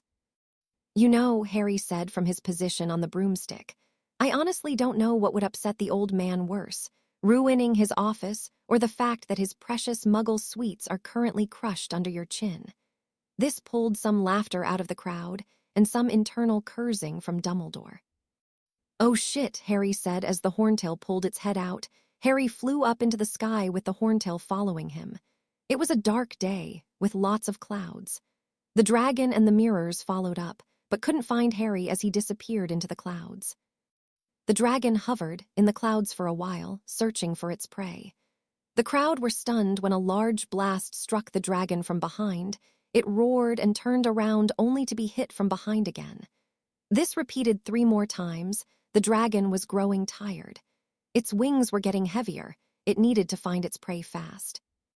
With a sudden burst of energy, it spun around wildly and began firing in all directions, hopping to get lucky. Fortunately for it, it got lucky. Not lucky enough to hit Harry, but lucky enough to get his broom. "Shit!" Harry cursed as the back of his broom had caught on fire. The charms on the broom were failing. The dragon saw him. The mirrors locked on to both of them as the dragon shot a burst of fire which struck Harry and the broom. The broom burnt as Harry fell. His body plummeted downwards. The wind pushed against him as he fell. "Somebody help him!" James shouted at the sight of his unconscious son falling, even though he knew that nobody could help him now. It was a horrifying sight, watching his son spin uncontrollably in the air. "Harry!" Daphne screamed, "Wake up, wake up." Everyone in the mirrors watched as Harry's eyes snapped open. Harry saw that the dragon was chasing down after him. He spun so his back was facing the dragon. He was nearing the castle. Once he got to the astronomy tower, he kicked off the castle walls with his feet and flew. He actually flew. "Merlin's bloody balls," Bagman exclaimed, forgetting that there were children present. "Mr. Potter is flying. He is actually flying." The crowd watched as Harry flew away from the castle with the dragon on his tail. Harry still had to dodge fire blasts as he flew. The dragon was trying to catch up, but Harry was way too fast for it. Harry flew straight back to the stadium. He gradually decreased his air level. He was nearing the stadium with the horntail right behind him. With a deep breath, Harry let the air carry him up and he flew up, past the horntail. He steadied himself and took out his wand. They were just above the stadium. The horntail turned around. Harry aimed his wand at it and fired a green light which flew straight into the dragon's mouth. "I can't believe it." Ludo's voice eclipsed the gasps from the crowd. Was that the killing curse? The dragon's eyes closed as it fell to the ground. Harry flew after it and planted his feet on its head as it collided with the ground. The dragon's body slid across the ground with Harry still on its head. It stopped just before the nest. Harry calmly jumped right off the head. He picked up the golden egg and raised it in the air before walking off, leaving a stunned crowd. "Harry," Adrian hugged Harry the second he got in the tent. "That was amazing. You can fly. You can actually fly. How long have you been able to fly?" "A really long time." Harry smiled when his brother let go. "Harry, are you all right?" Adrian looked him up and down. "You're not hurt. How come you're not burnt?" "Flame freezing spell." Harry shrugged. "It stopped me from being affected by the heat.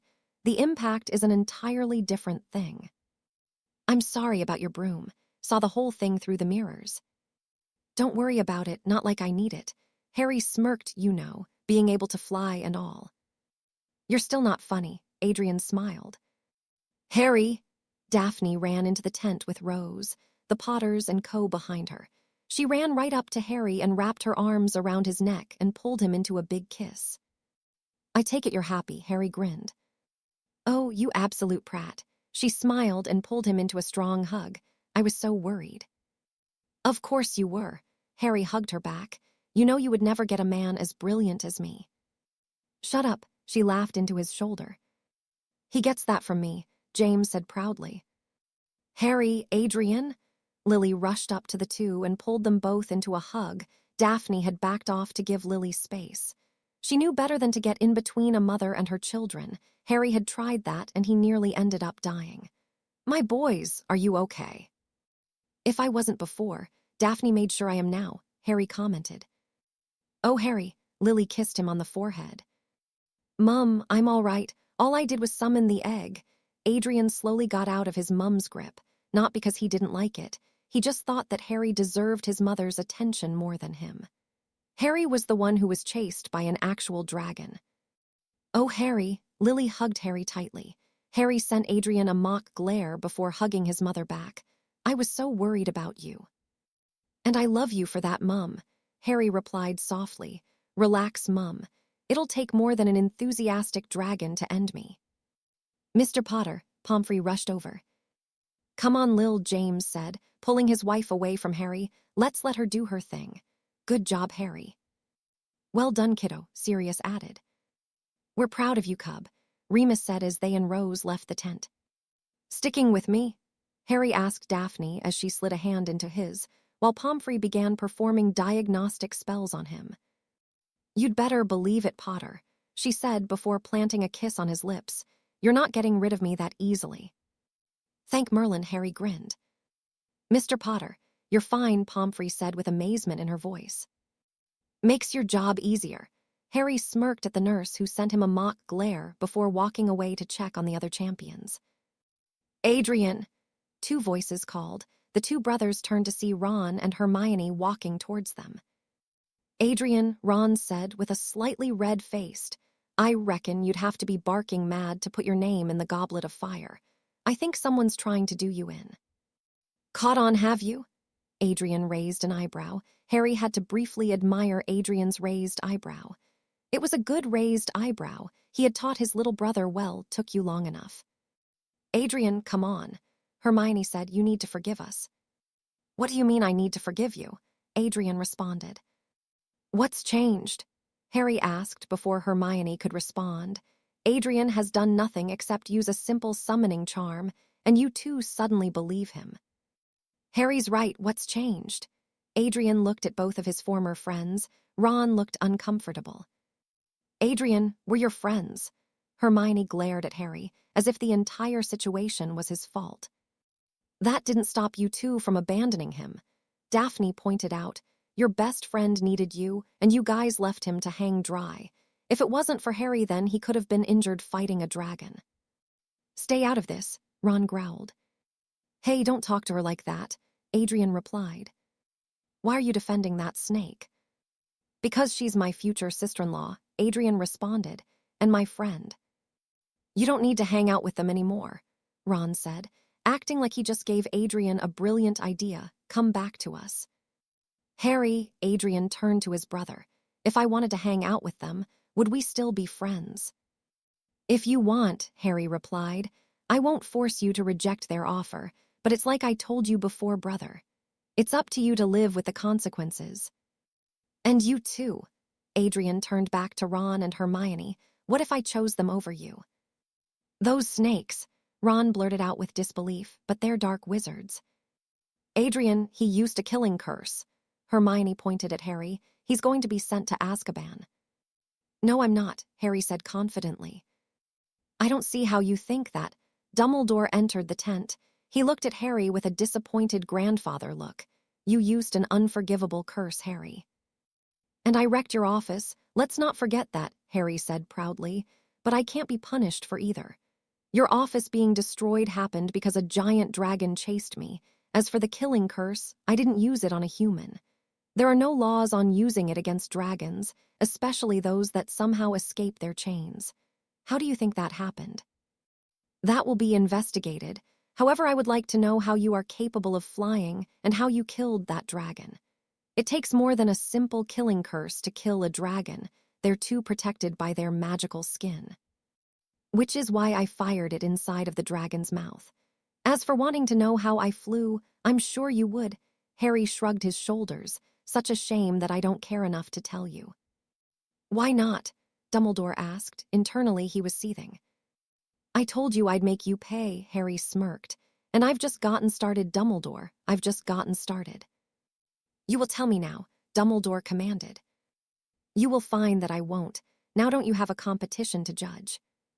See Adrian, Ron pointed at Harry. He's a dark wizard. Why won't you tell us how you flew? Hermione demanded. You shouldn't disrespect the headmaster like that. You should. Hermione, Adrian interrupted, silencing the tent. Enough. If Harry doesn't want to tell you, then you can't make him. You and Ron, you abandoned me and that hurt. You two haven't even apologized yet. Now after one task you come back and start insulting my brother. But he's evil, Ron argued. No, Adrian snapped. He's not. He was the one who taught me the summoning charm. He's never taught me dark magic. He's never talked to me about dark magic. And the one time anyone sees him use dark magic is against a rampaging dragon that was trying to kill him. He's my family and I'm sticking with him. You're choosing that snake over us, Ron exploded. Now, Dumbledore said in a calming voice, Adrian. I understand your feelings, but you need to learn forgiveness and... Forgiveness can't be given to those unworthy of it or those who don't ask for it. Harry interrupted. Your lions haven't even apologized, yet you expect my brother to instantly forgive. Mr. Potter, this is between your brother and his friends and... In that case, you shouldn't interfere either. Harry cut him off. You're just a headmaster and Adrian is back under the custody of the Potters. Don't overstep your boundaries, sir. As for you two, Adrian said to Ron and Hermione, maybe in the future we could go back to being friends, but not right now. You slimy snake, Ron shouted at Harry, you're turning him dark. You're a simple little thing, aren't you? Harry sighed. Me and Daph are going to see Mum. You coming, Adrian? Sure, Adrian nodded and followed Harry out. Oh, and Dumbledore, Harry stopped just outside and looked at Dumbledore. Up and away, bitch, Harry grinned and walked off, leaving a confused Dumbledore who did not really understand the Muggle reference. Chapter 26, Fights, Yule Ball, Flying. At the end of the first task, it turned out that Adrian was in first place for his simple yet effective method, which got him the egg in the least amount of time. Harry was second place. While he was the most effective, he had lost points for having his broom burnt and doing dark magic. Wrecking Dumbledore's office may also have been a factor, possibly. Adrian had arrived in his common room that night. When he arrived, the Gryffindors cheered and clapped for him. He smiled slightly. He held his hand up for silence. Slowly, they all calmed down enough for him to talk. Thanks, guys, Adrian said, but I don't deserve it. Many people were openly gaping. Adrian Potter, of all people, was being humble. Harry taught me the summoning spell, and it was his plan. That leads me to another thing. I wanted to apologize for how I've been acting. What? Both twins blurted out in shock. putting everyone's current thoughts into words. I realize that I've been a real arrogant jerk for the last few years, but I'd like to think that I'm different now. I'm sorry if I've ever hurt or offended any of you. I want to be different, and I'm hoping you could all realize that and maybe forgive me, even though I understand if you don't want to. Me and Harry didn't enter this tournament. We swore on our lives and our magic that we didn't. If we win, then that's just a bonus. We just intend to survive it, that's all for now. What the bloody hell are you on about? Ron stormed over to him. He slapped the golden egg that Adrian had won out of Adrian's hand. Hermione seemed to be staying back and staying quiet. Ron, I meant it, Adrian replied. I've changed now, I'm different now. Yeah, you are. That's why you didn't tell your best mate that you entered the tournament. It's why you're off hanging with that snake. Ron, I swore on my life and magic that I didn't do it. What more do you want from me? As for Harry, he's my brother and pretty much the only reason I'm alive right now. If it wasn't for him, then I probably would have ended up going headfirst at a dragon with no plan. He's evil. No, he's not. Adrian defended his brother. He used a killing curse. At a massive fire-breathing dragon that was trying to kill him, and you're acting like he fired one at an innocent kitten. He still used dark magic. To survive. You ever see him do any dark magic before that? He probably does it in secret. Doesn't want to get caught, does he? Ron, Harry's my brother. I'd like to think I know him better than you. Yeah, but that's probably because the two of you practice dark magic together, Ron accused. You've known me for years. When have I ever practiced dark magic? Ever since you started practicing with your snake brother. Oh, I'm sorry. I didn't realize that a disarming spell was dark. Shame you weren't training with me, so I could refuse to learn the summoning and banishing charm because they're dark magic. You don't even know what Harry is teaching me, yet you're accusing us both of being dark. You absolute git. Don't call me that, Ron shouted. Or what? Adrian challenged. He was unpleasantly surprised when Ron punched him across the face. The common room gasped as Adrian stumbled back slightly. Adrian stood still. He wiped the blood from his lips. Don't do that again, he said slowly. Or what, traitor? Or I'll hurt you, Adrian said calmly, putting full confidence in Harry's teaching. Ron growled and charged right at him.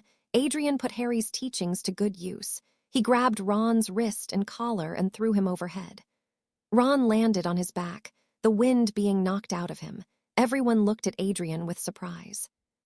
Stay down, Ron, Adrian said. Ron just glared at him and got up. He ran at Adrian and tried to punch him. Adrian stepped to the side to avoid the punch. He pushed Ron's arm away, exposing his side. Adrian punched Ron in the ribs and followed up with a second punch to the face, causing Ron to stumble back. Ron shook his head and charged at Adrian. Adrian calmly stepped out of the way and extended his foot. Ron tripped over Adrian's foot and crashed headfirst into the wall. Whoa, Fred exclaimed. Where did you learn that? George added. Harry, Adrian shrugged. He's a good teacher if you don't piss him off. Adrian, Hermione walked up to him. Harry is changing you. You're different now. Yes, he has changed me, Adrian nodded. But I like the change. I feel better and happier than ever before. It would all be perfect if not for the fact that I was in this bloody tournament and my friends chose to abandon me. Now, if you'll excuse me, I have to go get McGonagall and tell her that an idiot got blood on the wall. Adrian turned around and walked out of the common room. Meanwhile, in the Slytherin common room, Harry was dealing with Malfoy, who just couldn't help but run his mouth off. Malfoy found himself thrown onto the floor. He landed face first and blood poured out of his nose. Face down with another man beating your ass, Harry said. Is it Wednesday already, Draco? A few people suppressed their laughter at Harry's comment. You arrogant scum, Draco cursed as he got back up to his feet. Arrogant? Why, yes, I suppose I am arrogant, but unlike you, I can back it up. You're just a filthy half-blood. He's also the only one in this room who has killed a dragon and is capable of flying without a broom. Daphne cut in something that you, a pureblood, can't do. And the lady speaks, Harry grinned. Suddenly the door to the common room opened. Harry quickly shot a spell at Draco, which caused his trousers to drop, and that was the sight that Professor Snape walked in on. "Malfoy," Snape spoke slowly, sensing a headache building up. "What are you doing?" "I believe he's offering, sir," Harry said with a straight face. "I was not," Draco shouted above the giggling of others. "Shame, I think Crabbe and Goyle looked pretty interested," Harry said before turning to Professor Snape. "And Professor, it's good to see you. I must say that bloke cloak just looks brilliant with those black shoes and those black trimmings. Oh my, is that a new black shirt? If you need fashion recommendations, then I know a great place that sells black trousers. Nice for you to mix it up, don't you think?" "Watch your cheek, Potter," Snape warned. "My apologies, sir, but in all seriousness, may I help you?" "Yes, tomorrow the headmaster wishes to see you and your brother in his office after breakfast." "Is that because I killed that dragon, or is it because I destroyed his office?" "You'll have to ask him," Snape said, forcing the memory out of his mind because he just knew that he would smile if it lingered. "Actually, why are we meeting in his office? I thought it had been damaged." "Magic, Potter, magic," Snape said, giving him a clue as to how they were still able to have the meeting in the office. "They used magic to fix it, you pounce," one Slytherin explained to a confused Crabbe and Goyle. "Oh, good Merlin," Harry sighed in exasperation. "Does nobody appreciate the effort I put into my chaos? Fixed by the very next day, that just ruins the experience." "My heart bleeds for you," Snape said dryly before looking at Malfoy. "As for you, pull your pants up. I assure you that is a sight that I do not wish to see. I'm sure most people here share that opinion." He turned and left the common room, his cloak billowing as he did. "So, Malfoy," Harry spoke once Snape had left, "have you ever heard of this thing called Leg Day?" Harry said, referring to Malfoy's skinny legs. "Shut up, Potter." Malfoy pulled his trousers up and stormed off, back to his room. "Why are idiots always the more stubborn ones?" Daphne sighed. "Is he really too stupid to know that you could pretty much wreck his entire family under pureblood laws?" "Yes." "Just yes," Harry shook his head in annoyance. "Why don't you?" one Slytherin asked. "Let's just say that I have an interest in keeping the Malfoy family afloat for now," Harry replied. The next day, Harry noticed that a lot of people were avoiding him or jumping out of his way. Because, believe it or not, killing a dragon and using a killing curse could make people think you're dangerous. Didn't stop Adrian, Daphne, or Rose from sitting with him, though. Soon he and Adrian found themselves in Dumbledore's repaired office. Adrian sat down after Harry, who looked ridiculously pissed at the fact that the office was repaired. "Where is Dumbledore?" Adrian asked. "The diva is probably planning to make a bit of an entrance," Harry sighed. "But as of the moment, he's currently up the stairs, under a charm to make himself invisible, and I would really appreciate it if you would stop wasting our time, sir." Adrian looked up and was surprised to find Dumbledore standing on the stairs. "How did you know I was there?" Dumbledore asked. "I think the fact that you just basically admitted that you were there is enough to give me a headache," Harry replied, ignoring Dumbledore's question. "Now, why are we here? This had better be important. I'm taking a break from some crucial level snogging for this." "Well, Mr. Potter," Dumbledore walked down and sat at his desk. "I wanted to talk to you both about the events of yesterday. Firstly, I'd like to start with congratulating you both on your victory. I must admit, Adrian, I was very impressed by the simplicity and brilliance of your strategy." "Wasn't mine," Adrian admitted. "It was Harry's strategy, and we had a backup strategy in case it didn't work, which was to summon our brooms and get out of there. Luckily, I never needed the second plan. Unfortunately, Harry did." "Ah yes," Dumbledore turned to the Slytherin Potter. "I must admit, Potter, you were simply marvelous yesterday. I understand that you used a flame-freezing spell to survive the dragon fire. Simply genius, if I do say so myself. Your flying on the broomstick also proved you have earned your spot on the house team, however. We still need to discuss your actions. Firstly, you damaged my office."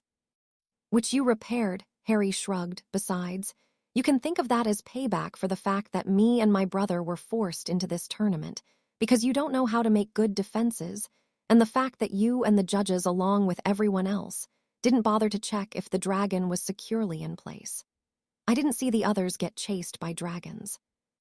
That will be investigated, Mr. Potter, Dumbledore assured him, but let's not get off topic. You appear to also have the ability to fly. Many wizards throughout history have levitated themselves, but none have been able to fly like you have. Always knew I was special, Harry grinned. Would you like to share how you did it? Give me 10 galleons, and I will, Harry responded. Very well, Dumbledore handed Harry 10 galleons. It was defiantly worth knowing how to fly. Do you promise not to tell anyone? I promise, Dumbledore smiled his grandfatherly smile. Fairy dust and happy thoughts, Harry answered with a straight face. Really? Dumbledore raised an eyebrow like the Patronus charm. Oh yes, works miracles, Harry replied. You just take some fairy dust, throw it over yourself, and think happy thoughts, then you jump off of something. When you jump, you'd want some air, and remember to keep yourself facing horizontally when you jump. Why horizontally? Just trust me when I say it's better, Harry replied. What he did not say was that it made it better for Dumbledore to fall on his face. You'd also need some height, as the dust will keep you up in the air, but it won't help you take off. Thank you, Mr. Potter. May I ask where you learnt this? No, Harry shook his head. My secrets are my own, and I am not obligated to share them with you simply because you ask.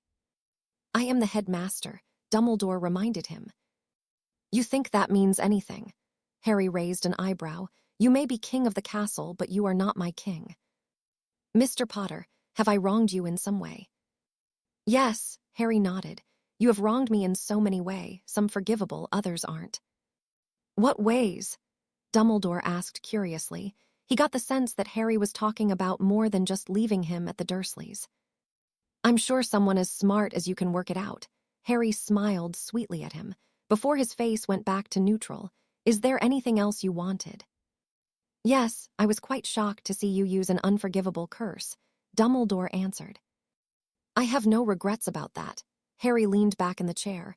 Between me and the enemy, I chose the enemy every time. Mr. Potter, that was a very dark curse. Your point, Harry raised an eyebrow. It wasn't illegal to use it against a dragon, and I haven't used it against a person, so I don't see what the problem is. Harry, you are turning dark. Dumbledore said that spell is definitely not something a light wizard should be using. Whoever said I was light? Harry replied. Just because my family supported you in the last war does not mean that I do. You are claiming to be a member of the dark. Did I say that? Harry said with an annoyed expression. I hate Voldemort with a passion, but I trust you about as much as I trust Granger to not read a book for a week. Adrian snorted at Harry's little jab to Hermione. It was true. The girl did have an obsession. I'm not light and I'm not dark. I don't care enough to take a side in the little chess match that you had going with Voldemort. Not like you were effective anyway. Mr. Potter, me and the Order had accomplished great things during the war, and your Order and the Ministry were battling against a few hundred Death Eaters that didn't even make up a quarter of the British population, and you were still losing and would have lost if not for a lucky night. Mr. Potter, you know nothing about war, Dumbledore replied condescendingly. You're right, all I know is how to survive, Harry replied. Now, is there anything else? No, Dumbledore sighed. I simply have to inform you that you both are expected to take part in the opening dance at the Yule Ball. Fine, Harry stood up and walked out. Adrian slowly stood up and followed him. Harry, Adrian caught up to his brother once they were out. You all right? I'm fine, Harry reassured him, just as long as that old man keeps his distance. What did he do to you? Adrian asked. What did Dumbledore do that made you hate him so much? It's a long story, Harry sighed. Not a pleasant one either. You hate him. I do more than hate him, Harry responded. I'll tell you one day, just not today. Fine, Adrian said, realizing his brother wasn't going to say more on that particular subject. So I'm guessing that you're going with Daphne to the ball. Yep, Harry nodded. How about you? I don't know, Adrian replied. I don't really know who to ask. Well, what are you looking for in a girl? Harry asked. If it's just looks, then you could go with Fleur. If it's brains, then you could probably go with a Ravenclaw. What are you searching for, my young student? I don't know, Adrian shrugged. Perhaps someone who is willing to forgive me for being a prat all these years. Preferably be good-looking, and just someone nice, you know. I have a few ideas for you, Harry said. You want to help me get a date? Adrian asked Harry. Of course, Harry nodded. You're my brother and you're a Potter. What you do at the event reflects on me, yourself, and the family. I've got to make sure you look good. Can you dance? UHNO. Not really, Adrian admitted. I'll teach you, Harry responded. But excuse me for now. I need to go and ask Daphne if she wants to be my date to the ball. But she's your girlfriend. She's obviously going to go with you. Never assume, brother. Harry winked at him. Try and find a girl yourself. And if it doesn't work, then I'll help you out. The Gryffindors were currently in an abandoned classroom with Professor McGonagall. They were each practicing dancing. Hermione and Ron had paired up together while Adrian was paired with Rachel, the seeker in the year above him. They danced together. Adrian was doing his best not to step on her toes, a fact which amused her very much. Relax, she said, you're doing fine. Sorry, Adrian replied, just trying not to step on your toes. I was hoping that if I do good now, then Harry doesn't have to teach me later. Your brother is teaching you how to dance. Rachel raised an eyebrow. Yeah, I think he and his girlfriend plan to teach me, Adrian responded, though I am a bit nervous about dancing in front of everyone, to be honest. You, nervous? You really are different from before, Rachel said with an amused expression. What happened to I am the boy who lived and am the best at everything? I grew up, Adrian shrugged.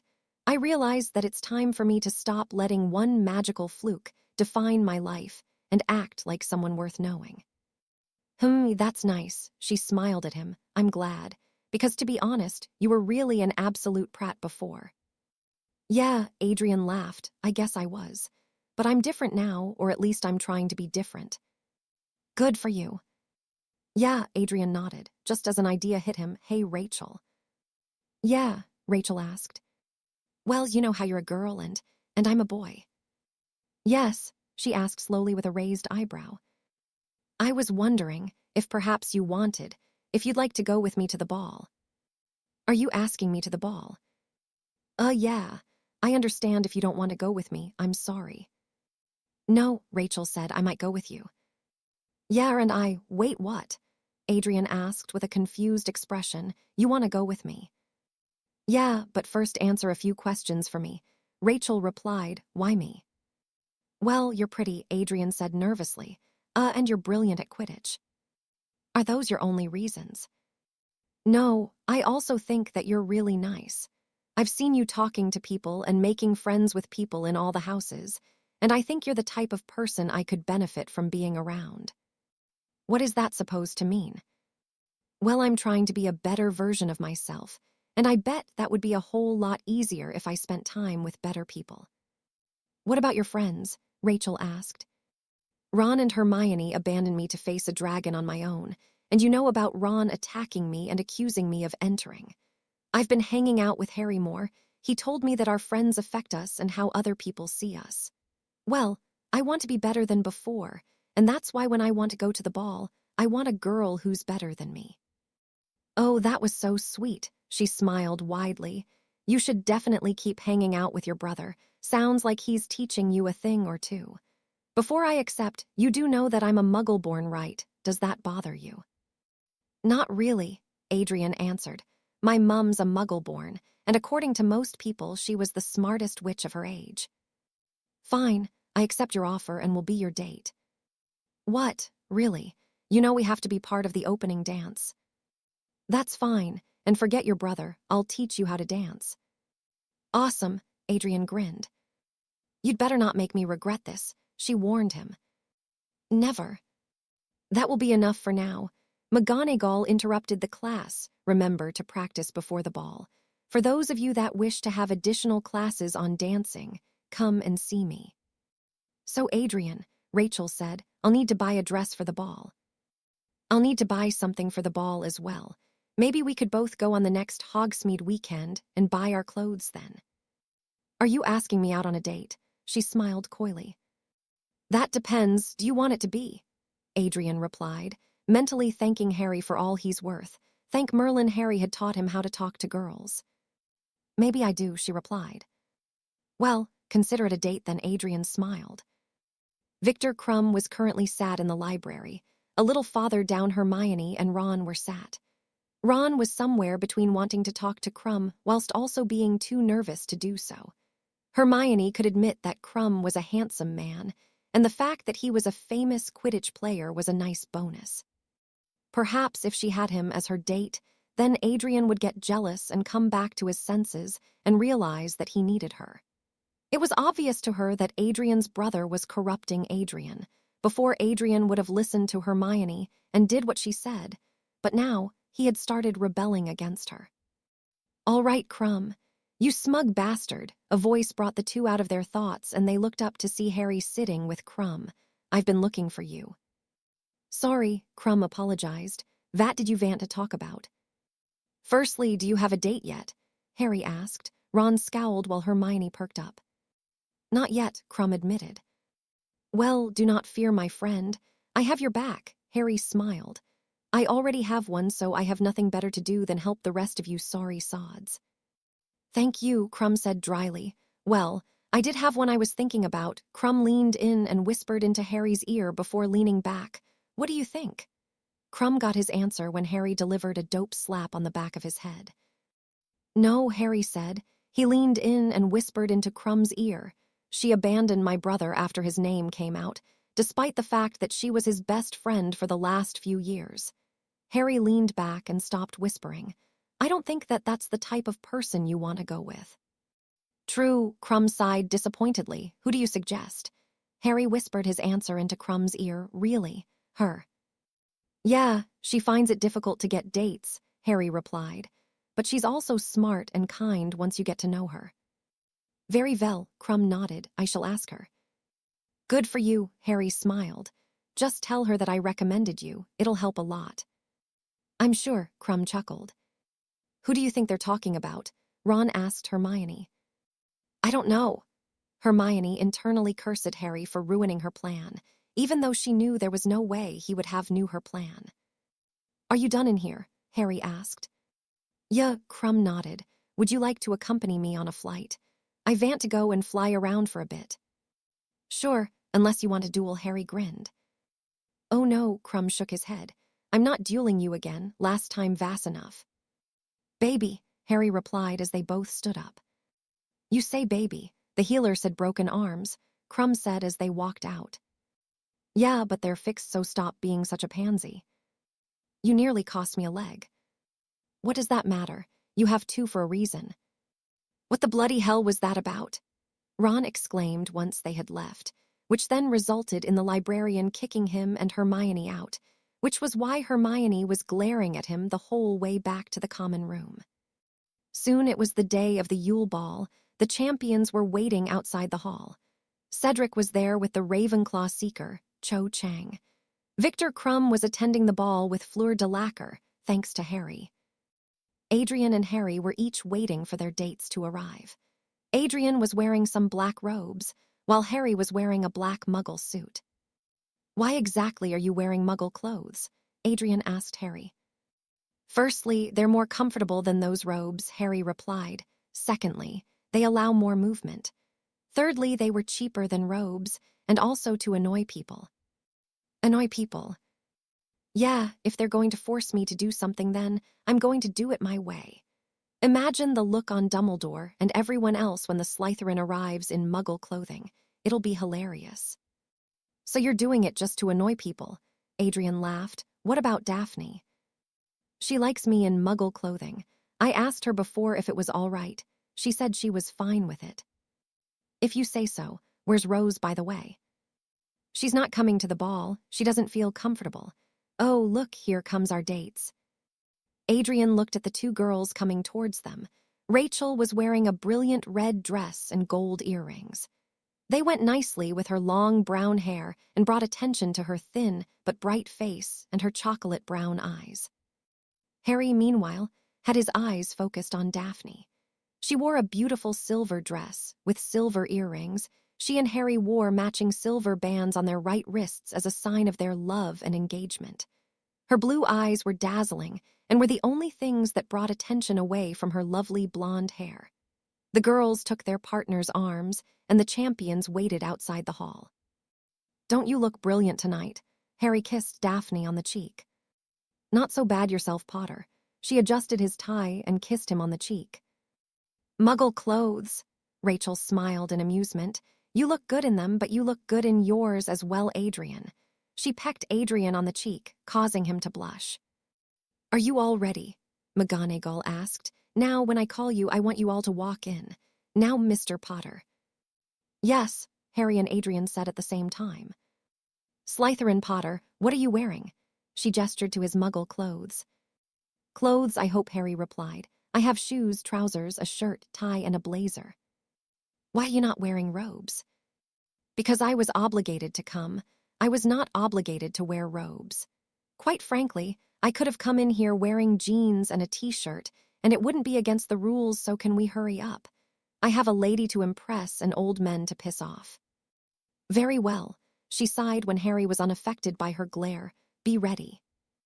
Eventually, the champions walked into the hall.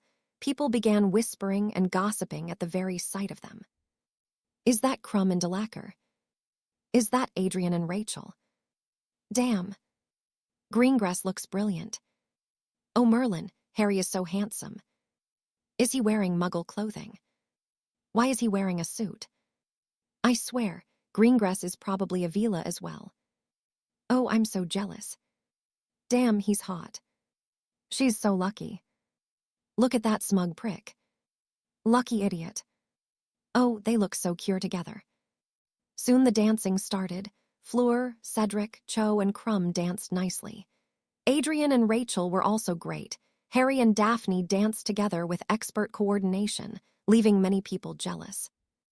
Daphne and Harry attracted the most stares with their brilliantly coordinated dancing. They moved around the room gracefully, never taking their eyes off each other.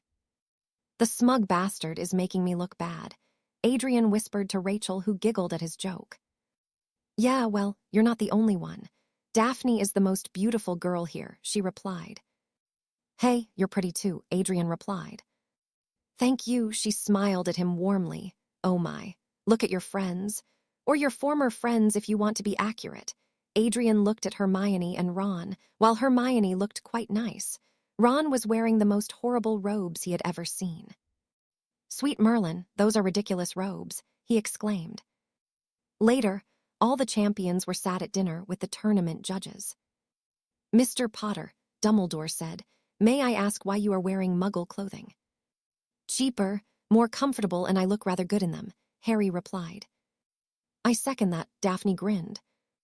"Plus, I'm in this tournament against my will," Harry continued. "Don't think you can tell me how to dress as well."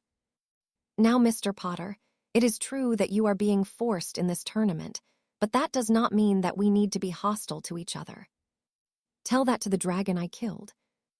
"Ah, yes," Dumbledore sighed. "About that dragon, I'm under the understanding that you've claimed it." "That's right," Harry nodded. "Under the laws of the Ministry, I've defeated it and I can claim it." "What do you plan to do with it?" "Whatever I want," Harry responded. "I could sell it.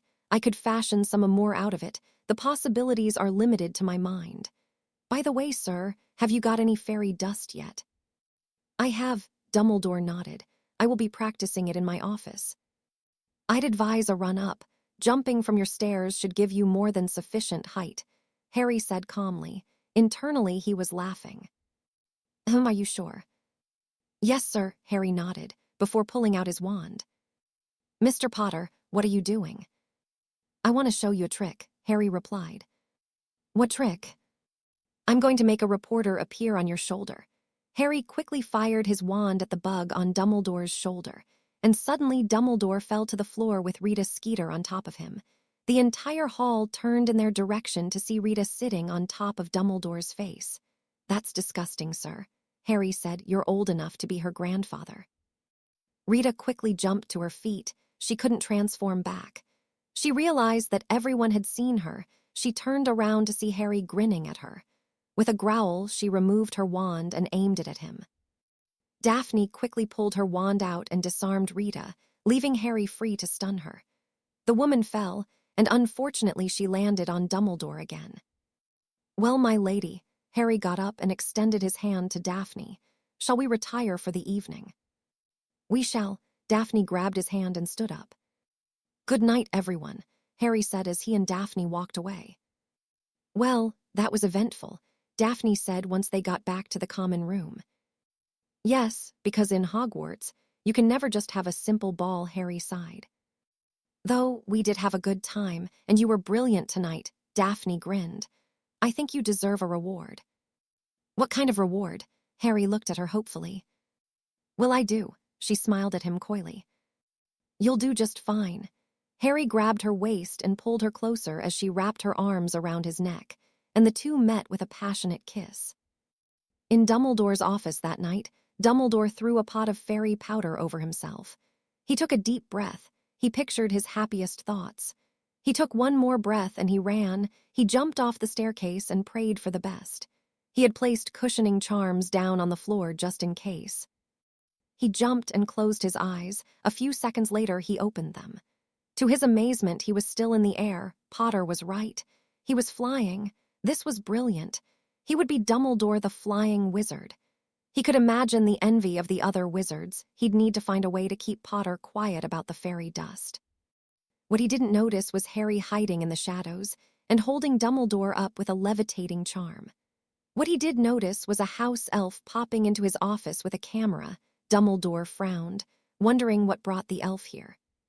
Suddenly, Dumbledore was no longer in the air. He plummeted right down and landed on his desk. The one part of the room he didn't put a cushioning charm, he barely noticed the camera flash as he smashed through the wooden desk. Despite the pain and the splinters, he did hear some laughter for a brief second, but when he looked up, he couldn't find the source of it. Looking down at himself, he couldn't really understand how he was suddenly wearing green tights, pointy shoes, and a green shirt. And that was the sight that McGonagall entered the office to, Albus bloody Dumbledore on top of a broken desk while dressed as Peter Pan.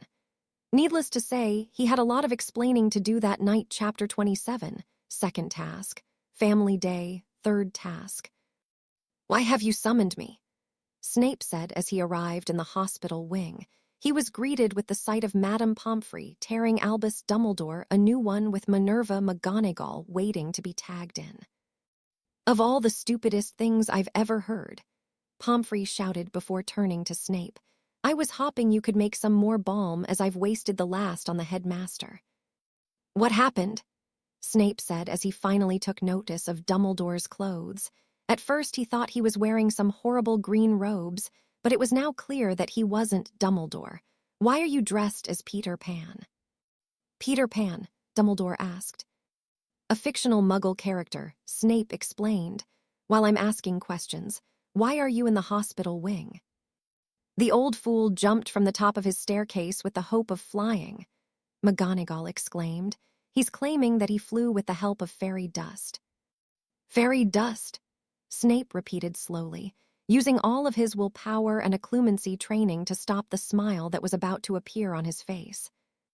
"Yes, Mr. Potter told me that it was what he used to fly in the first task," Dumbledore replied. "He told me to use fairy dust and happy thoughts." "Dumbledore," Snape spoke, not even bothering to hide his amusement anymore. "Do you know anything about Peter Pan?" "No, why?" "Peter Pan was a boy who never wanted to grow up. Coincidentally, he was also able to fly thanks to fairy dust and happy thoughts." Snape put extra effort into making the last few words as long as possible. That means. "He played you like a fiddle." McGonagall cut him off. "I will punish him later." "I wouldn't do that if I were you," Snape said. "Why not?" "Because that is essentially admitting that the headmaster was tricked by a 14-year-old boy into thinking he could fly. What that is basically saying is we're a bunch of idiots, so to punish him is to embarrass us. It's quite a brilliant plan, very Slytherin. In fact, 100 points to Slytherin." Snape turned and walked off, leaving 3 stunned people. He had just got into his room when he burst out loud into uncontrollable. It was only 10 minutes later when he would see the photo where he could actually see it happen, and he burst into laughter once again. Meanwhile, in Grimmauld Place, the Potters and friends were alone, seeing as the Weasleys had returned home, and thank God they had, because they would have thought they were looking insane with the amount of laughter coming from them. Sirius had laughed so hard that he had turned into a dog. James was on the floor and clutching his side, while Remus kept his hands clutched around his mouth. Lily was laughing harder than she had ever laughed. She slapped the table repeatedly with her one free hand, as the other held onto the picture of Dumbledore falling onto his desk while dressed as Peter Pan. What made it better was the fact that Harry had signed it. The last idiot who thought it was a good idea to go against a Potter. The weeks passed. Adrian had begun dating Rachel, and the two were quite happy. Ron and Hermione had taken to ignoring him, but he didn't care. He had a great girlfriend and a great brother. Rose was slowly spending more time with Theodore Nott, even though she still spent the majority of her time with Harry. Though Harry made sure to remind her that he only needed her word for him to break a few of Theodore's bones. Soon it was time for the second task. Harry had worked out the clue fairly easily, and then told Adrian and the other champions how to do it. Harry and the other champions were at the lake. Apparently they had to rescue hostages that were currently in the lake. Harry's was Daphne, naturally, while Rachel was Adrian's. Cedric's was Cho. Victor's was one of his drumstring friends, while Fleur had her sister. All that was left now was to wait for the cue to start. "You guys ready?" Harry asked the champions. "You're sure your plan will work?" Adrian asked. They had come together early on to make a plan on how to rescue the hostages. "Of course it will work," Harry scoffed. "I'm the one who made the bloody plan." "That's reassuring," Adrian said dryly as he looked out to the river. "And the champions are ready," Ludo Bagman said through the magically enhanced microphone. The mirrors were ready to follow the competitors and show the audience what would happen underwater. The task will start in 3, 2, 1. Go. The champions all turned to Harry, who quickly conjured a small boat. The other champions quickly got into the boat.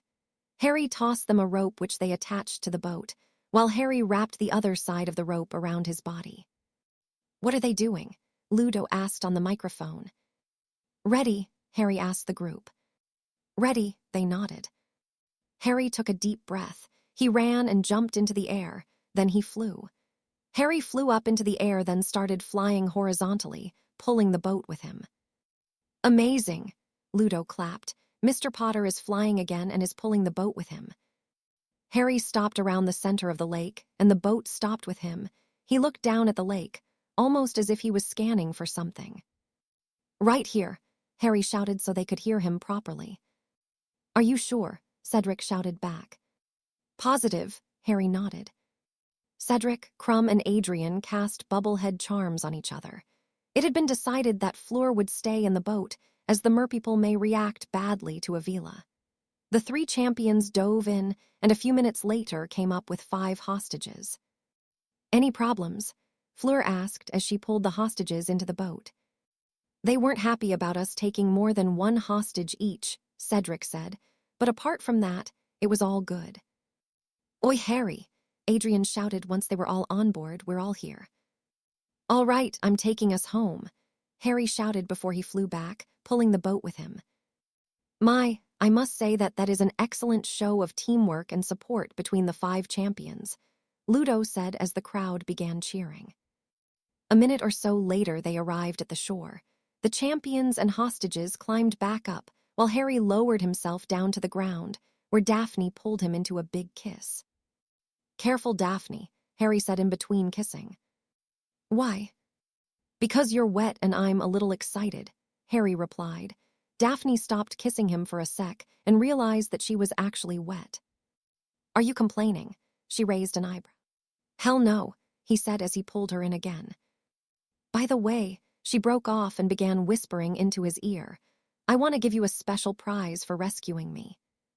"Oh, and what's that?" Harry's spine shivered as he felt her breath against his ear. "Well, we're not quite ready to go all the way, but how about this?" She whispered something into his ear. "Really?" Harry's eyes widened. "You do that with your—" "Yes," she smiled. "Hey, Harry," Adrian said. "Sorry." Harry quickly picked Daphne up and carried her bridal style. "I have to go, little brother. There's an emergency." Harry shot off into the air with Daphne in his arms and flew straight back to the castle. "What's up with him?" Adrian asked Rachel. "Well, I have an idea about why he might have done that." Rachel smiled. "Well, why?" "I'll tell you when you're older. But for now," she pulled him into a big kiss. "Consider that your reward for helping me." "Thank you," he grinned. To be fair, Harry was the one who came up with the idea and did most of the work, but he wasn't going to argue. Harry and Adrian were training by the lake. Adrian fired a leg locker curse at Harry, who jumped to the side and fired his own back. Adrian dodged it, then fired a stunner which Harry swatted away before hitting Adrian with an Expelliarmus. "Damn it," Adrian cursed. "Well done, brother," Harry said. "You're definitely better than before. But I still can't beat you." "But you can probably beat a good amount of people in our year," Harry reassured him. "You've improved a lot. Before you wouldn't even have been able to last a second. Now I think you could beat Malfoy at least." "Thanks," Adrian said. He was about to say more when he saw Hermione approach. "Adrian," Hermione said, "I've had enough of this." "Enough of what?" "This." She gestured between herself, Harry, and Adrian. "You need to stop this childish nonsense." "What nonsense?" a confused Adrian asked. "Ever since you met with Harry, you've completely changed. Your brother has turned you against us. Against me." "No, he hasn't," Adrian replied. "You and Ron did that yourselves when you both didn't believe me and abandoned me to face a life-threatening task on my own." "Adrian," Hermione began. "You know what else?" Adrian cut her off. "When I asked Harry if I should stay friends with you both, he told me that it was up to me what I did, and he would support me no matter what I chose." "Adrian, he's a dark wizard." "I am right here," Harry reminded her, "and I'm not dark. I fit more into the gray category." "Gray? That's either someone who thinks dark, but goes about it in a light way, or thinks light, but goes about it in a dark way, or a simplified version, is someone who is on neither side. I'm not on the light side, but don't you dare think that I would even consider joining the side that put my parents in a coma." "Come on, Harry," Adrian said. "I'm not really in the mood to train anymore." He finished with a glare at Hermione. "Agreed," Harry said as he and Adrian walked off, leaving a furious Hermione. Adrian and Harry were called by McGonagall one day to meet their families as part of a family day where the champions would meet their families. When they arrived, there were 5 different families present. The Diggorys, the Crumbs, the Delacours, Molly and Bill Weasley, and the Potters plus Sirius and Remus. "Ah," Molly said when she had noticed Adrian, "it's good to see." She was cut off by both boys running past her and pulling their parents into big hugs. "I can't believe you're all here." Adrian smiled as they both let go. "We wouldn't miss this for the world, pup." Sirius ruffled his hair. "How are you both doing?" Remus asked. "Fine," Harry shrugged. "I'm surviving thanks to him." Adrian gestured to Harry. "I didn't do that much." "Sure you didn't," Adrian snorted. "All you did was come up with the strategies and plans that got me through both tasks uninjured." "You're right, I did everything." Harry smiled proudly. "I'm so proud of the both of you." Lily smiled at her sons, ecstatic at the fact that they were getting along. "Yeah," James nodded. "You both were unbelievable. Oh, and Harry, that prank with Dumbledore. I have never been so proud." "Oh, it was nothing," Harry said as he wiped some imaginary dust off his shoulders. "Rather easy for a Slytherin such as myself." "By the way," Lily said to the Marauders, "have you 3 ever managed to prank Dumbledore?" "No, never," Remus replied, "or at least, not specifically him. We got him a few times with the pranks that were meant for the whole school, but never when we tried to specifically prank just him." "So does that mean I'm better than you?" Harry grinned. "I wouldn't go that far," James said. "I would," Lily smirked. "Adrian," Molly said, brining Adrian's attention back to her. "Mrs. Weasley," Adrian asked, "what are you doing here?" "We've come to support you, dear," Molly smiled. In truth, she was here partially because Dumbledore wanted Adrian to still consider the Weasleys family. Also because she didn't think that the Potters were particularly good role models for Adrian. Lily and James were in a coma for years and knew nothing about raising children, while Sirius Black was immature and a bad role model. The man had gotten himself thrown into Azkaban for all of those years, leaving poor Adrian on his own. Remus Lupin wasn't much better. She didn't blame him for being a werewolf, but still thought that he shouldn't be around kids too much. Because, like it or not, he could be dangerous. A visit or two was fine, but he should not be interacting with them so much. And then there was Adrian's brother, the Slytherin who regularly defied Dumbledore if the stories she heard was correct. She didn't trust him and just knew that he'd be a bad influence. It was his fault that Adrian had started eating less. The poor boy was going to starve. There was also the fact that the boy had used dark magic. That was not the type of person that Adrian should be spending time with. "Hi, Adrian," Bill said as he shook Adrian's hand. "Hi, Bill," Adrian replied. "Have you met my brother, Harry?" "No, I haven't," Bill said as he shook Harry's hand. "I'm Bill Weasley." "Harry Potter," Harry replied. "You must be the curse breaker." "Yes, I am," Bill nodded proudly. "Harry!" A voice squealed and Harry quickly turned fast enough to catch a small girl who hugged him tightly. "Hi, Gabrielle," Harry smiled. "Harry!" She let go and kissed him on the cheek. This was followed up by about 50 rapid sentences in French. "Gabrielle!" Harry cut her off. "Tu emas manqué aussi. Je suis content que tu sois là. Maintenant descends et je vais te présenter à ma famille," he said as he put her down. He then began pointing at his family and began introducing them in French. "I didn't know you spoke French," Lily said with surprise. Harry Fleur said as she brought her family over. "I'm sorry my father could not be here today, but you remember my mother." "Hello, Harry," Pauline Delacour hugged him. "Hello," Harry hugged her back. "I haven't seen you in a while." "Ah, we missed you, Harry." She smiled when she let go. "Not as much as I've missed you," Harry smiled back. "You simply get more beautiful with age." "Ah, still a charmer." "Not as charming as your smile." Harry kissed her hand. "Prongs," Sirius whispered into James's ear. "He's smoother than you could ever be." "Harry," Crumb said as he walked over with his mother. "Victoria Crumb, you remember my mother." "Of course," Harry smiled as she pulled him into a hug. "My, you've grown," she stepped back to look at him. "You've gone from cute to handsome." "Thank you," Harry blushed slightly. "You're welcome. Did you enjoy my cookies?" "About those cookies," Harry said as Crumb paled. "Did you purposefully give Victor the bigger bag of cookies?" "I did not." Victoria narrowed her eyes at her son, Victor. "Would you like to explain why you had Harry's bag of cookies?" "Yeah, Victor," Harry smirked. "An explanation would be good." "I got the bags mixed up," Crumb lied weakly. "Uh-huh," Victoria said in a tone that made it clear that she didn't believe him.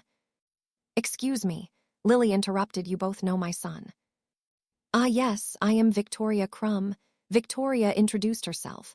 "My son met yours when they were quite young. Before coming to Hogwarts, Harry would visit once a year." "Same," Pauline Delacour replied.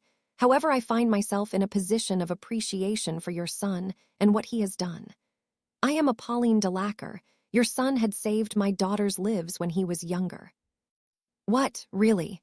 Lily looked at Harry, who simply smiled and shrugged. "What happened?" Lily asked Pauline.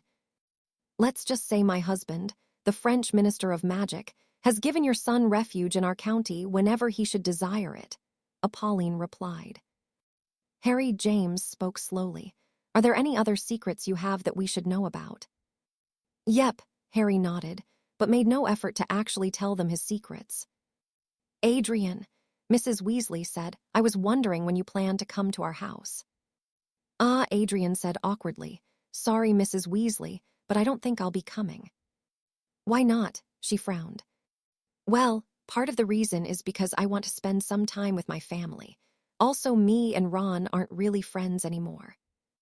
"Now, Adrian, I'm sure that you two will be able to get over your little disagreement." "It's not a little disagreement," Adrian replied. "He abandoned me and called me a liar and a cheater. He left me to face a dragon on my own, and now he's calling me a traitor and a dark wizard."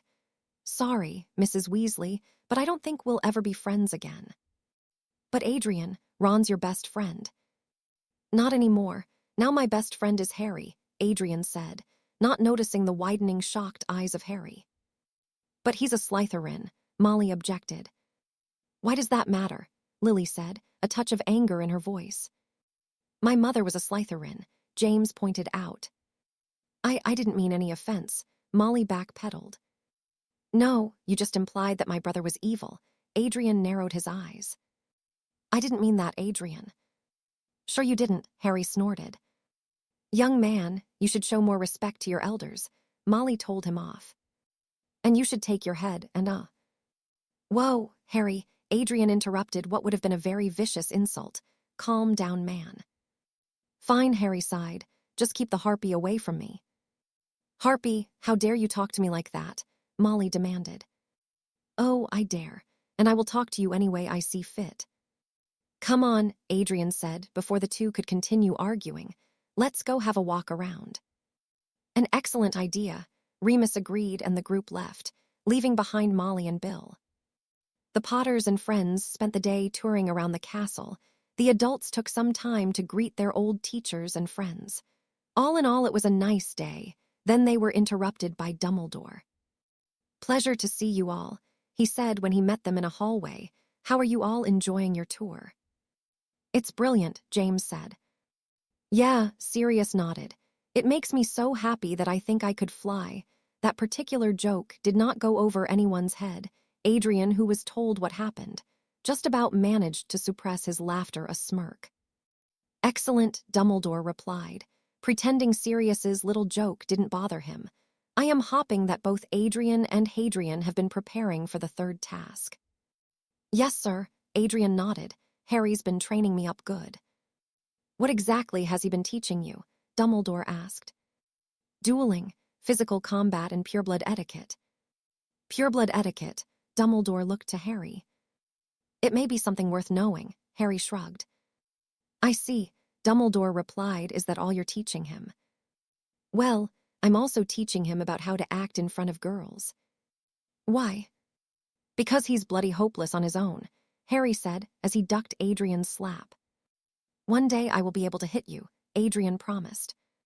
And on that day, I will likely be injured or very, very drunk, Harry replied. Well, I wish you both the best of luck, Dumbledore said as he sent a brief mind probe into Adrian's mind. He was incredibly surprised when Adrian blocked it. He quickly composed himself. Good day to you, he said as he left. He sent you a mind probe, didn't he? Harry whispered into Adrian's ear. Adrian, who couldn't help but feel anger, shock, and betrayal at the way Dumbledore casually tried to read his mind, could only nod. Eventually, it was time for the third task. The champions stood outside the maze while the crowd sat in the stands, including the champions' families. It turned out that Adrian would be going first, followed by Harry, then the other champions. A blast was shot from Ludo's wand, and the task had begun. Adrian went in first. He rushed as far as he could, taking a few left and right turns when he stopped in front of some vines that were on the ground. He remembered Harry telling him that there was always a reason for everything. He picked up a rock and gently tossed it at the vines. He watched as the vines wrapped around the rock and crushed it. He quickly fired a few cutting curses at the vines and moved on. He had continued moving. He went multiple directions before he stopped in shock. In front of him stood Consequence with his gray jacket and yellow eyes. He had both wands in his hands, and he looked at Adrian with his head tilted to the right. Adrian, Harry's voice came from behind him. It's a boggart. Ridiculous, Adrian screamed as he fired the spell, and the boggart turned into Dumbledore wearing the Peter Pan costume. I approve, Harry laughed, along with the audience who were watching through the mirrors, as he stepped behind Adrian and placed a hand on his shoulder. If you don't mind, I'll stick behind you, as I'm not looking forward to my boggart attacking me again. How did you catch up to me so fast? I can fly, you know, Harry reminded him. They can't stop me because it's not against the rules to fly. So why didn't you just fly over and win the whole thing? Adrian asked. Without you, Harry laughed. Don't be ridiculous. Come on and grab on. We're winning this together. What, really, but Harry I. Shut your mouth and grab on, Harry cut him off. Thanks, man. Adrian grinned and grabbed onto Harry. The two flew up and over the maze and towards the center. What an excellent show of brotherly love, Ludo said through the magically enhanced microphone. Looks like the two brothers are going to make this the quickest task yet. Karkaroff and Maxime were complaining about Harry being able to fly, but like he said, it wasn't against the rules. Harry had just dropped Adrian near the center when an acromantula charged at Adrian. The giant spider moved with frightening speed. Adrian barely had time to get his wand out. Harry dropped right in between Adrian and the giant spider. The spider stopped in its tracks before giving the equivalent of a scream and running away from Harry. How'd you do that? Adrian exclaimed. Why'd it run away from you? Because it knew better than to try and mess with me, Harry replied. Come on, let's go. Harry moved towards the cup and Adrian followed. They stopped just before the cup. This is it, Adrian said happily. He was about to reach out and grab the cup when Harry caught his wrist. Stop, Harry said as he looked over the cup. This is a portkey, he noted. How do you know? Just trust me when I say it's a portkey. So what? It's probably just to get us back to the start. No, it's not, Harry shook his head. This is a trap. Adrian's reply was cut off when a giant ball of fire appeared from behind. Popping sound was heard from behind them.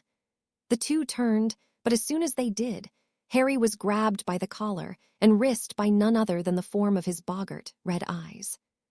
You, Harry blurted out in surprise upon seeing the red-jacketed, bandana-wearing, red-eyed person in front of him.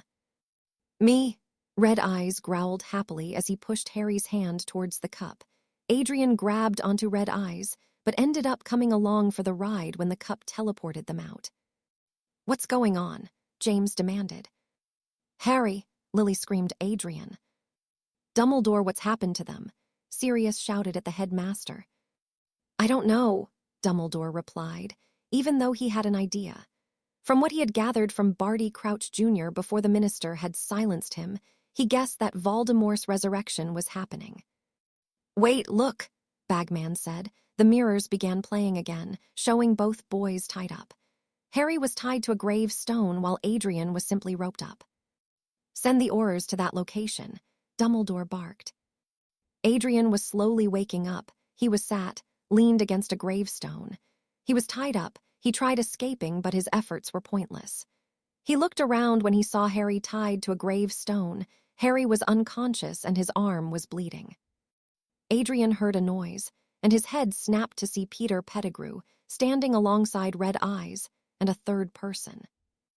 Wormtail, robe me, the person said softly. Pettigrew hurried to robe the person. Adrian's eyes widened in shock as he realized who that person was. It was Voldemort. Ah, someone's awake, Red Eyes said in a low voice, similar to that of Consequences. Adrian Potter, we meet at last, Voldemort greeted Adrian. You're Voldemort, aren't you? Adrian asked fearfully. Yes, I am, Voldemort said with an amused smile. I can practically smell the fear coming from him, Red Eyes commented. What have you done to my brother? Adrian asked, hopping to redirect the conversation. He finds himself tied to the grave of my father, Voldemort said, a worthless muggle, but without him, I would not be standing here before you today. So he had at least one good use before death. Muggle father, learn something new every day, Red Eyes said to himself. Give me your arm, Wormtail, Voldemort said. Thank you, master. Wormtail extended his arm, which was missing a hand. The other hand, Voldemort said, and Wormtail whimpered. Oh, hurry up, Red Eyes said impatiently. It's just a little pain. Wormtail shot the man a quick glare as if to say, no it fucking isn't. He extended his other arm and Voldemort used Wormtail's dark mark to summon the other Death Eaters. Now they've all felt it, Voldemort said. Some will come crawling, many will attempt to ignore it. They will pay the ultimate price. It was clear that he hadn't noticed the invisible mirrors. Everyone who was watching the mirrors were absolutely surprised at Voldemort returning, even more so at the fact that he had just admitted that his father was a muggle. Adrian watched as multiple Death Eaters swooped in, wearing their Death Eater costumes. He couldn't help but feel afraid. Maybe if Harry was awake, he'd feel a little better. Harry was confident, cool, and brilliant at fighting, everyone Adrian wanted to be at this moment. "Welcome, my friends," Voldemort greeted the Death Eaters as they returned. "Master," one Death Eater asked. "But how?" another said. "I have returned. In time you shall know how, but I must say that it's nice to see my most loyal friends and followers rejoin me in reuniting under the Dark Mark," Voldemort said. A few Death Eaters briefly smiled under their masks. "However, I can tell our reunion will not be as joyous as it should be. I smell fear, I smell guilt, I smell deception. And above all, I smell foolishness from all of you. You avoided Azkaban by denouncing me, yet you actually believed I was gone. Did you pursue every avenue? Check under every stone?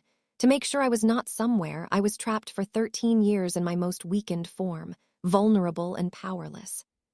He is on a roll," Red Eyes whispered to Pettigrew, who was clutching on to the stump where his hand used to be. "My lord, forgive us. One Death Eater started, we had no." Crucio, Voldemort interrupted, hitting the man with a very powerful torture curse. "Avery, you fool, to your feet. Let me make one thing perfectly clear.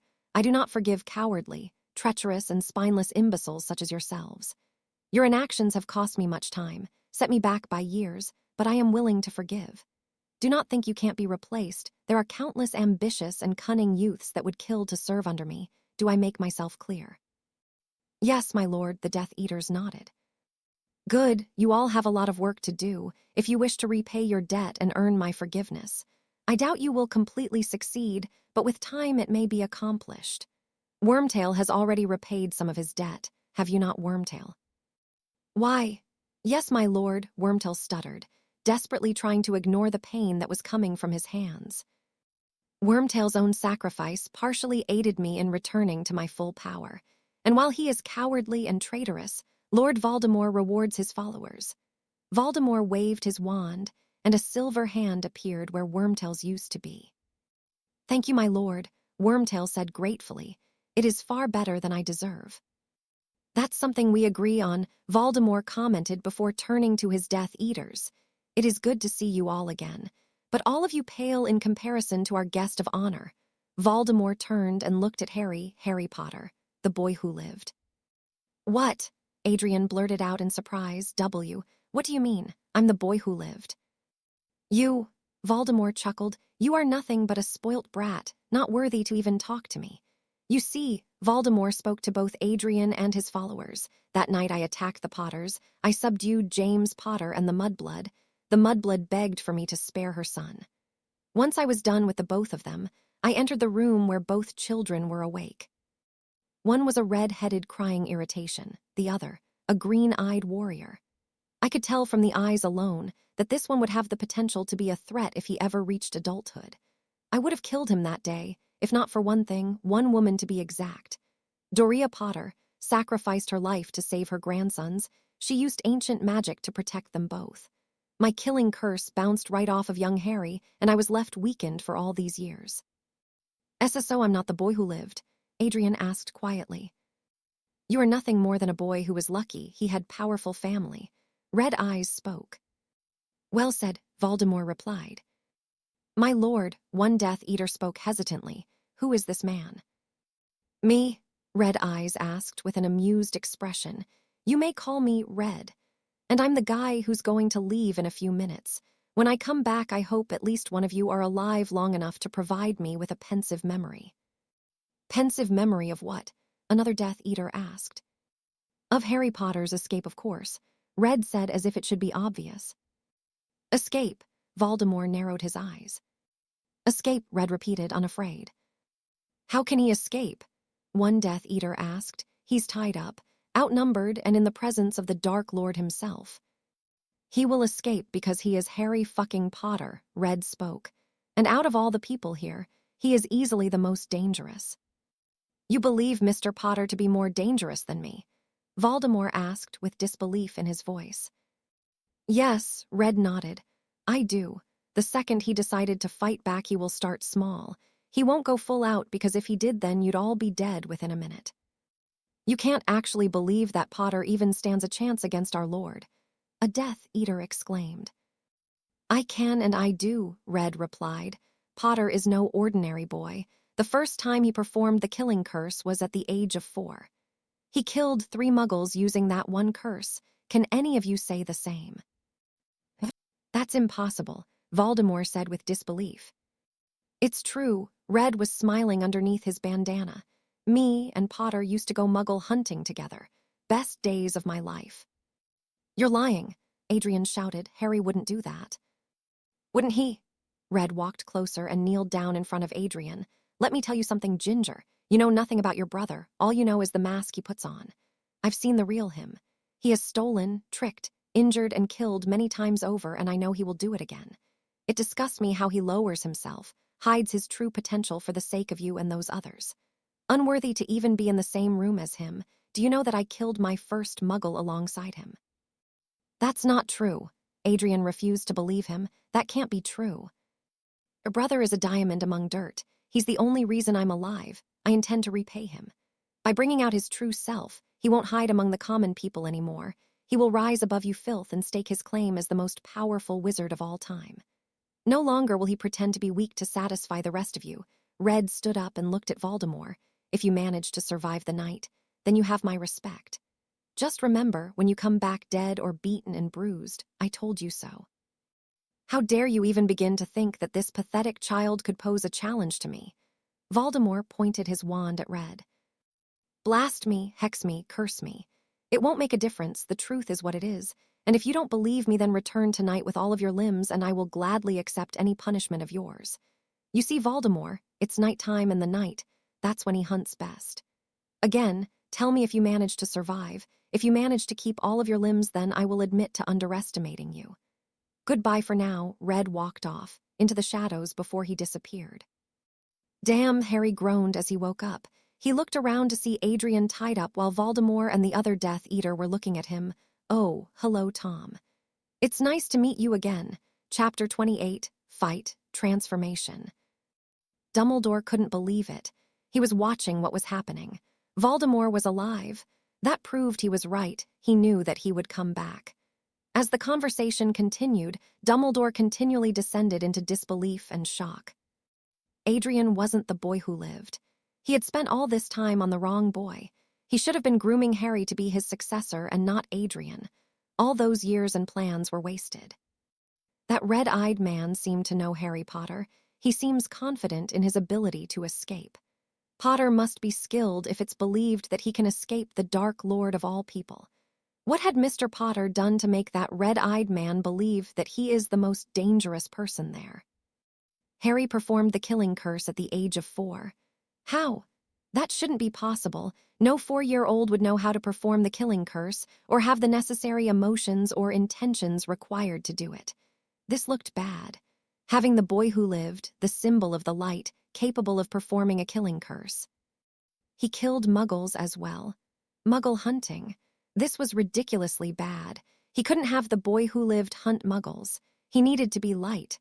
Dumbledore needed to find a way to bring him to the light. He would have a lot of work to do if he wanted to get Mr. Potter under his control. "James, that's ridiculous." Lily spoke to her husband. "Harry would never go muggle hunting."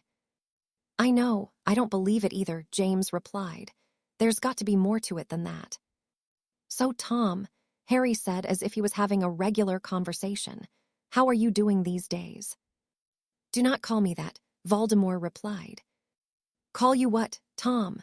Harry said, pretending not to know why. "It's your name, is it not, Thomas?"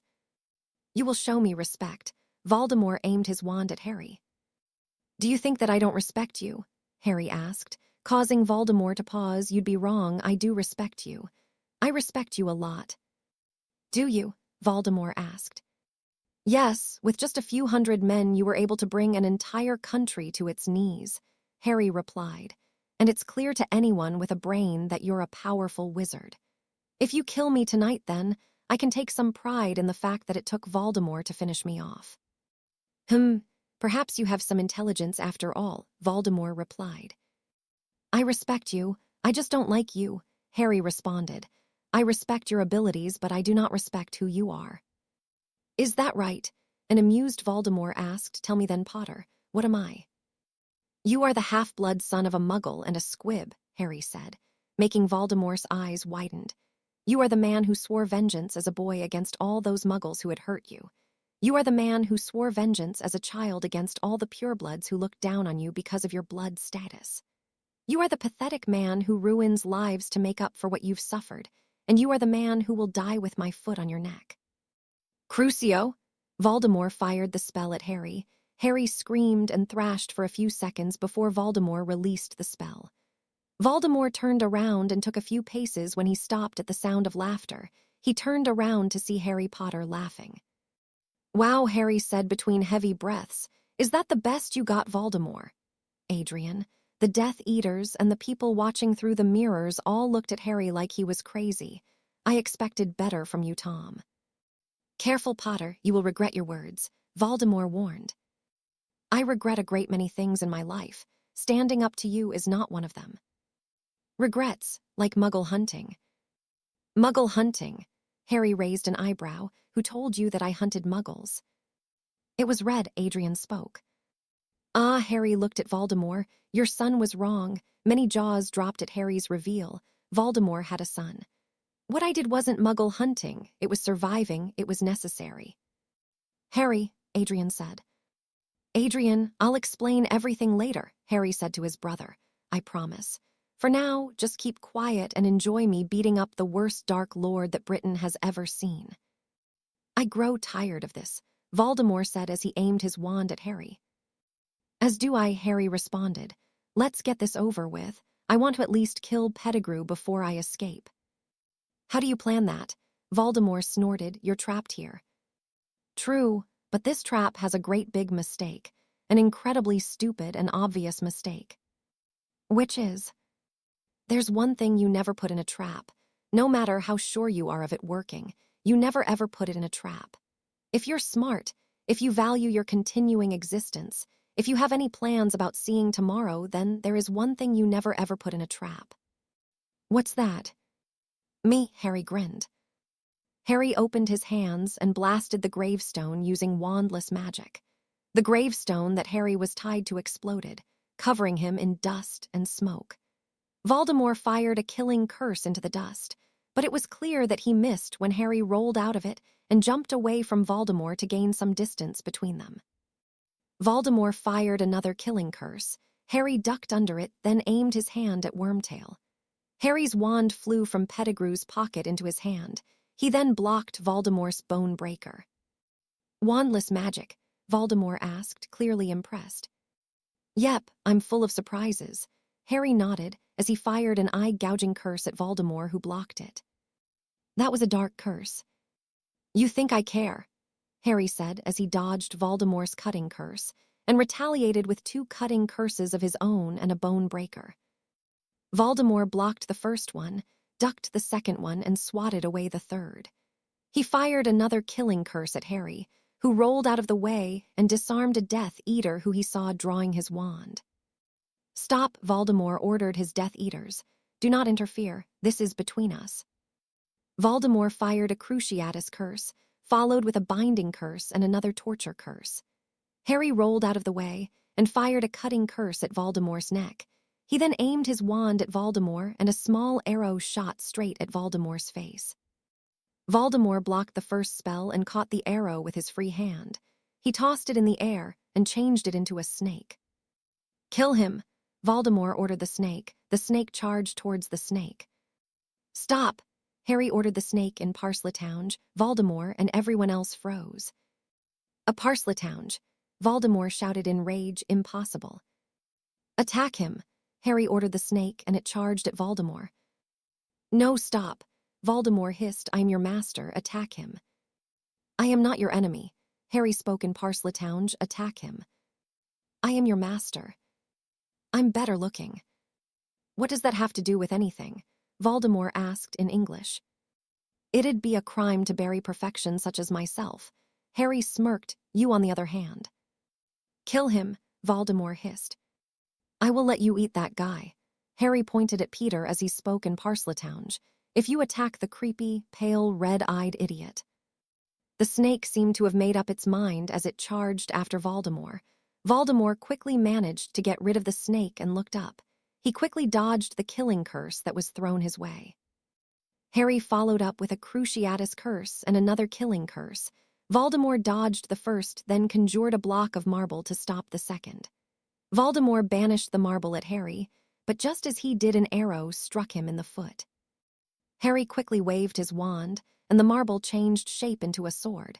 Harry grabbed the sword with his free hand. He tossed it back at Voldemort, who had just removed the arrow. Voldemort caught the sword with his hand, while he used his other hand to heal his foot. Harry extended his free hand. A sword materialized into his hand. Not just any sword, the sword of Godric Gryffindor himself. "Impossible," Voldemort shouted. "You keep using that word. I do not think it means what you think it means." Harry grinned, knowing that the reference would go way over Voldemort's head, but he made it anyway. "Good Lord, is that the sword of Godric Gryffindor?"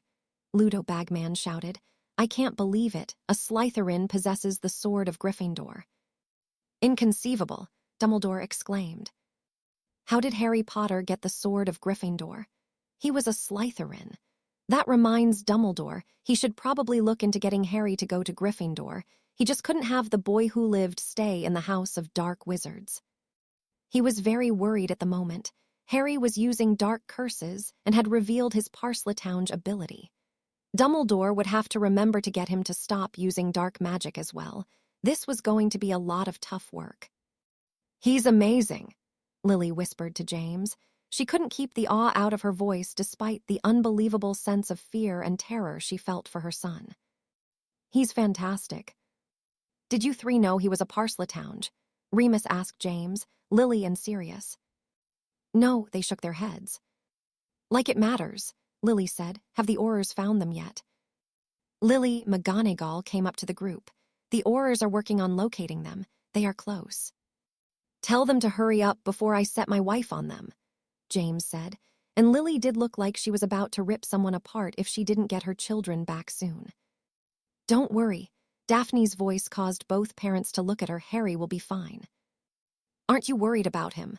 James demanded. "Of course I am," Daphne snapped. "I'm bloody terrified he'll get hurt, but he'll come back, I know he will." "What makes you think that?" Lily asked hopefully. "Because Harry told me about his past," Daphne answered.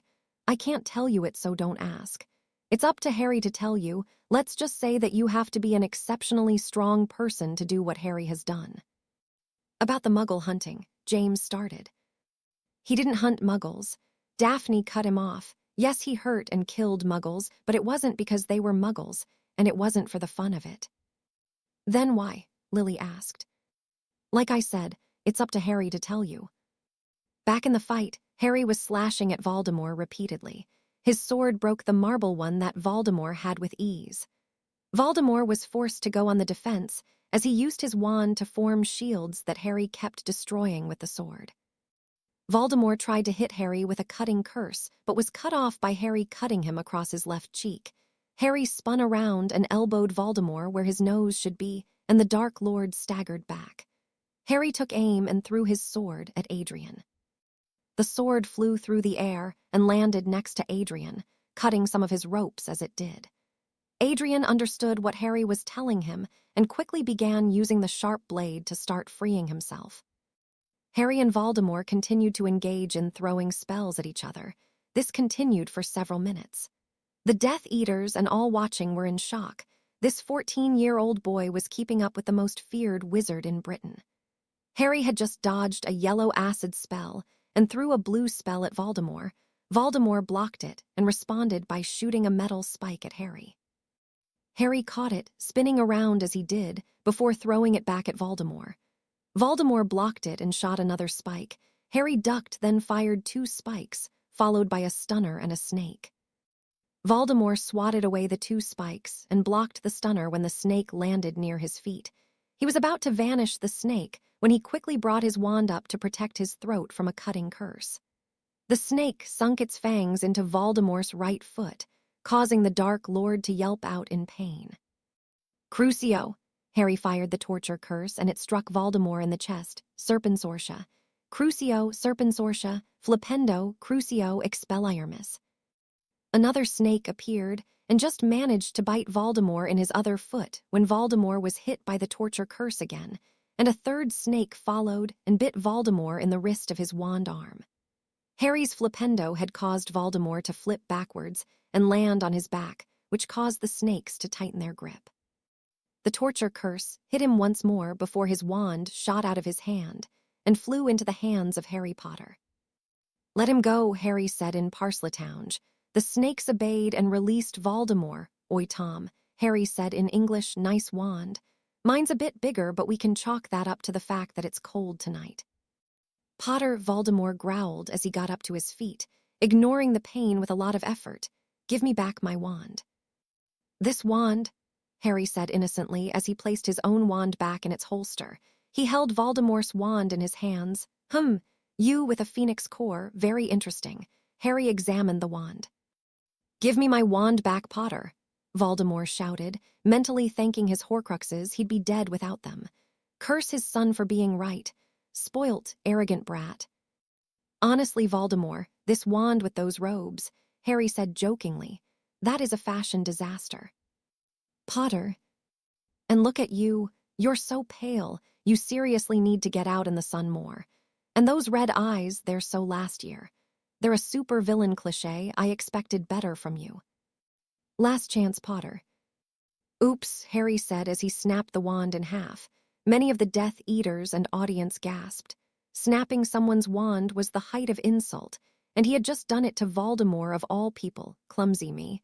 "I apologize, Thomas. How about I give you 7 galleons to buy a new wand?" "Potter," Voldemort roared. Harry charged at him. He tossed the broken wand pieces at Voldemort's head. Voldemort dodged and shot his arm out, hopping to hit Potter with a wandless killing curse. Harry dodged and pushed Voldemort's arm to the side before he unleashed a fury of punches, striking Voldemort in the face and ribs. Voldemort tried to use his other hand to hit Potter with the killing curse, but Harry was too fast. He quickly moved around and pushed that arm out of the way and restarted his attack on Voldemort's body and head. With a strong right hook from Harry, Voldemort stumbled back. Harry aimed his hands at Voldemort and hit him with a wandless banishing charm. Voldemort flew back and landed on his back. He had just rolled to his feet when Harry's side flipped through the air and kicked him in the chest. Harry grabbed Voldemort by his bottom row of teeth and pulled down, causing intense pain in Voldemort's gums and jaw. Harry had pulled Voldemort to his knees, signifying his superiority over the Dark Lord. Harry let go of Voldemort and followed up with a hard right, then a left, then a right, and then another left. He grabbed Voldemort's head with both hands and kneed him twice in the face. Harry let go with his right hand, whilst using his left hand to keep Voldemort's head in place. Harry punched him in the face repeatedly. Voldemort's blood shot out from his mouth, and the slits where his nose should be. Blood dropped onto Harry's hand, but he didn't stop. His speed increased. He punched harder and faster. He was going to get as many punches in as possible. With a sudden burst of energy, Voldemort pushed Harry's left hand off of him. He tried to fire another killing curse with his hands. Harry dodged just in time as the curse flew a centimeter from his leg. He flipped over Voldemort and landed behind him. Harry struck Voldemort across the face. Voldemort didn't have the energy for another wandless killing curse. The snake venom was catching up to him. Luckily, he still had enough left for a few spells, so he had to make them count. He fired a banishing curse at Harry. Fortunately for him, it struck true, and Harry flew backwards. The Dark Lord watched as the real boy who lived crashed through a gravestone and landed on his back. The dust flew into the air, as did the dust, and Harry Potter was out of Voldemort's sight. Adrian, who had just gotten free of the ropes, saw his brother fly back and land somewhere in the dark of the night. He couldn't see his brother in all the darkness. "Hi, little bro," a voice said from behind him as a figure jumped over him and ran at Voldemort. It took Adrian a second to realize that he person was Harry. "How did he get behind me?" Adrian wondered. Voldemort had summoned a wand from one of his Death Eaters. It was a unicorn wand, but it would do for now. "Hi, Tom," a voice shouted. Voldemort turned. when he was tackled to the ground by Harry, who started punching him repeatedly in the face. Everyone was wondering how Harry had appeared behind him, but chose to forget that at the moment due to the fact that he was currently punching the world's most feared Dark Lord in the face. Harry punched, spat at, elbowed, and head-butted Voldemort repeatedly. He had no problem fighting dirty, especially against the snake-human hybrid that was responsible for putting his parents in comas. Voldemort was growing tired as the pain increased. He didn't understand it. He was not on the physical level of a mere human. He was above, yet this 14-year-old boy was hurting him. His punches should feel like nothing. Yet Voldemort felt every harsh and unforgiving meeting between his skin and Harry Potter's knuckles. "You're not as good as you used to be, Tom," Harry said in between punching. "Maybe old age is catching up to you." Voldemort stored up some power as Harry went to town on his face. He screamed and shot both of his arms out. A magical pulse fired from his body and Harry Potter flew up into the air. Voldemort had just gotten to his feet when he heard a crash behind him. He looked but was surprised when he found a small dent in the ground, but no Potter. "Potter!" Voldemort screamed, willing himself not to fall from the pain. Enough of this. Voldemort aimed his wand at Adrian and fired a killing curse. Adrian reacted quickly and used Gryffindor's sword to block it. Voldemort was about to fire another when a cutting curse struck his wrist, and his hand dropped to the ground. He didn't even have a chance to scream in pain before a small dart hit him in the other hand. He and his Death Eaters scanned around, trying to find Potter when Voldemort was knocked onto his back. The Death Eaters turned to see Harry deliver a swift kick in between Voldemort's legs. Voldemort shot up to a sitting position when he was kicked back down by a kick to the face. Harry pulled his leg up before slamming his foot down on Voldemort's face. Voldemort's head imprinted into the ground, while his body shivered one time before becoming still. "Damage his body more," Harry said to the snakes that he had summoned. They slithered over and sank their teeth into Voldemort's arms and legs. "Potter!" A voice called. Harry turned to see Pettigrew holding Adrian with his wand, pointed at Adrian's neck. "Stand down or your brother gets it," another Death Eater shouted as he and the other Death Eaters pointed their wands at Adrian. "Harry, don't do it," Adrian shouted. "Sorry, little brother." Harry slowly removed his foot from Voldemort's face, "but family first. I really am sorry if I've disappointed you." "Harry, but I've come to like you, and I have to get you home alive. Our family would miss you. Plus, who is Rachel going to snog if you're not there?" Harry slowly walked up to the Death Eaters. Pettigrew stayed still along with Adrian while the rest circled around Harry. "Scared, Potter?" one taunted. "You don't even begin to frighten me," Harry replied, unfazed. "Is that so?" one Death Eater said as he fired a cutting curse which clipped Harry's cheek. Harry didn't react to it. "Oh, a tough man," another one said as he did the same to Harry's other cheek. "Let's have some fun," a voice that sounded suspiciously like Lucius Malfoy's said before blasting Harry in the right foot with a bone breaker. Harry yelped in pain, but didn't get much time to react before he was hit with a torture curse from two people at once. He was in utter agony, but he didn't fall. He remained standing through pure willpower. "Did that hurt?" Lucius taunted as he fired a cutting curse. Harry clutched his right side, which was now bleeding thanks to the cutting curse. "Barely tickled," Harry said defiantly. "I wonder if that's what your wife feels like when you fail to satisfy her in bed." "Crucio," Lucius fired the spell at Harry again. "That ought to teach you some manners." "I ought to teach you some tips on disguising yourself, Malfoy." Harry shot back. "Your mask is useless when your stupid girly hair gives you away." "How dare you?" Malfoy roared as the other Death Eaters chuckled. Malfoy fired a bone breaker at each of Harry's hand. Thunder clapped in the sky as the Death Eaters laughed. Rain poured as they circled their victim. "Is that it?" Harry mocked Malfoy. Despite the intense pain, all talk and no walk. "You just couldn't deliver, could you, Malfoy? I feel sorry for you, poor wife. Maybe one day she'll get lucky and can upgrade from you to a real man." "Crucio," Malfoy shouted and Harry screamed out in pain. "Touched a nerve, I think," a Death Eater commented before firing another cutting curse at Harry. this one striking him in the back. "It's time to finish up," Malfoy said Avada Kedavra. The green killing curse struck Harry dead center in the chest. Harry fell backwards and landed on the floor. His eyes closed as his head impacted on the ground. The rain sped up and the thunder became louder as the Death Eaters laughed. "Look," one Death Eater exclaimed, "our Lord is moving." They all rushed over to the moving body of Voldemort and vanished the snakes.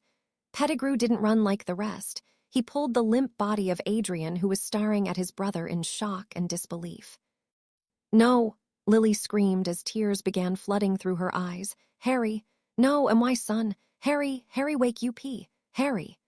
James didn't say anything to comfort his wife. He couldn't say anything. He couldn't think. His wet eyes focused on the screen as he saw his son's lifeless body resting on the floor as it was being assaulted by raindrops. Rose sobbed into her hands, while Sirius and Remus were struck speechless, as were many in the crowd, including Dumbledore. Dumbledore couldn't believe it. Harry was holding his own and would likely have killed Voldemort if not for the Horcruxes. Damn it!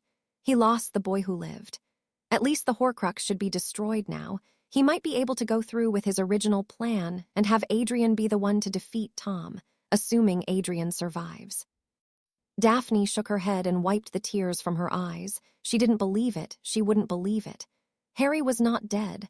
A person doesn't go through the things he goes through just to die like that. He would come back. She knew he would come back. The Death Eaters all rushed to their master and helped him up to his feet. He was still missing his hand, and now he had lost most of his teeth. While the Death Eaters examined Voldemort, Peter dragged Adrian, whose eyes were still fixed on his brother's body. "This is such a horrible sight," Ludo said softly into his microphone. "Ladies and gentlemen, we may have just lost the boy who lived. I can't, words can't describe what we're feeling now. I can only hope that, what? Wait a minute, what's happening?" Everyone looked at the mirrors and saw Harry.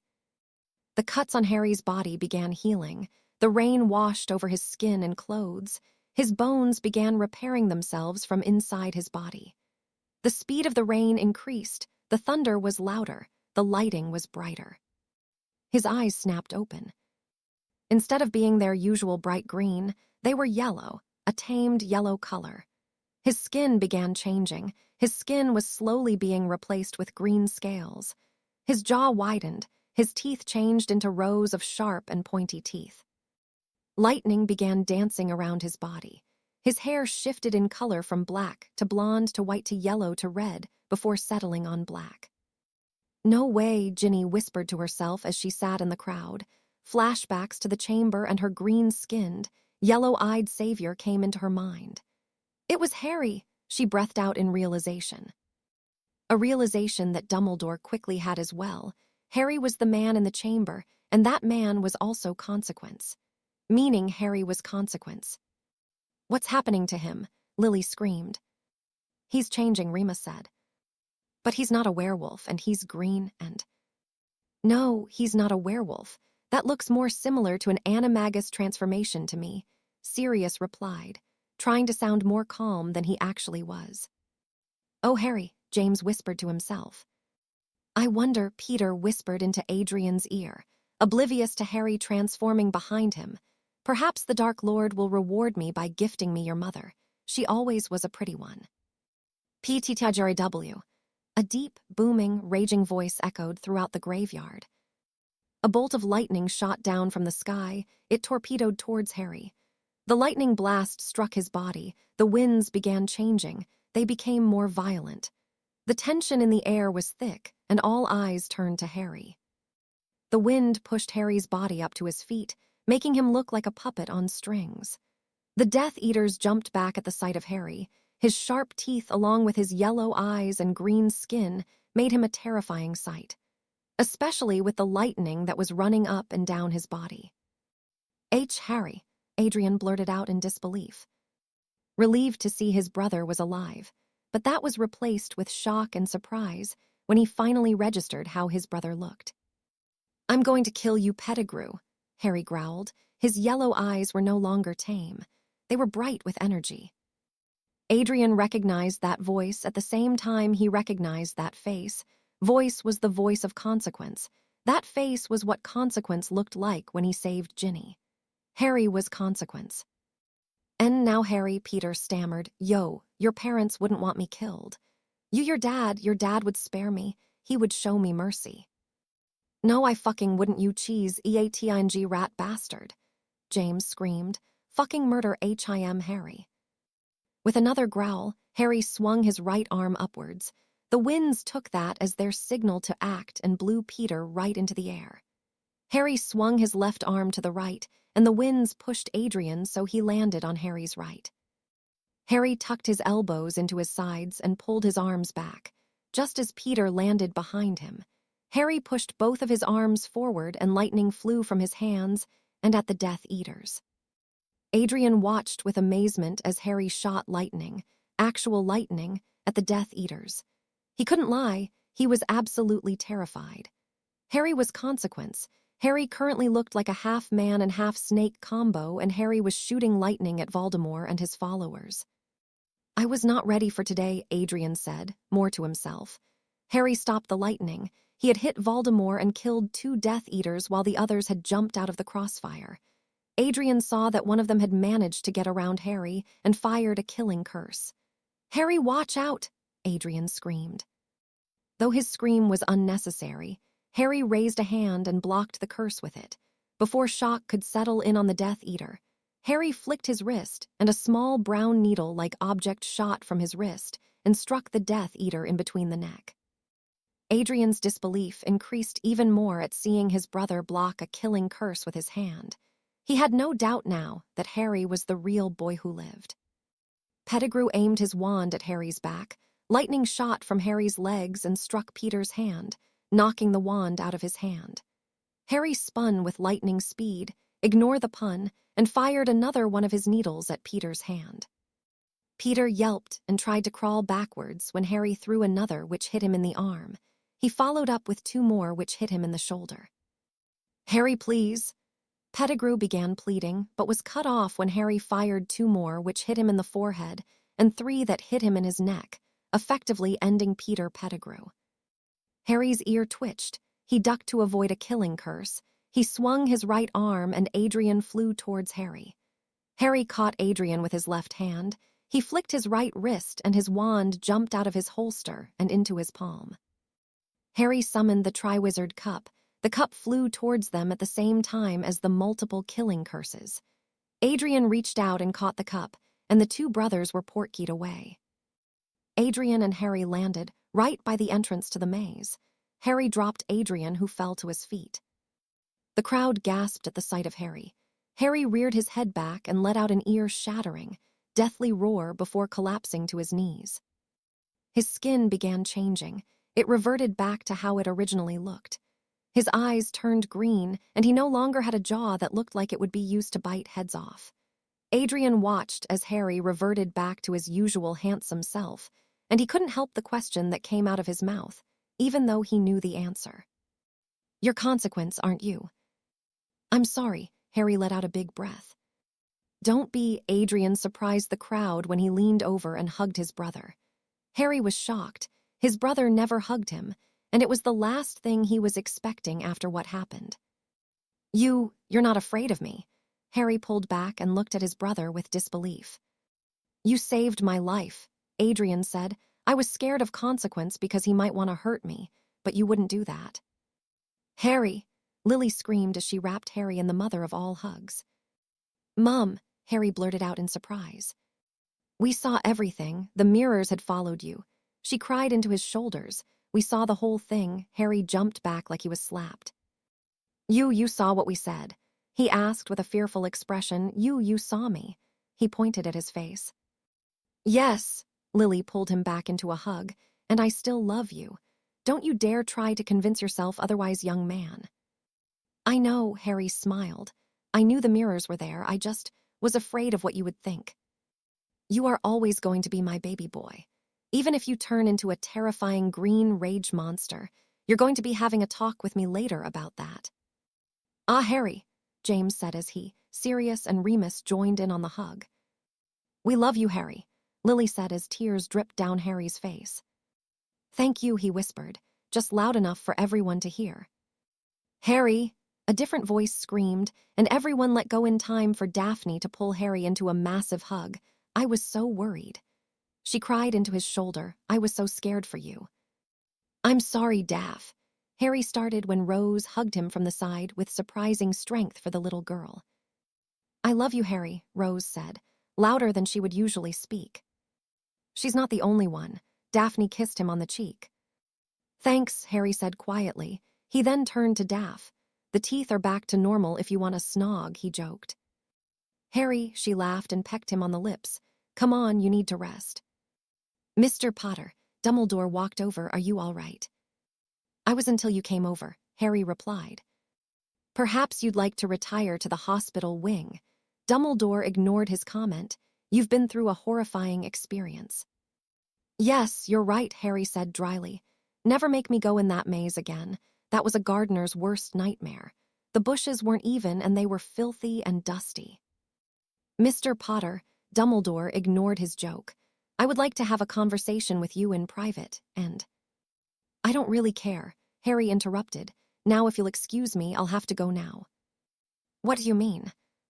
"Give it a sec," Harry said as Fudge rushed over with 2 Aurors and a Dementor. "Seize that boy," Fudge ordered, for using unforgivables and killing. "Take him away." Fudge spoke loudly, hoping his actions would get him good publicity. He couldn't believe Voldemort had returned. He couldn't deny it with this many people watching. He needed to find a way to make sure the people didn't want to get rid of him. Arresting Harry Potter would get him attention and keep him liked by the people. He was half right. "Boo!" the majority of the crowd screamed. "He just stopped Voldemort, you," one person screamed. "You're arresting him for defending himself," another shouted. "He's a bloody hero." "How dare you? You worthless sack of crap. Can't believe my parents voted for you. Are you stupid? He's the boy who lived.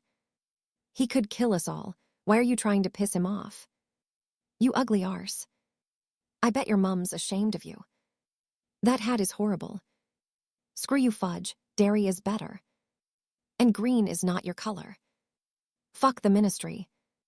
"I'd say fuck you, but nobody other than that pink toad at the ministry would do it." "Jackass. Dumbass. Ass. Idiot. Clatpole. Cabbage head. Turnip head. Big head. Are you taking the piss? Your poor wife. Just retire, you filthy arse. Are you on drugs? Where's the drugs? If I had you and you-know-who in a room, and a crossbow with 2 arrows in my hand, then I'd shoot you twice. People like you are why people like me have headaches. You are a new level of idiot. I still don't like you." "Smart move, Minister," Sirius commented. "Take him away after he broke rules to save himself and his brother. Funnily enough, he is also the godson of an innocent man who has been framed, spent years in Azkaban." "Quiet, Black," Fudge barked. He didn't want to admit that Black was right, and he was too far into this to get out. He is also a Muggle hunter, and had previously used the Unforgivables. "You can't charge me on either of those," Harry said. "Why not?" Fudge demanded. "Because they happened outside of this country, and I was given pardons for my acts against Muggles, and using the Unforgivables from the governing officials of the countries where those acts took place." "What nonsense is that?" "Well, Unforgivables aren't really that unforgivable in America." Harry shrugged. "Speaking of which, Daphne, do you forgive me for using those spells?" "Yes, I do," she nodded. "You can't charge me with Unforgivables. She forgave me, so they're forgivables if anything." "Take him away," Fudge growled, having had enough of listening to Harry. "Fine," Harry said as the Aurors arrested. "I want a quick and small trial." "You can't make demands of me." "Poor service," Harry shook his head slowly before turning to his parents and friends. "I want Andromeda to be my lawyer. Flew her today and tell her to get her perfectly shaped butt to the ministry. Don't worry, Daph, your butt is still my favorite." "Thank you," she laughed. He did just survive Voldemort, so she was going to let him have that one.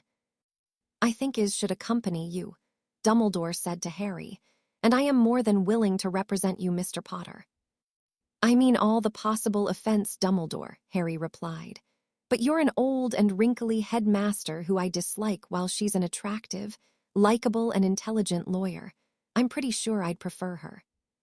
You do realize that because of your grandma she is somewhat related to you, Sirius said. Hey, incest is wincest, Harry joked, enjoying the look he was getting from everyone. Daphne slapped him on the back of the head. Ow, too far. Too far and not funny. Don't worry, Daph, you'll always be my favorite. He kissed her on the forehead. Forgiven, she kissed him back. I'll accompany you, Aleister Moody said as he arrived. The real Aleister Moody who had actually started working as the defense against the dark arts teacher after Barty Crouch Jr. was captured. Moody would not hesitate to admit that Harry Potter was his best student. Heck, the boy had more smarts than half the Aurors he trained. That is unnecessary, Fudge began. Unnecessary? Moody cut him off. That boy is my best student. If not for him, I would currently be in a trunk and held captive by a Death Eater, and he was the one who fought Voldemort on his own while looking out for his brother. I think he at least deserves to have someone make sure that everything is done properly. What is that supposed to mean?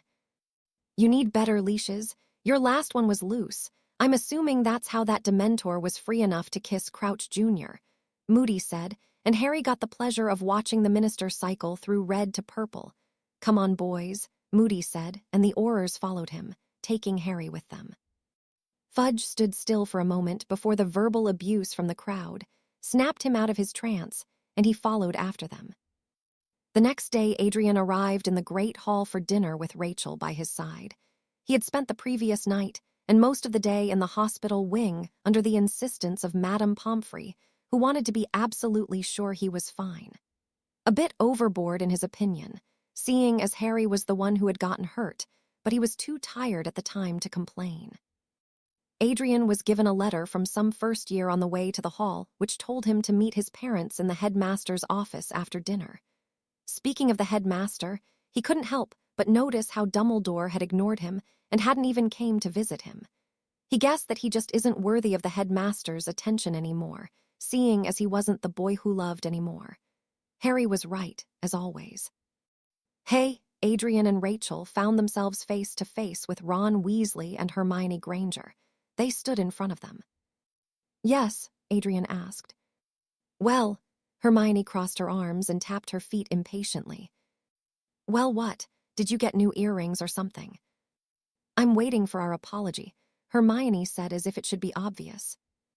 Apology for what? We were right, Ron said triumphantly. We told you that Snake was evil and he proved it. How? By saving my life, Adrian replied. Adrian, he used to hunt muggles, Hermione reminded him. Maybe he did, but I don't think it's as simple as that, Adrian responded. Harry saved my life, so I'm going to at least give him a chance to explain. But he's a monster, Ron replied. You've seen him. He's bloody got snake skin and yellow eyes and I owe him. He's also my brother, Adrian cut him off. I don't think he's evil and I'm going to talk to him and find out what happened in his past. But, honestly, just give it a rest, Rachel interrupted. He just gets out of the hospital wing after his brother saves him from Voldemort and his Death Eaters, and you two are immediately calling him evil. What's wrong with you? What's it to you? I'm his girlfriend, Rachel reminded the pair, and it's my job to keep my boyfriend sane. Why are you even with him anymore? He's not the boy who lived, Ron pointed out. I didn't get with him because he's the boy who lived, Rachel replied angrily. Unlike you, I have some respect for myself. Come on, Adrian. She grabbed Adrian's arm and pushed past the pair. The two walked up the Gryffindor table before sitting down. Thanks, Adrian whispered. Don't worry about it, she replied. Adrian, Ginny sat next to him. Do you know anything about Harry? Do you know if he'll come back? No, why? Adrian responded. I wanted to thank him for the chamber incident, Ginny answered honestly. Oh yeah, he saved your life, didn't he? Yeah, unlike you, he didn't call me dark at the time. Oh, Adrian grimaced. Ginny, I am really sorry for how I used to act back then and I. It's all right, Ginny cut him off. You said you've changed, And I believe you, the old you would have shouted to high heaven after finding out someone else is the boy who lived. Yeah, well, Harry fixed me up real good, Adrian smiled. All right, Potter, a voice drawled. The three groaned as Adrian stood up to see the smug face of Malfoy standing with Crabbe and Goyle. How does it feel, Potter, knowing your brother isn't here to save you? Like I need him for you, Adrian replied. If my brother can handle Voldemort and Death Eaters, then I can definitely handle a blonde pounce like you. You think you scare me, Potter? Malfoy sneered, not realizing that Crabbe and Goyle had started slowly moving away. You think you or your dad scare me? He's probably going to prison, Adrian replied, just before his eyes widened. Just like your brother, Malfoy shot back, my father will be out. As for your brother, he'll probably rot there. The Dementors will drive him insane. You assume I was sane to begin with. A voice whispered behind Malfoy. He turned around and jumped back in shock when he saw Harry standing in front of him. Harry! Adrian rushed past Malfoy, who ran in the opposite direction and hugged Harry. By this point in time, a lot of people in the hall had noticed that Harry was back, and they began talking. What is he doing back? Aw, that's so cute. Damn, it's him. I thought he went to Azkaban. I missed you too, little brother. Harry ruffled his hair. What are you doing here? Adrian asked excitedly. I thought you were in Azkaban and... Please, like Azkaban could hold me, Harry scoffed. But I actually had my trial and I was released. What, really? About half an hour ago, actually, Harry smiled. How? Bit of a long story, Harry replied. Mum and everyone, including Rose, are waiting in Dumbledore's office. So eat your lunch, kiss your girlfriend goodbye, then come with me. We're going home for the rest of the year. What, really? Yeah, Mum and the other teachers think we deserve an early year. Ginny had walked around the table and stood in front of Harry. Once she got near, she punched him in the stomach. Ow. She gasped as she hurt her hand. What are you made of? The more appropriate question is, why did you just punch me? It was supposed to be payback for lying to me, Ginny explained. I just battled Death Eaters and Voldemort. Ain't that enough? True, Ginny sighed before pulling Harry into a hug. Thank you for saving my life. You're welcome. Harry patted her on the back and she let go. Oi, Snake, get away from my sister, Ron yelled as he rushed over. Ron, what's your problem? Ginny shouted. He's a dark wizard. He saved my life. I'm hugging him to say thank you. It's not like I plan to do anything with him. He has a girlfriend. Unless Daphne's up for a three-way relationship. Ginny added that last part to Harry. We'll have to check up with her on that. Harry blushed slightly. Adrian swore he heard another girl ask if that was an actual option. Ginny, he's evil. He hunts muggles and he's a monster and... I'm still better looking than you, Harry interrupted. He turned to Adrian. Now, I'm going to go enjoy a goodbye snog with Daphne, spend some time with your girlfriend, then come to Dumbledore's office. All right, Harry, Adrian nodded. By the way, Harry said to Rachel, thank you for taking care of the idiot. You're welcome, she replied, ignoring Adrian's objections to being called an idiot. By the way, you do know that I'm a muggle-born, right? Good for you. Harry patted her on the head. Now, if you'll excuse me, I have a broom closet to inspect. I'm not done with you yet, Ron said, his face as red as his hair. Ron, he beat Voldemort and killed Death Eaters. What chance do you have against him? Ginny asked, trying to get Ron to see sense more for Harry's sake than his. She didn't want him to go to Azkaban because her stupid brother had no sense of survival. Ron looked conflicted between his rage and anger against Harry and his fear of injury and death, so to help speed up the process, Harry turned his eyes yellow. Ron stepped back slightly before storming off, pretending not to be scared. Bloody idiot. Harry turned his eyes back to green. He looked to Ginny. How does something like you come out of the same place as something like him? Maybe I'm just one of the lucky ones, Ginny shrugged. Well, you live with him, so not that lucky. Harry patted her on the head. I'm off now. See you in a few minutes. Adrian, don't worry about your stuff. A house elf will get it. Harry walked right out of the hall, waving as he did. Adrian sat down and joyfully ate his dinner. Once he was done, he gave his girlfriend a big goodbye kiss, said his goodbyes to Ginny, and made his way to Dumbledore's office. Adrian entered the office to find his family waiting for him along with Snape, McGonagall, and Dumbledore.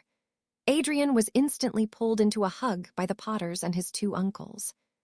"Where's Harry?" Adrian asked. "He's still not here yet," Remus answered. "Sorry, everyone. Harry entered the room with messier clothes and hair than usual. My girlfriend was very enthusiastic in her goodbye, and we lost track of time." "I bet you did."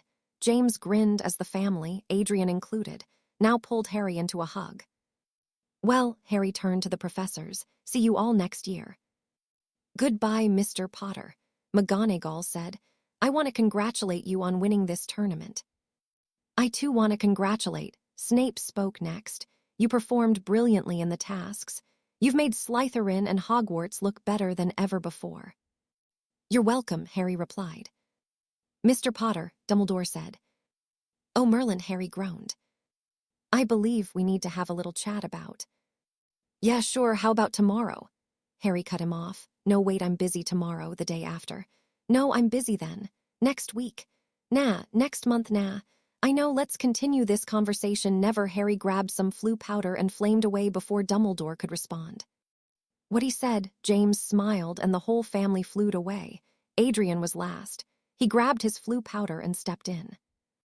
"Adrian," Dumbledore said, "I was wondering if—" "You know what, sir? I'd love to chat, but where I am really tired. How about another time?" Adrian grinned before fluing away. Dumbledore sat in complete shock. Did they just refuse to talk to him? Chapter 29, A Few Reveals, Order Meetings. "So Harry," Lily said as the family all sat down, "as you can imagine, we have questions." "Questions like what am I, and am I a Muggle hunter?" Harry replied. "Yes," James nodded. "Now Harry will always love you no matter what." "It's true," Lily nodded, "but we'd like to know, please, Harry." "In the past," Harry said slowly, taking a big breath, "I have hurt and killed Muggles, quite a few." "Why?" Sirius asked, doing his best to control his emotions. "Because I wanted to live," Harry replied. "I wanted to live and protect my friends and family." "What do you mean?" Adrian asked. "After Dumbledore abandoned me at the Dursleys, my life went downhill pretty fast. Slaps and shouting were pretty much all I can remember from that time." Harry began explaining. "When I was 4, they decided to take a trip to America. They took me with them. At the time, I was naive and thought that they might have actually started liking me. A few days after we got there, Uncle Vernon stabbed me." "He what?" James shouted as the others gasped. Tears dripped from Lily's eyes. "Stabbed me," Harry repeated. "He was hoping I'd die in America and they could leave the body there and return to England. Unfortunately for him, I survived. That pissed him off. A day or two later, we were in a car. He had just stopped off and got out. He came back a few minutes later and started driving. He looked happy, too happy. Around that point, I noticed a handle sticking out from his clothes. I realized that it was a gun." "He was planning to shoot you," Lily trembled. "But what about my sister and—" "Your sister was complaining about the price of it," Harry interrupted, not the fact that he had won. "In her words, she said, 'You'd better get rid of that once we're free of this freakishness.' Didn't take a genius to work out she meant me." I had had enough and decided that now was a good time to escape. I was angry at the fact that no matter what I did, they would always hate me, and the fact that they actually wanted to kill me. I saw Uncle Vernon reach for his gun, probably to show Dudley, but I wasn't going to risk it. I fired a killing curse at him, nicer than he deserved in my opinion. He died. What I had forgotten to consider at the time was how fast he was driving. The car didn't slow down and kept going. I got out of the car. The others weren't so lucky. The car crashed, and the 3 Dursleys died thanks to one killing curse. "Harry," Lily wiped her eyes as she came over and pulled him into a hug. "You brave, brave boy." She kissed him on the forehead. Adrian couldn't help but look at his brother with a newfound respect. Adrian recalled his attention-seeking days, and if he was in Harry's position, where he saw his brother going on about how much better he was than everyone else then, he would have probably killed him. Wait, Remus said. How were you capable of casting the killing curse at 4? How did you even know what it was, and how did you do it without a wand? Well, Harry said hesitantly, when sorry kids, but looks like we'll have to finish this conversation another time. Before anyone could reply, the fireplace flared, and Dumbledore entered the room. Everyone quickly looked at Harry, trying to work out how he knew Dumbledore was coming. Greetings, everyone, Dumbledore smiled. You know, it's bad manners to show up invited, Harry said. Do forgive me, Dumbledore said in a way that showed there was doubt in his mind that he'd be forgiven. But I would like to briefly discuss an important matter with you all. With the return of the Dark Lord, I would like it if you would allow the Weasleys to remain here for their own safety. Why can't they just stay in a safe house or ward their own house? Lily asked, doing her best to rein in her frustrations at being interrupted when they were about to learn more about her son. We do not have time to ward their house. They could be attacked any day. As for safe houses, none of them are as safe as Grimmauld Place, Dumbledore replied. The Potters and friends turned to Harry and Lily. It was clear to them all that those two were the ones in charge here. Lily looked at Harry, deciding to let him take charge here. She loved seeing him in action. It made her so proud. Fine, Harry stood up. They can stay, providing it's just them and they obey our rules. What rules? Dumbledore asked. I'll tell you when I've decided on them, Harry replied. Now if you'll excuse me, I'm off to the Greengrasses. The Greengrasses? I'm requesting their permission to bring Daphne here. Daphne? Dumbledore asked. Mr. Potter, I'd rather you didn't. That could risk the home's security and… Dumbledore, I'm bringing Daphne here, Harry interrupted.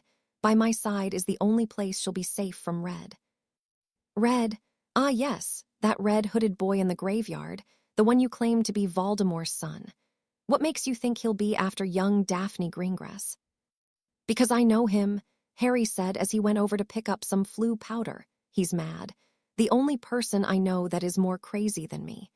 He'll want to get to me through Daphne, and I'm not letting that happen. Harry stepped into the fireplace. Mr. Potter, I've been meaning to talk to you about. I'm sure you have.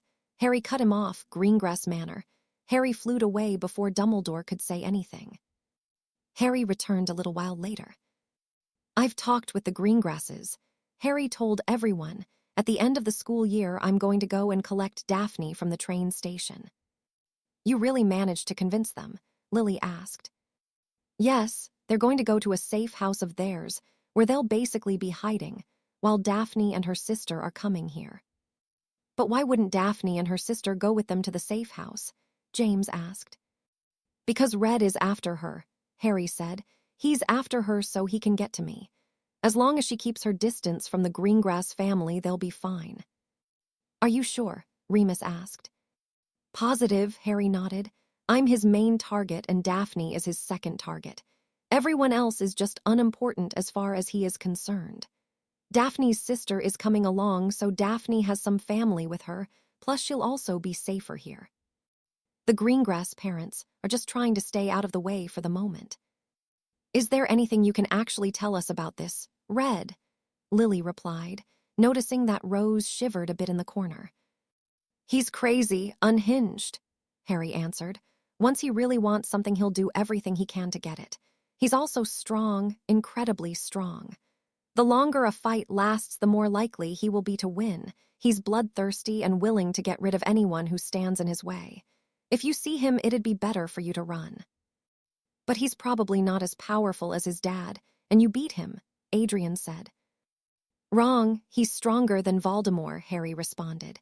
Shocking the room, magically and physically, he is the strongest person in the world when it comes to raw power, though we have one advantage. What's that? I'm better, Harry answered. Me and him are pretty even in fights. I outclass him in skills and knowledge, while he has the strength and endurance factor on his side. The doorbell rang. Oh, Lily sighed, that must be. The Weasleys, Harry finished, or at least the parents. I assume the rest will come later. I'll get it. Remus got up and walked out of the room. This'll be a fun summer. Adrian rolled his eyes. The only thing I can promise is that it'll be eventful. Harry plopped down in his seat. mentally preparing to spend the next few weeks with Howler, Weasley. Adrian was particularly worried. Mrs. Weasley and Harry were both alpha personalities. Both liked to be in charge, Mrs. Weasley because she was usually the mother and told everyone what to do. Harry because he hated being told what to do, plus Adrian knew the two weren't overly fond of each other. The fact that Harry was also some kind of snake monster thing made Adrian much more worried. Harry had a temper, and he wondered how far Mrs. Weasley would push him. Mr. and Mrs. Weasley entered the room, behind Remus. Arthur smiled at everyone. "We can't thank you enough for letting us stay here. It means a lot to us. If you ever need anything, then just feel free to ask." Mrs. Weasley didn't say anything. She just stared at Harry, unaware of everyone staring at her. In Mrs. Weasley's mind, she shouldn't have come here with her kids. That boy was a danger. He had already turned Adrian against her youngest son. He had caused Adrian to get more detached from her family. And then there was that tournament. Adrian never would have done anything like that if it wasn't for his brother, at least in her mind. She well and truly believed that Harry was corrupting a poor and innocent Adrian. And after seeing the boy transform into that horrible beast, she wanted nothing to do with him. He could bite all their heads off. Dumbledore assured her that it was perfectly safe. That didn't mean she wasn't worried. "Mrs. Weasley, I may be the sexiest thing you've seen your whole life, but that does not give you the right to look at me like that." Harry brought her out of her thoughts. Adrian covered his mouth with his hands as Mrs. Weasley turned red. "That is not appropriate, young man." She told him off. "You had better watch your mouth." "A bit difficult seeing as it's under my nose," Harry said with a thoughtful expression on his face. "I could carry a mirror around all the time, but then I'd like a self-important dumbass." "Harry," Lily told him off even though it was clear she wasn't really that mad. "Fine," Harry sighed. "I will attempt to keep my wit and sarcasm under control. I make no promises and will likely fail within the first minute." The Potter family and the Weasley parents soon found themselves at the train station, waiting to pick up the Weasley family and the Greengrass family. Mad-Eye was also there to help provide security. When Daphne and Astoria arrived, they had a few moments saying goodbye to their parents before making their way over to Harry and the rest. Astoria pulled Harry into a hug before Daphne did the same, except she gave him a kiss as well. Unfortunately, their moment was ruined by Ron making gagging sounds. "Sorry, Ron," Harry turned to the redhead. "We should have been more considerate before deciding to kiss in front of you. After all, it's obvious no sane girl would think of kissing you, so we'll stop before you get jealous." "Hey," Ron objected. "Wait for me." Hermione walked up to them. "What are you on about?" Harry narrowed his eyes. "Dumbledore talked with my parents. Hermione said I'm staying with you all this summer." "I don't remember agreeing to that." Harry looked to his parents. "Dumbledore never told us about it." Lily looked at James, who nodded in agreement. "So now the old man is just sending people to our house without asking us." Harry frowned. "Quiet," Mr. Weasley barked. "We'd be delighted to have you, Hermione." "She says it like it's her house."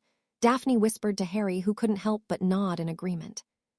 "Come on then." Harry grabbed Daphne's hand. Rose, in an adorable display, grabbed Astoria's sleeve, like she was going to guide her. Astoria smiled and let it happen. "So we apparating there?" Astoria asked. "Wait, you're coming with us?" Hermione asked. "Yes, they unlike you were invited," Harry replied. "Are you kidding? I have to spend a summer with those snakes," Ron growled. "Trust me when I say it's worse for us," Daphne sneered at him. "Astoria, Rose, grab on," Harry said. Daphne held on to his hand, while Rose and Astoria grabbed his other arm. "We'll meet the rest of you there," Harry said as he apparated himself and the other three away. "He can apparate," Hermione blurted out. "Hermione, he cast non-verbally since first year. He's won multiple Japanese war duels. Is the first wizard to kill a dragon in Merlin knows how many years. He can fly, and he single-handedly beat Voldemort, yet you're surprised he can apparate." An amused Adrian asked. Hermione glared at him, but he didn't care much. He thought it was a perfectly valid point. Once they all arrived at Grimmauld Place, they all entered and made their way inside, where they found Harry talking with Daphne, Rose, and Astoria. It was better than last time at least, Harry said to the three, finishing off a conversation that they had just had. Come on in, dears, Molly said, ignoring the four Slytherins. Now just take your things up to your rooms. Molly was about to assign them rooms when Harry decided to interrupt. You can all have the same rooms as last time, he said. Ginny, you can share with Astoria if you're both fine with that. I've got no problem with that, Ginny shrugged. Me either, Astoria added. Good, Harry nodded. The second youngest Weasley can have his own room. Harry didn't really think it was a good idea to have Ron and Adrian stay in the same room. That's not necessary, dear, Molly interrupted. Neither are clothes, but they are preferred, Harry said. He then turned to Daphne, ignoring the red Molly Weasley. You can either. He whispered the rest into her ear. The first option, she grinned. Definitely the first option. Awesome, Harry grinned back. I'll show you to it. Show her what? Adrian asked. My room. She's going to be staying there with me. Absolutely not, Molly interrupted. That is widely inappropriate behavior, and I will not tolerate such behavior under this roof. And can I remind you that this is not your house, and we are not your children, Harry replied. Also, she is my fiancée. It is neither inappropriate nor is it any of your damn business. How dare you? I will not be talked to like that, Molly stormed. Young man, I have half a mind to bend you over my knee. Harry let out a humorless laugh before his face shifted. His skin turned green and his teeth sharpened as his jaw got bigger. A huge tongue flicked out from his mouth. The tip of the tongue stopped at the base of Harry's neck. His eyes turned yellow. Try it, he said in a low voice, terrifying the Weasley matriarch. Harry, Lily said, trying to break up the tension. If Daphne stays in your room, then I expect you to behave appropriately. That's fair, Daphne shrugged as Harry returned to normal. What? Molly exclaimed. You're going to simply let your son have a girl in his room.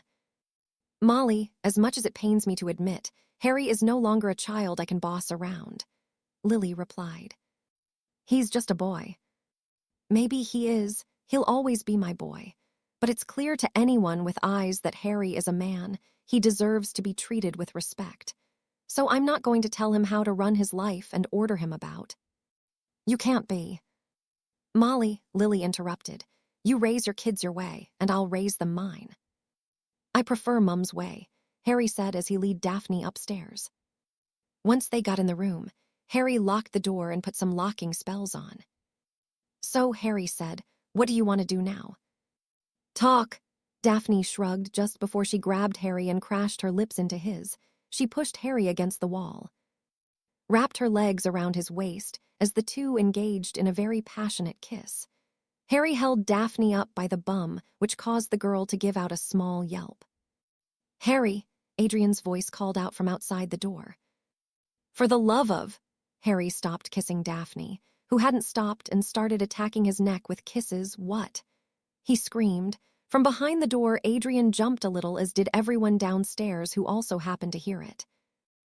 Just wanted to know if you wanted something to eat, Adrian said whilst physically preparing to run or drink. It's nearly dinner time and all. I'm fine, he said as Daphne worked up to his jawline, but I swear to Merlin, if you don't leave now, I will kill you. The sound of running feet made Harry pleased to know that his threat had worked. You really like spending time with me, Daphne nibbled on his ear. God, yes, Harry kissed her neck. That's good, she leaned her head back. We've got all summer together. Best summer of my life, Harry said as their lips rejoined. Damn right, Daphne whispered in between kissing. Later that night, everyone ate dinner that was prepared by the house elves and not Mrs. Weasley, to the annoyance of Mrs. Weasley. Really, she said for what felt like the 100th time, you don't need those house elves to cook. I am perfectly capable of making dinner. Yes, but we prefer the house elves now be quiet and eat, Harry said. Mrs. Weasley looked at him and was about to say something. You know, Harry said before she could. It's bad manners to talk when you're eating. I'm sure a mature adult like you could last another minute or two before making her opinion heard again, for like the 200th time. Mrs. Weasley turned red as the twins snickered. Rose looked down to hide her smile. Astoria and Ginny giggled. Sirius and James snorted into their foods, while Lily and Daphne had big smiles on their faces.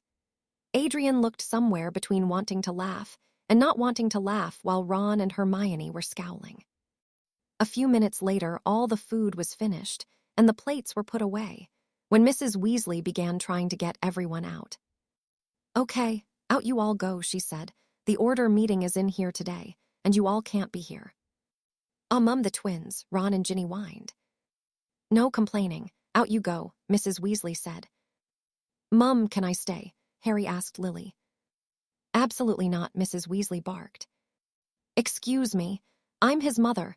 Lily glared at Mrs. Weasley for a second before turning to Harry. "Harry, you know that this meeting is going to be discussing Voldemort," Harry finished for her, "and I think that as the guy who witnessed his return and beat him, I should be allowed. Also, I'm an emancipated wizard and am considered an adult." "I understand that, baby, but it's not my decision," Lily said. "Neither is it yours," Lily said to Molly when it looked like she wanted to say something. "Fine, I'll stay and ask," Harry said. "Me too," Adrian replied. "Adrian," Mrs. Weasley began. "I saw his return as well," Adrian continued as if he hadn't heard her, "and I want to help as well." Before any more could be said, the order members started walking in. "Tonks," Harry smiled, and got up to hug the metamorph magus as she walked into the room. "Come on, Tori," Daphne said as she grabbed Astoria and Rose, and began leading them out the room. "But I want to stay," Astoria complained. "I know, but they won't let us. Besides, Harry can tell us all about it later." Harry Tonks hugged him back. "Oh, it's been a while since I've seen you. Mum's missing you." "Potter," Moody walked over once Harry had finished greeting Tonks. "It's good to see you." "You too, sir," Harry nodded. "I have to admit, I was impressed when I watched you fight Voldemort. Not many impress me." "Don't we know it?" Sirius whispered to James, who could only nod in agreement. "You're definitely better than those two idiots." Moody gestured to James and Sirius. "Hey," the two idiots objected. "Shouldn't you be going now?"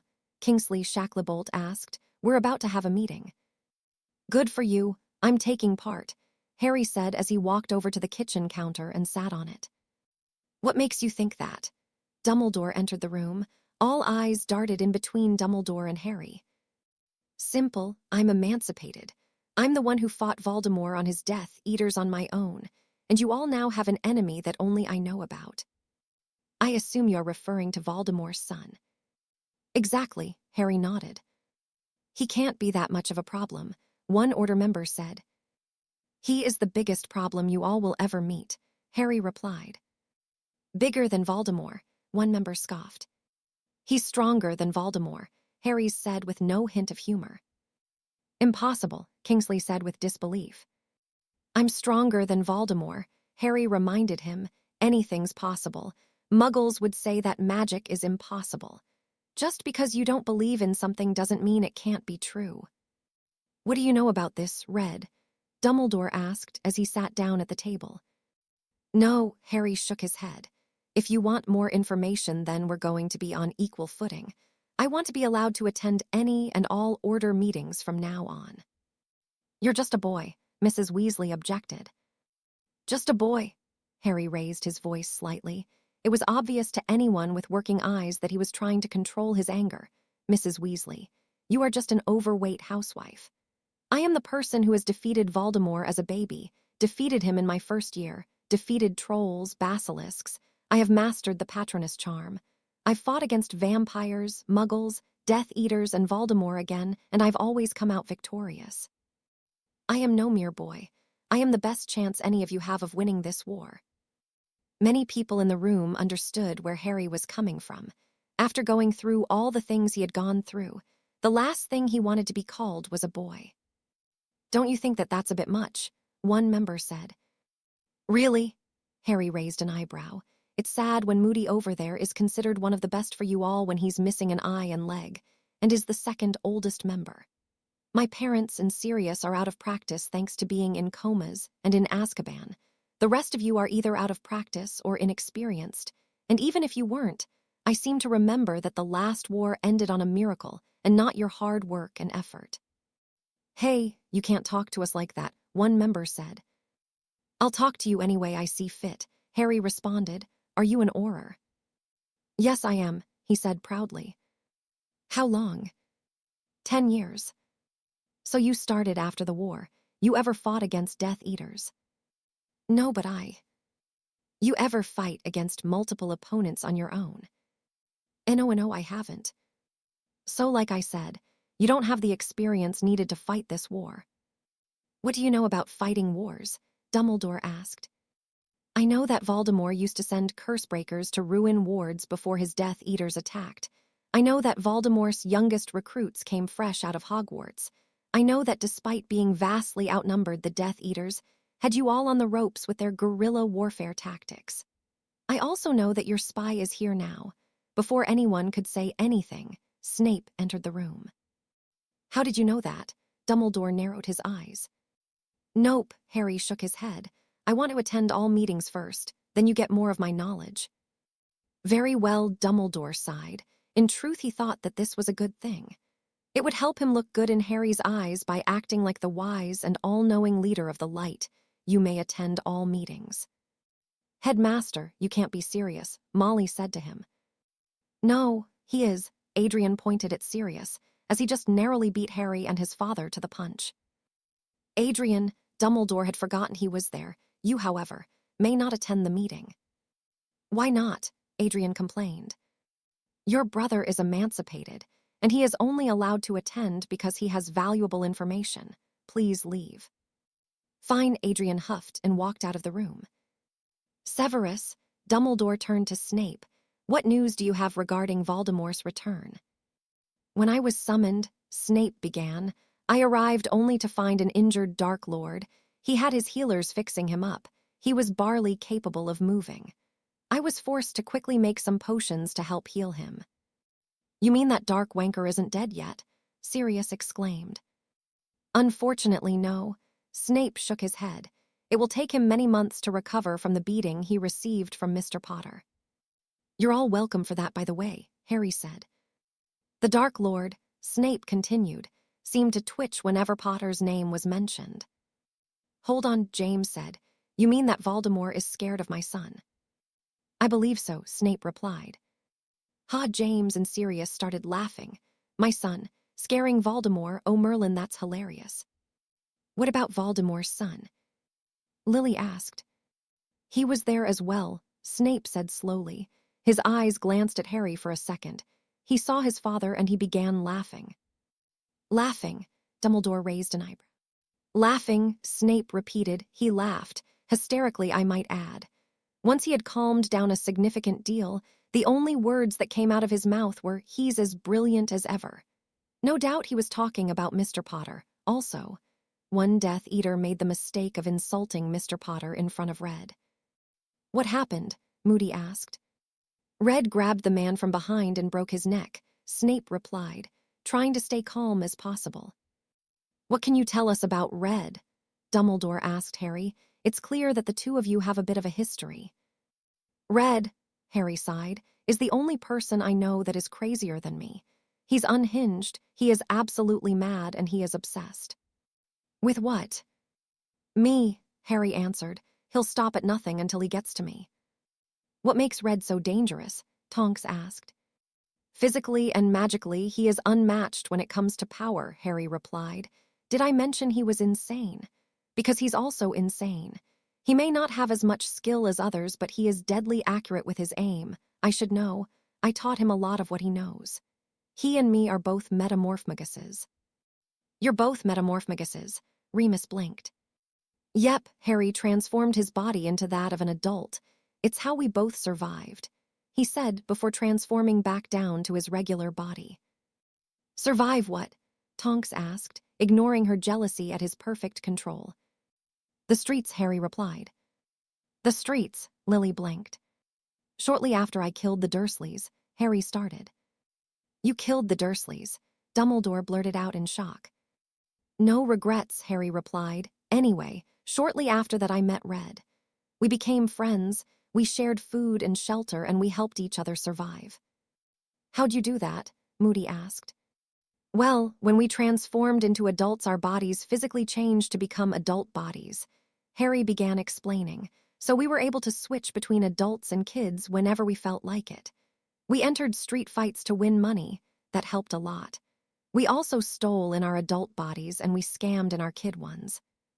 Stole, scammed, Snape asked. We only stole things like clothes and food for the most part, Harry replied. Occasionally, we would steal some stuff we could sell, but we only did that to those who deserved it, like the local drug lords and stuff. Local drug lords, one member repeated. Honestly, you'd be surprised how many there are. Harry shook his head slightly. As I was saying, as kids, we also performed scams. Sometimes we just sit and beg for money if we didn't feel up to it, but other times we scammed. One of our best scams were the food divies. Food divies, Moody blinked his one eye. We'd find a bin and pull out whatever food we could find, Harry explained. Then we'd walk along and accidentally get thrown to the ground by someone who bumps into us. That person would then kindly offer to pay for us to buy more food. Oh, Harry, Lily clamped her hands over her mouth as tears formed in her eyes. Me and Red earned many names throughout the years, Harry said with a faint smile. Dark Demons of the Concrete Jungle was one of our favorites. We did whatever it took to survive. Does that include Muggle hunting? Kingsley asked. It wasn't Muggle hunting, at least not to me, Harry replied. When we were older, we were brilliant at fighting. The local crime bosses and thugs were causing problems. Me and Red decided that it would be worth our time stopping them and keeping them in line, seeing as the police were being bribed not to do anything. For the most part, we stopped at breaking bones. For the most part, Dumbledore asked. Occasionally, we found a few people who didn't seem to be getting the message, rapists and murderers and so on. They required a bit of a stronger approach. You killed them, Kingsley's eyes widened. Between them and innocent civilians who wanted nothing less than peaceful lives, I chose them every time. Mr. Potter, I understand how you feel, but killing is not the answer, Dumbledore said with his signature grandfather look. You need to learn to forgive. Like your brother did with you and Grindelwald. Harry shot back, and Dumbledore's grandfather looked shattered as shock came over his face. Yes, I know a lot more than I let on. You ever work out which one of you were responsible for killing your sister? Mr. Potter, Dumbledore growled, not taking notice of the people round him, looking extremely uncomfortable. How is darling Grindelwald anyway? Harry continued. Have you and your former lover made amends yet? This was most definitely new news for the rest of the Order. Dumbledore and Grindelwald were lovers. You know nothing, Dumbledore growled. Seeing as I'm capable of having a conversation with you, let's assume I know how to speak at least, Harry smiled, for no other reason than to annoy Dumbledore. I also know that Grindelwald's currently alive and well. This caused more shock. Grindelwald was alive. When was the last time you visited him, Dumbledore? I imagine he's getting awfully lonely. Perhaps I should visit him. We always have nice chats together. You've been visiting him. Dumbledore stood up. Yes, now don't get jealous, Harry smirked. He was really enjoying annoying Dumbledore. He's too old for me, and I have my eyes set on a rather hot blonde. How do you know all of this? Dumbledore demanded. I know nothing, remember. Harry winked at him and tapped his own nose. I demand that you. Nothing, Harry cut him off. You demand nothing of me. You may rule Hogwarts and the Order, but I am not one of your subjects. The only boss of me is me. If you want to learn more information, then you had better start giving me some information in return. Now, what is the Order doing to battle against Voldemort? The Dark Lord is currently showing interest in the Department of Mysteries, Snape said, whilst Dumbledore was desperately trying to calm down. Dumbledore has had the Order taking turns in guarding. Enough, Severus, Dumbledore cut him off. I don't think young Mr. Potter needs to know. About the prophecy, Harry asked. How do you know that? Any chance of Dumbledore calming down had just went out of the window. That's not important right now. What's important is the fact that you are a colossal idiot. How dare you? Mrs. Weasley screamed. You want the Order to guard the prophecy. Harry ignored her, which can only be retrieved by me or Voldemort himself. What are you expecting your order to do against Voldemort? Did you expect that a single member of your order would be enough to deter the greatest Dark Lord of all time? Harry was pleased to notice that many people were beginning to see the flaws in Dumbledore's plan. Besides, wouldn't matter even if Valdi got the prophecy. Why's that? Dumbledore spat. Because I took it and read the real thing years ago, Harry calmly responded. Impossible. It's true, Harry replied. I read it and I left a fake there. Even if Voldemort gets it, all he'll get is a fake message. But that's impossible. I would have known if you went there. The department would have told me if you requested to read the prophecy. Only if they knew I wanted to read the prophecy, Harry grinned. It was surprisingly easy to sneak in. Sneak in, but that's impossible. You keep saying that word. I do not think it means what you think it means, Harry replied. Remus, who spent some time in the Muggle world, along with a few Muggle-borns and half-bloods, snorted at Harry's joke. Oh, finally, someone who understands that reference. I think that's enough for today. Dumbledore stormed out of the room. What a lovely man, Harry smiled sweetly as he got up off the counter. Well, this was nice. Looking forward to seeing you all next time.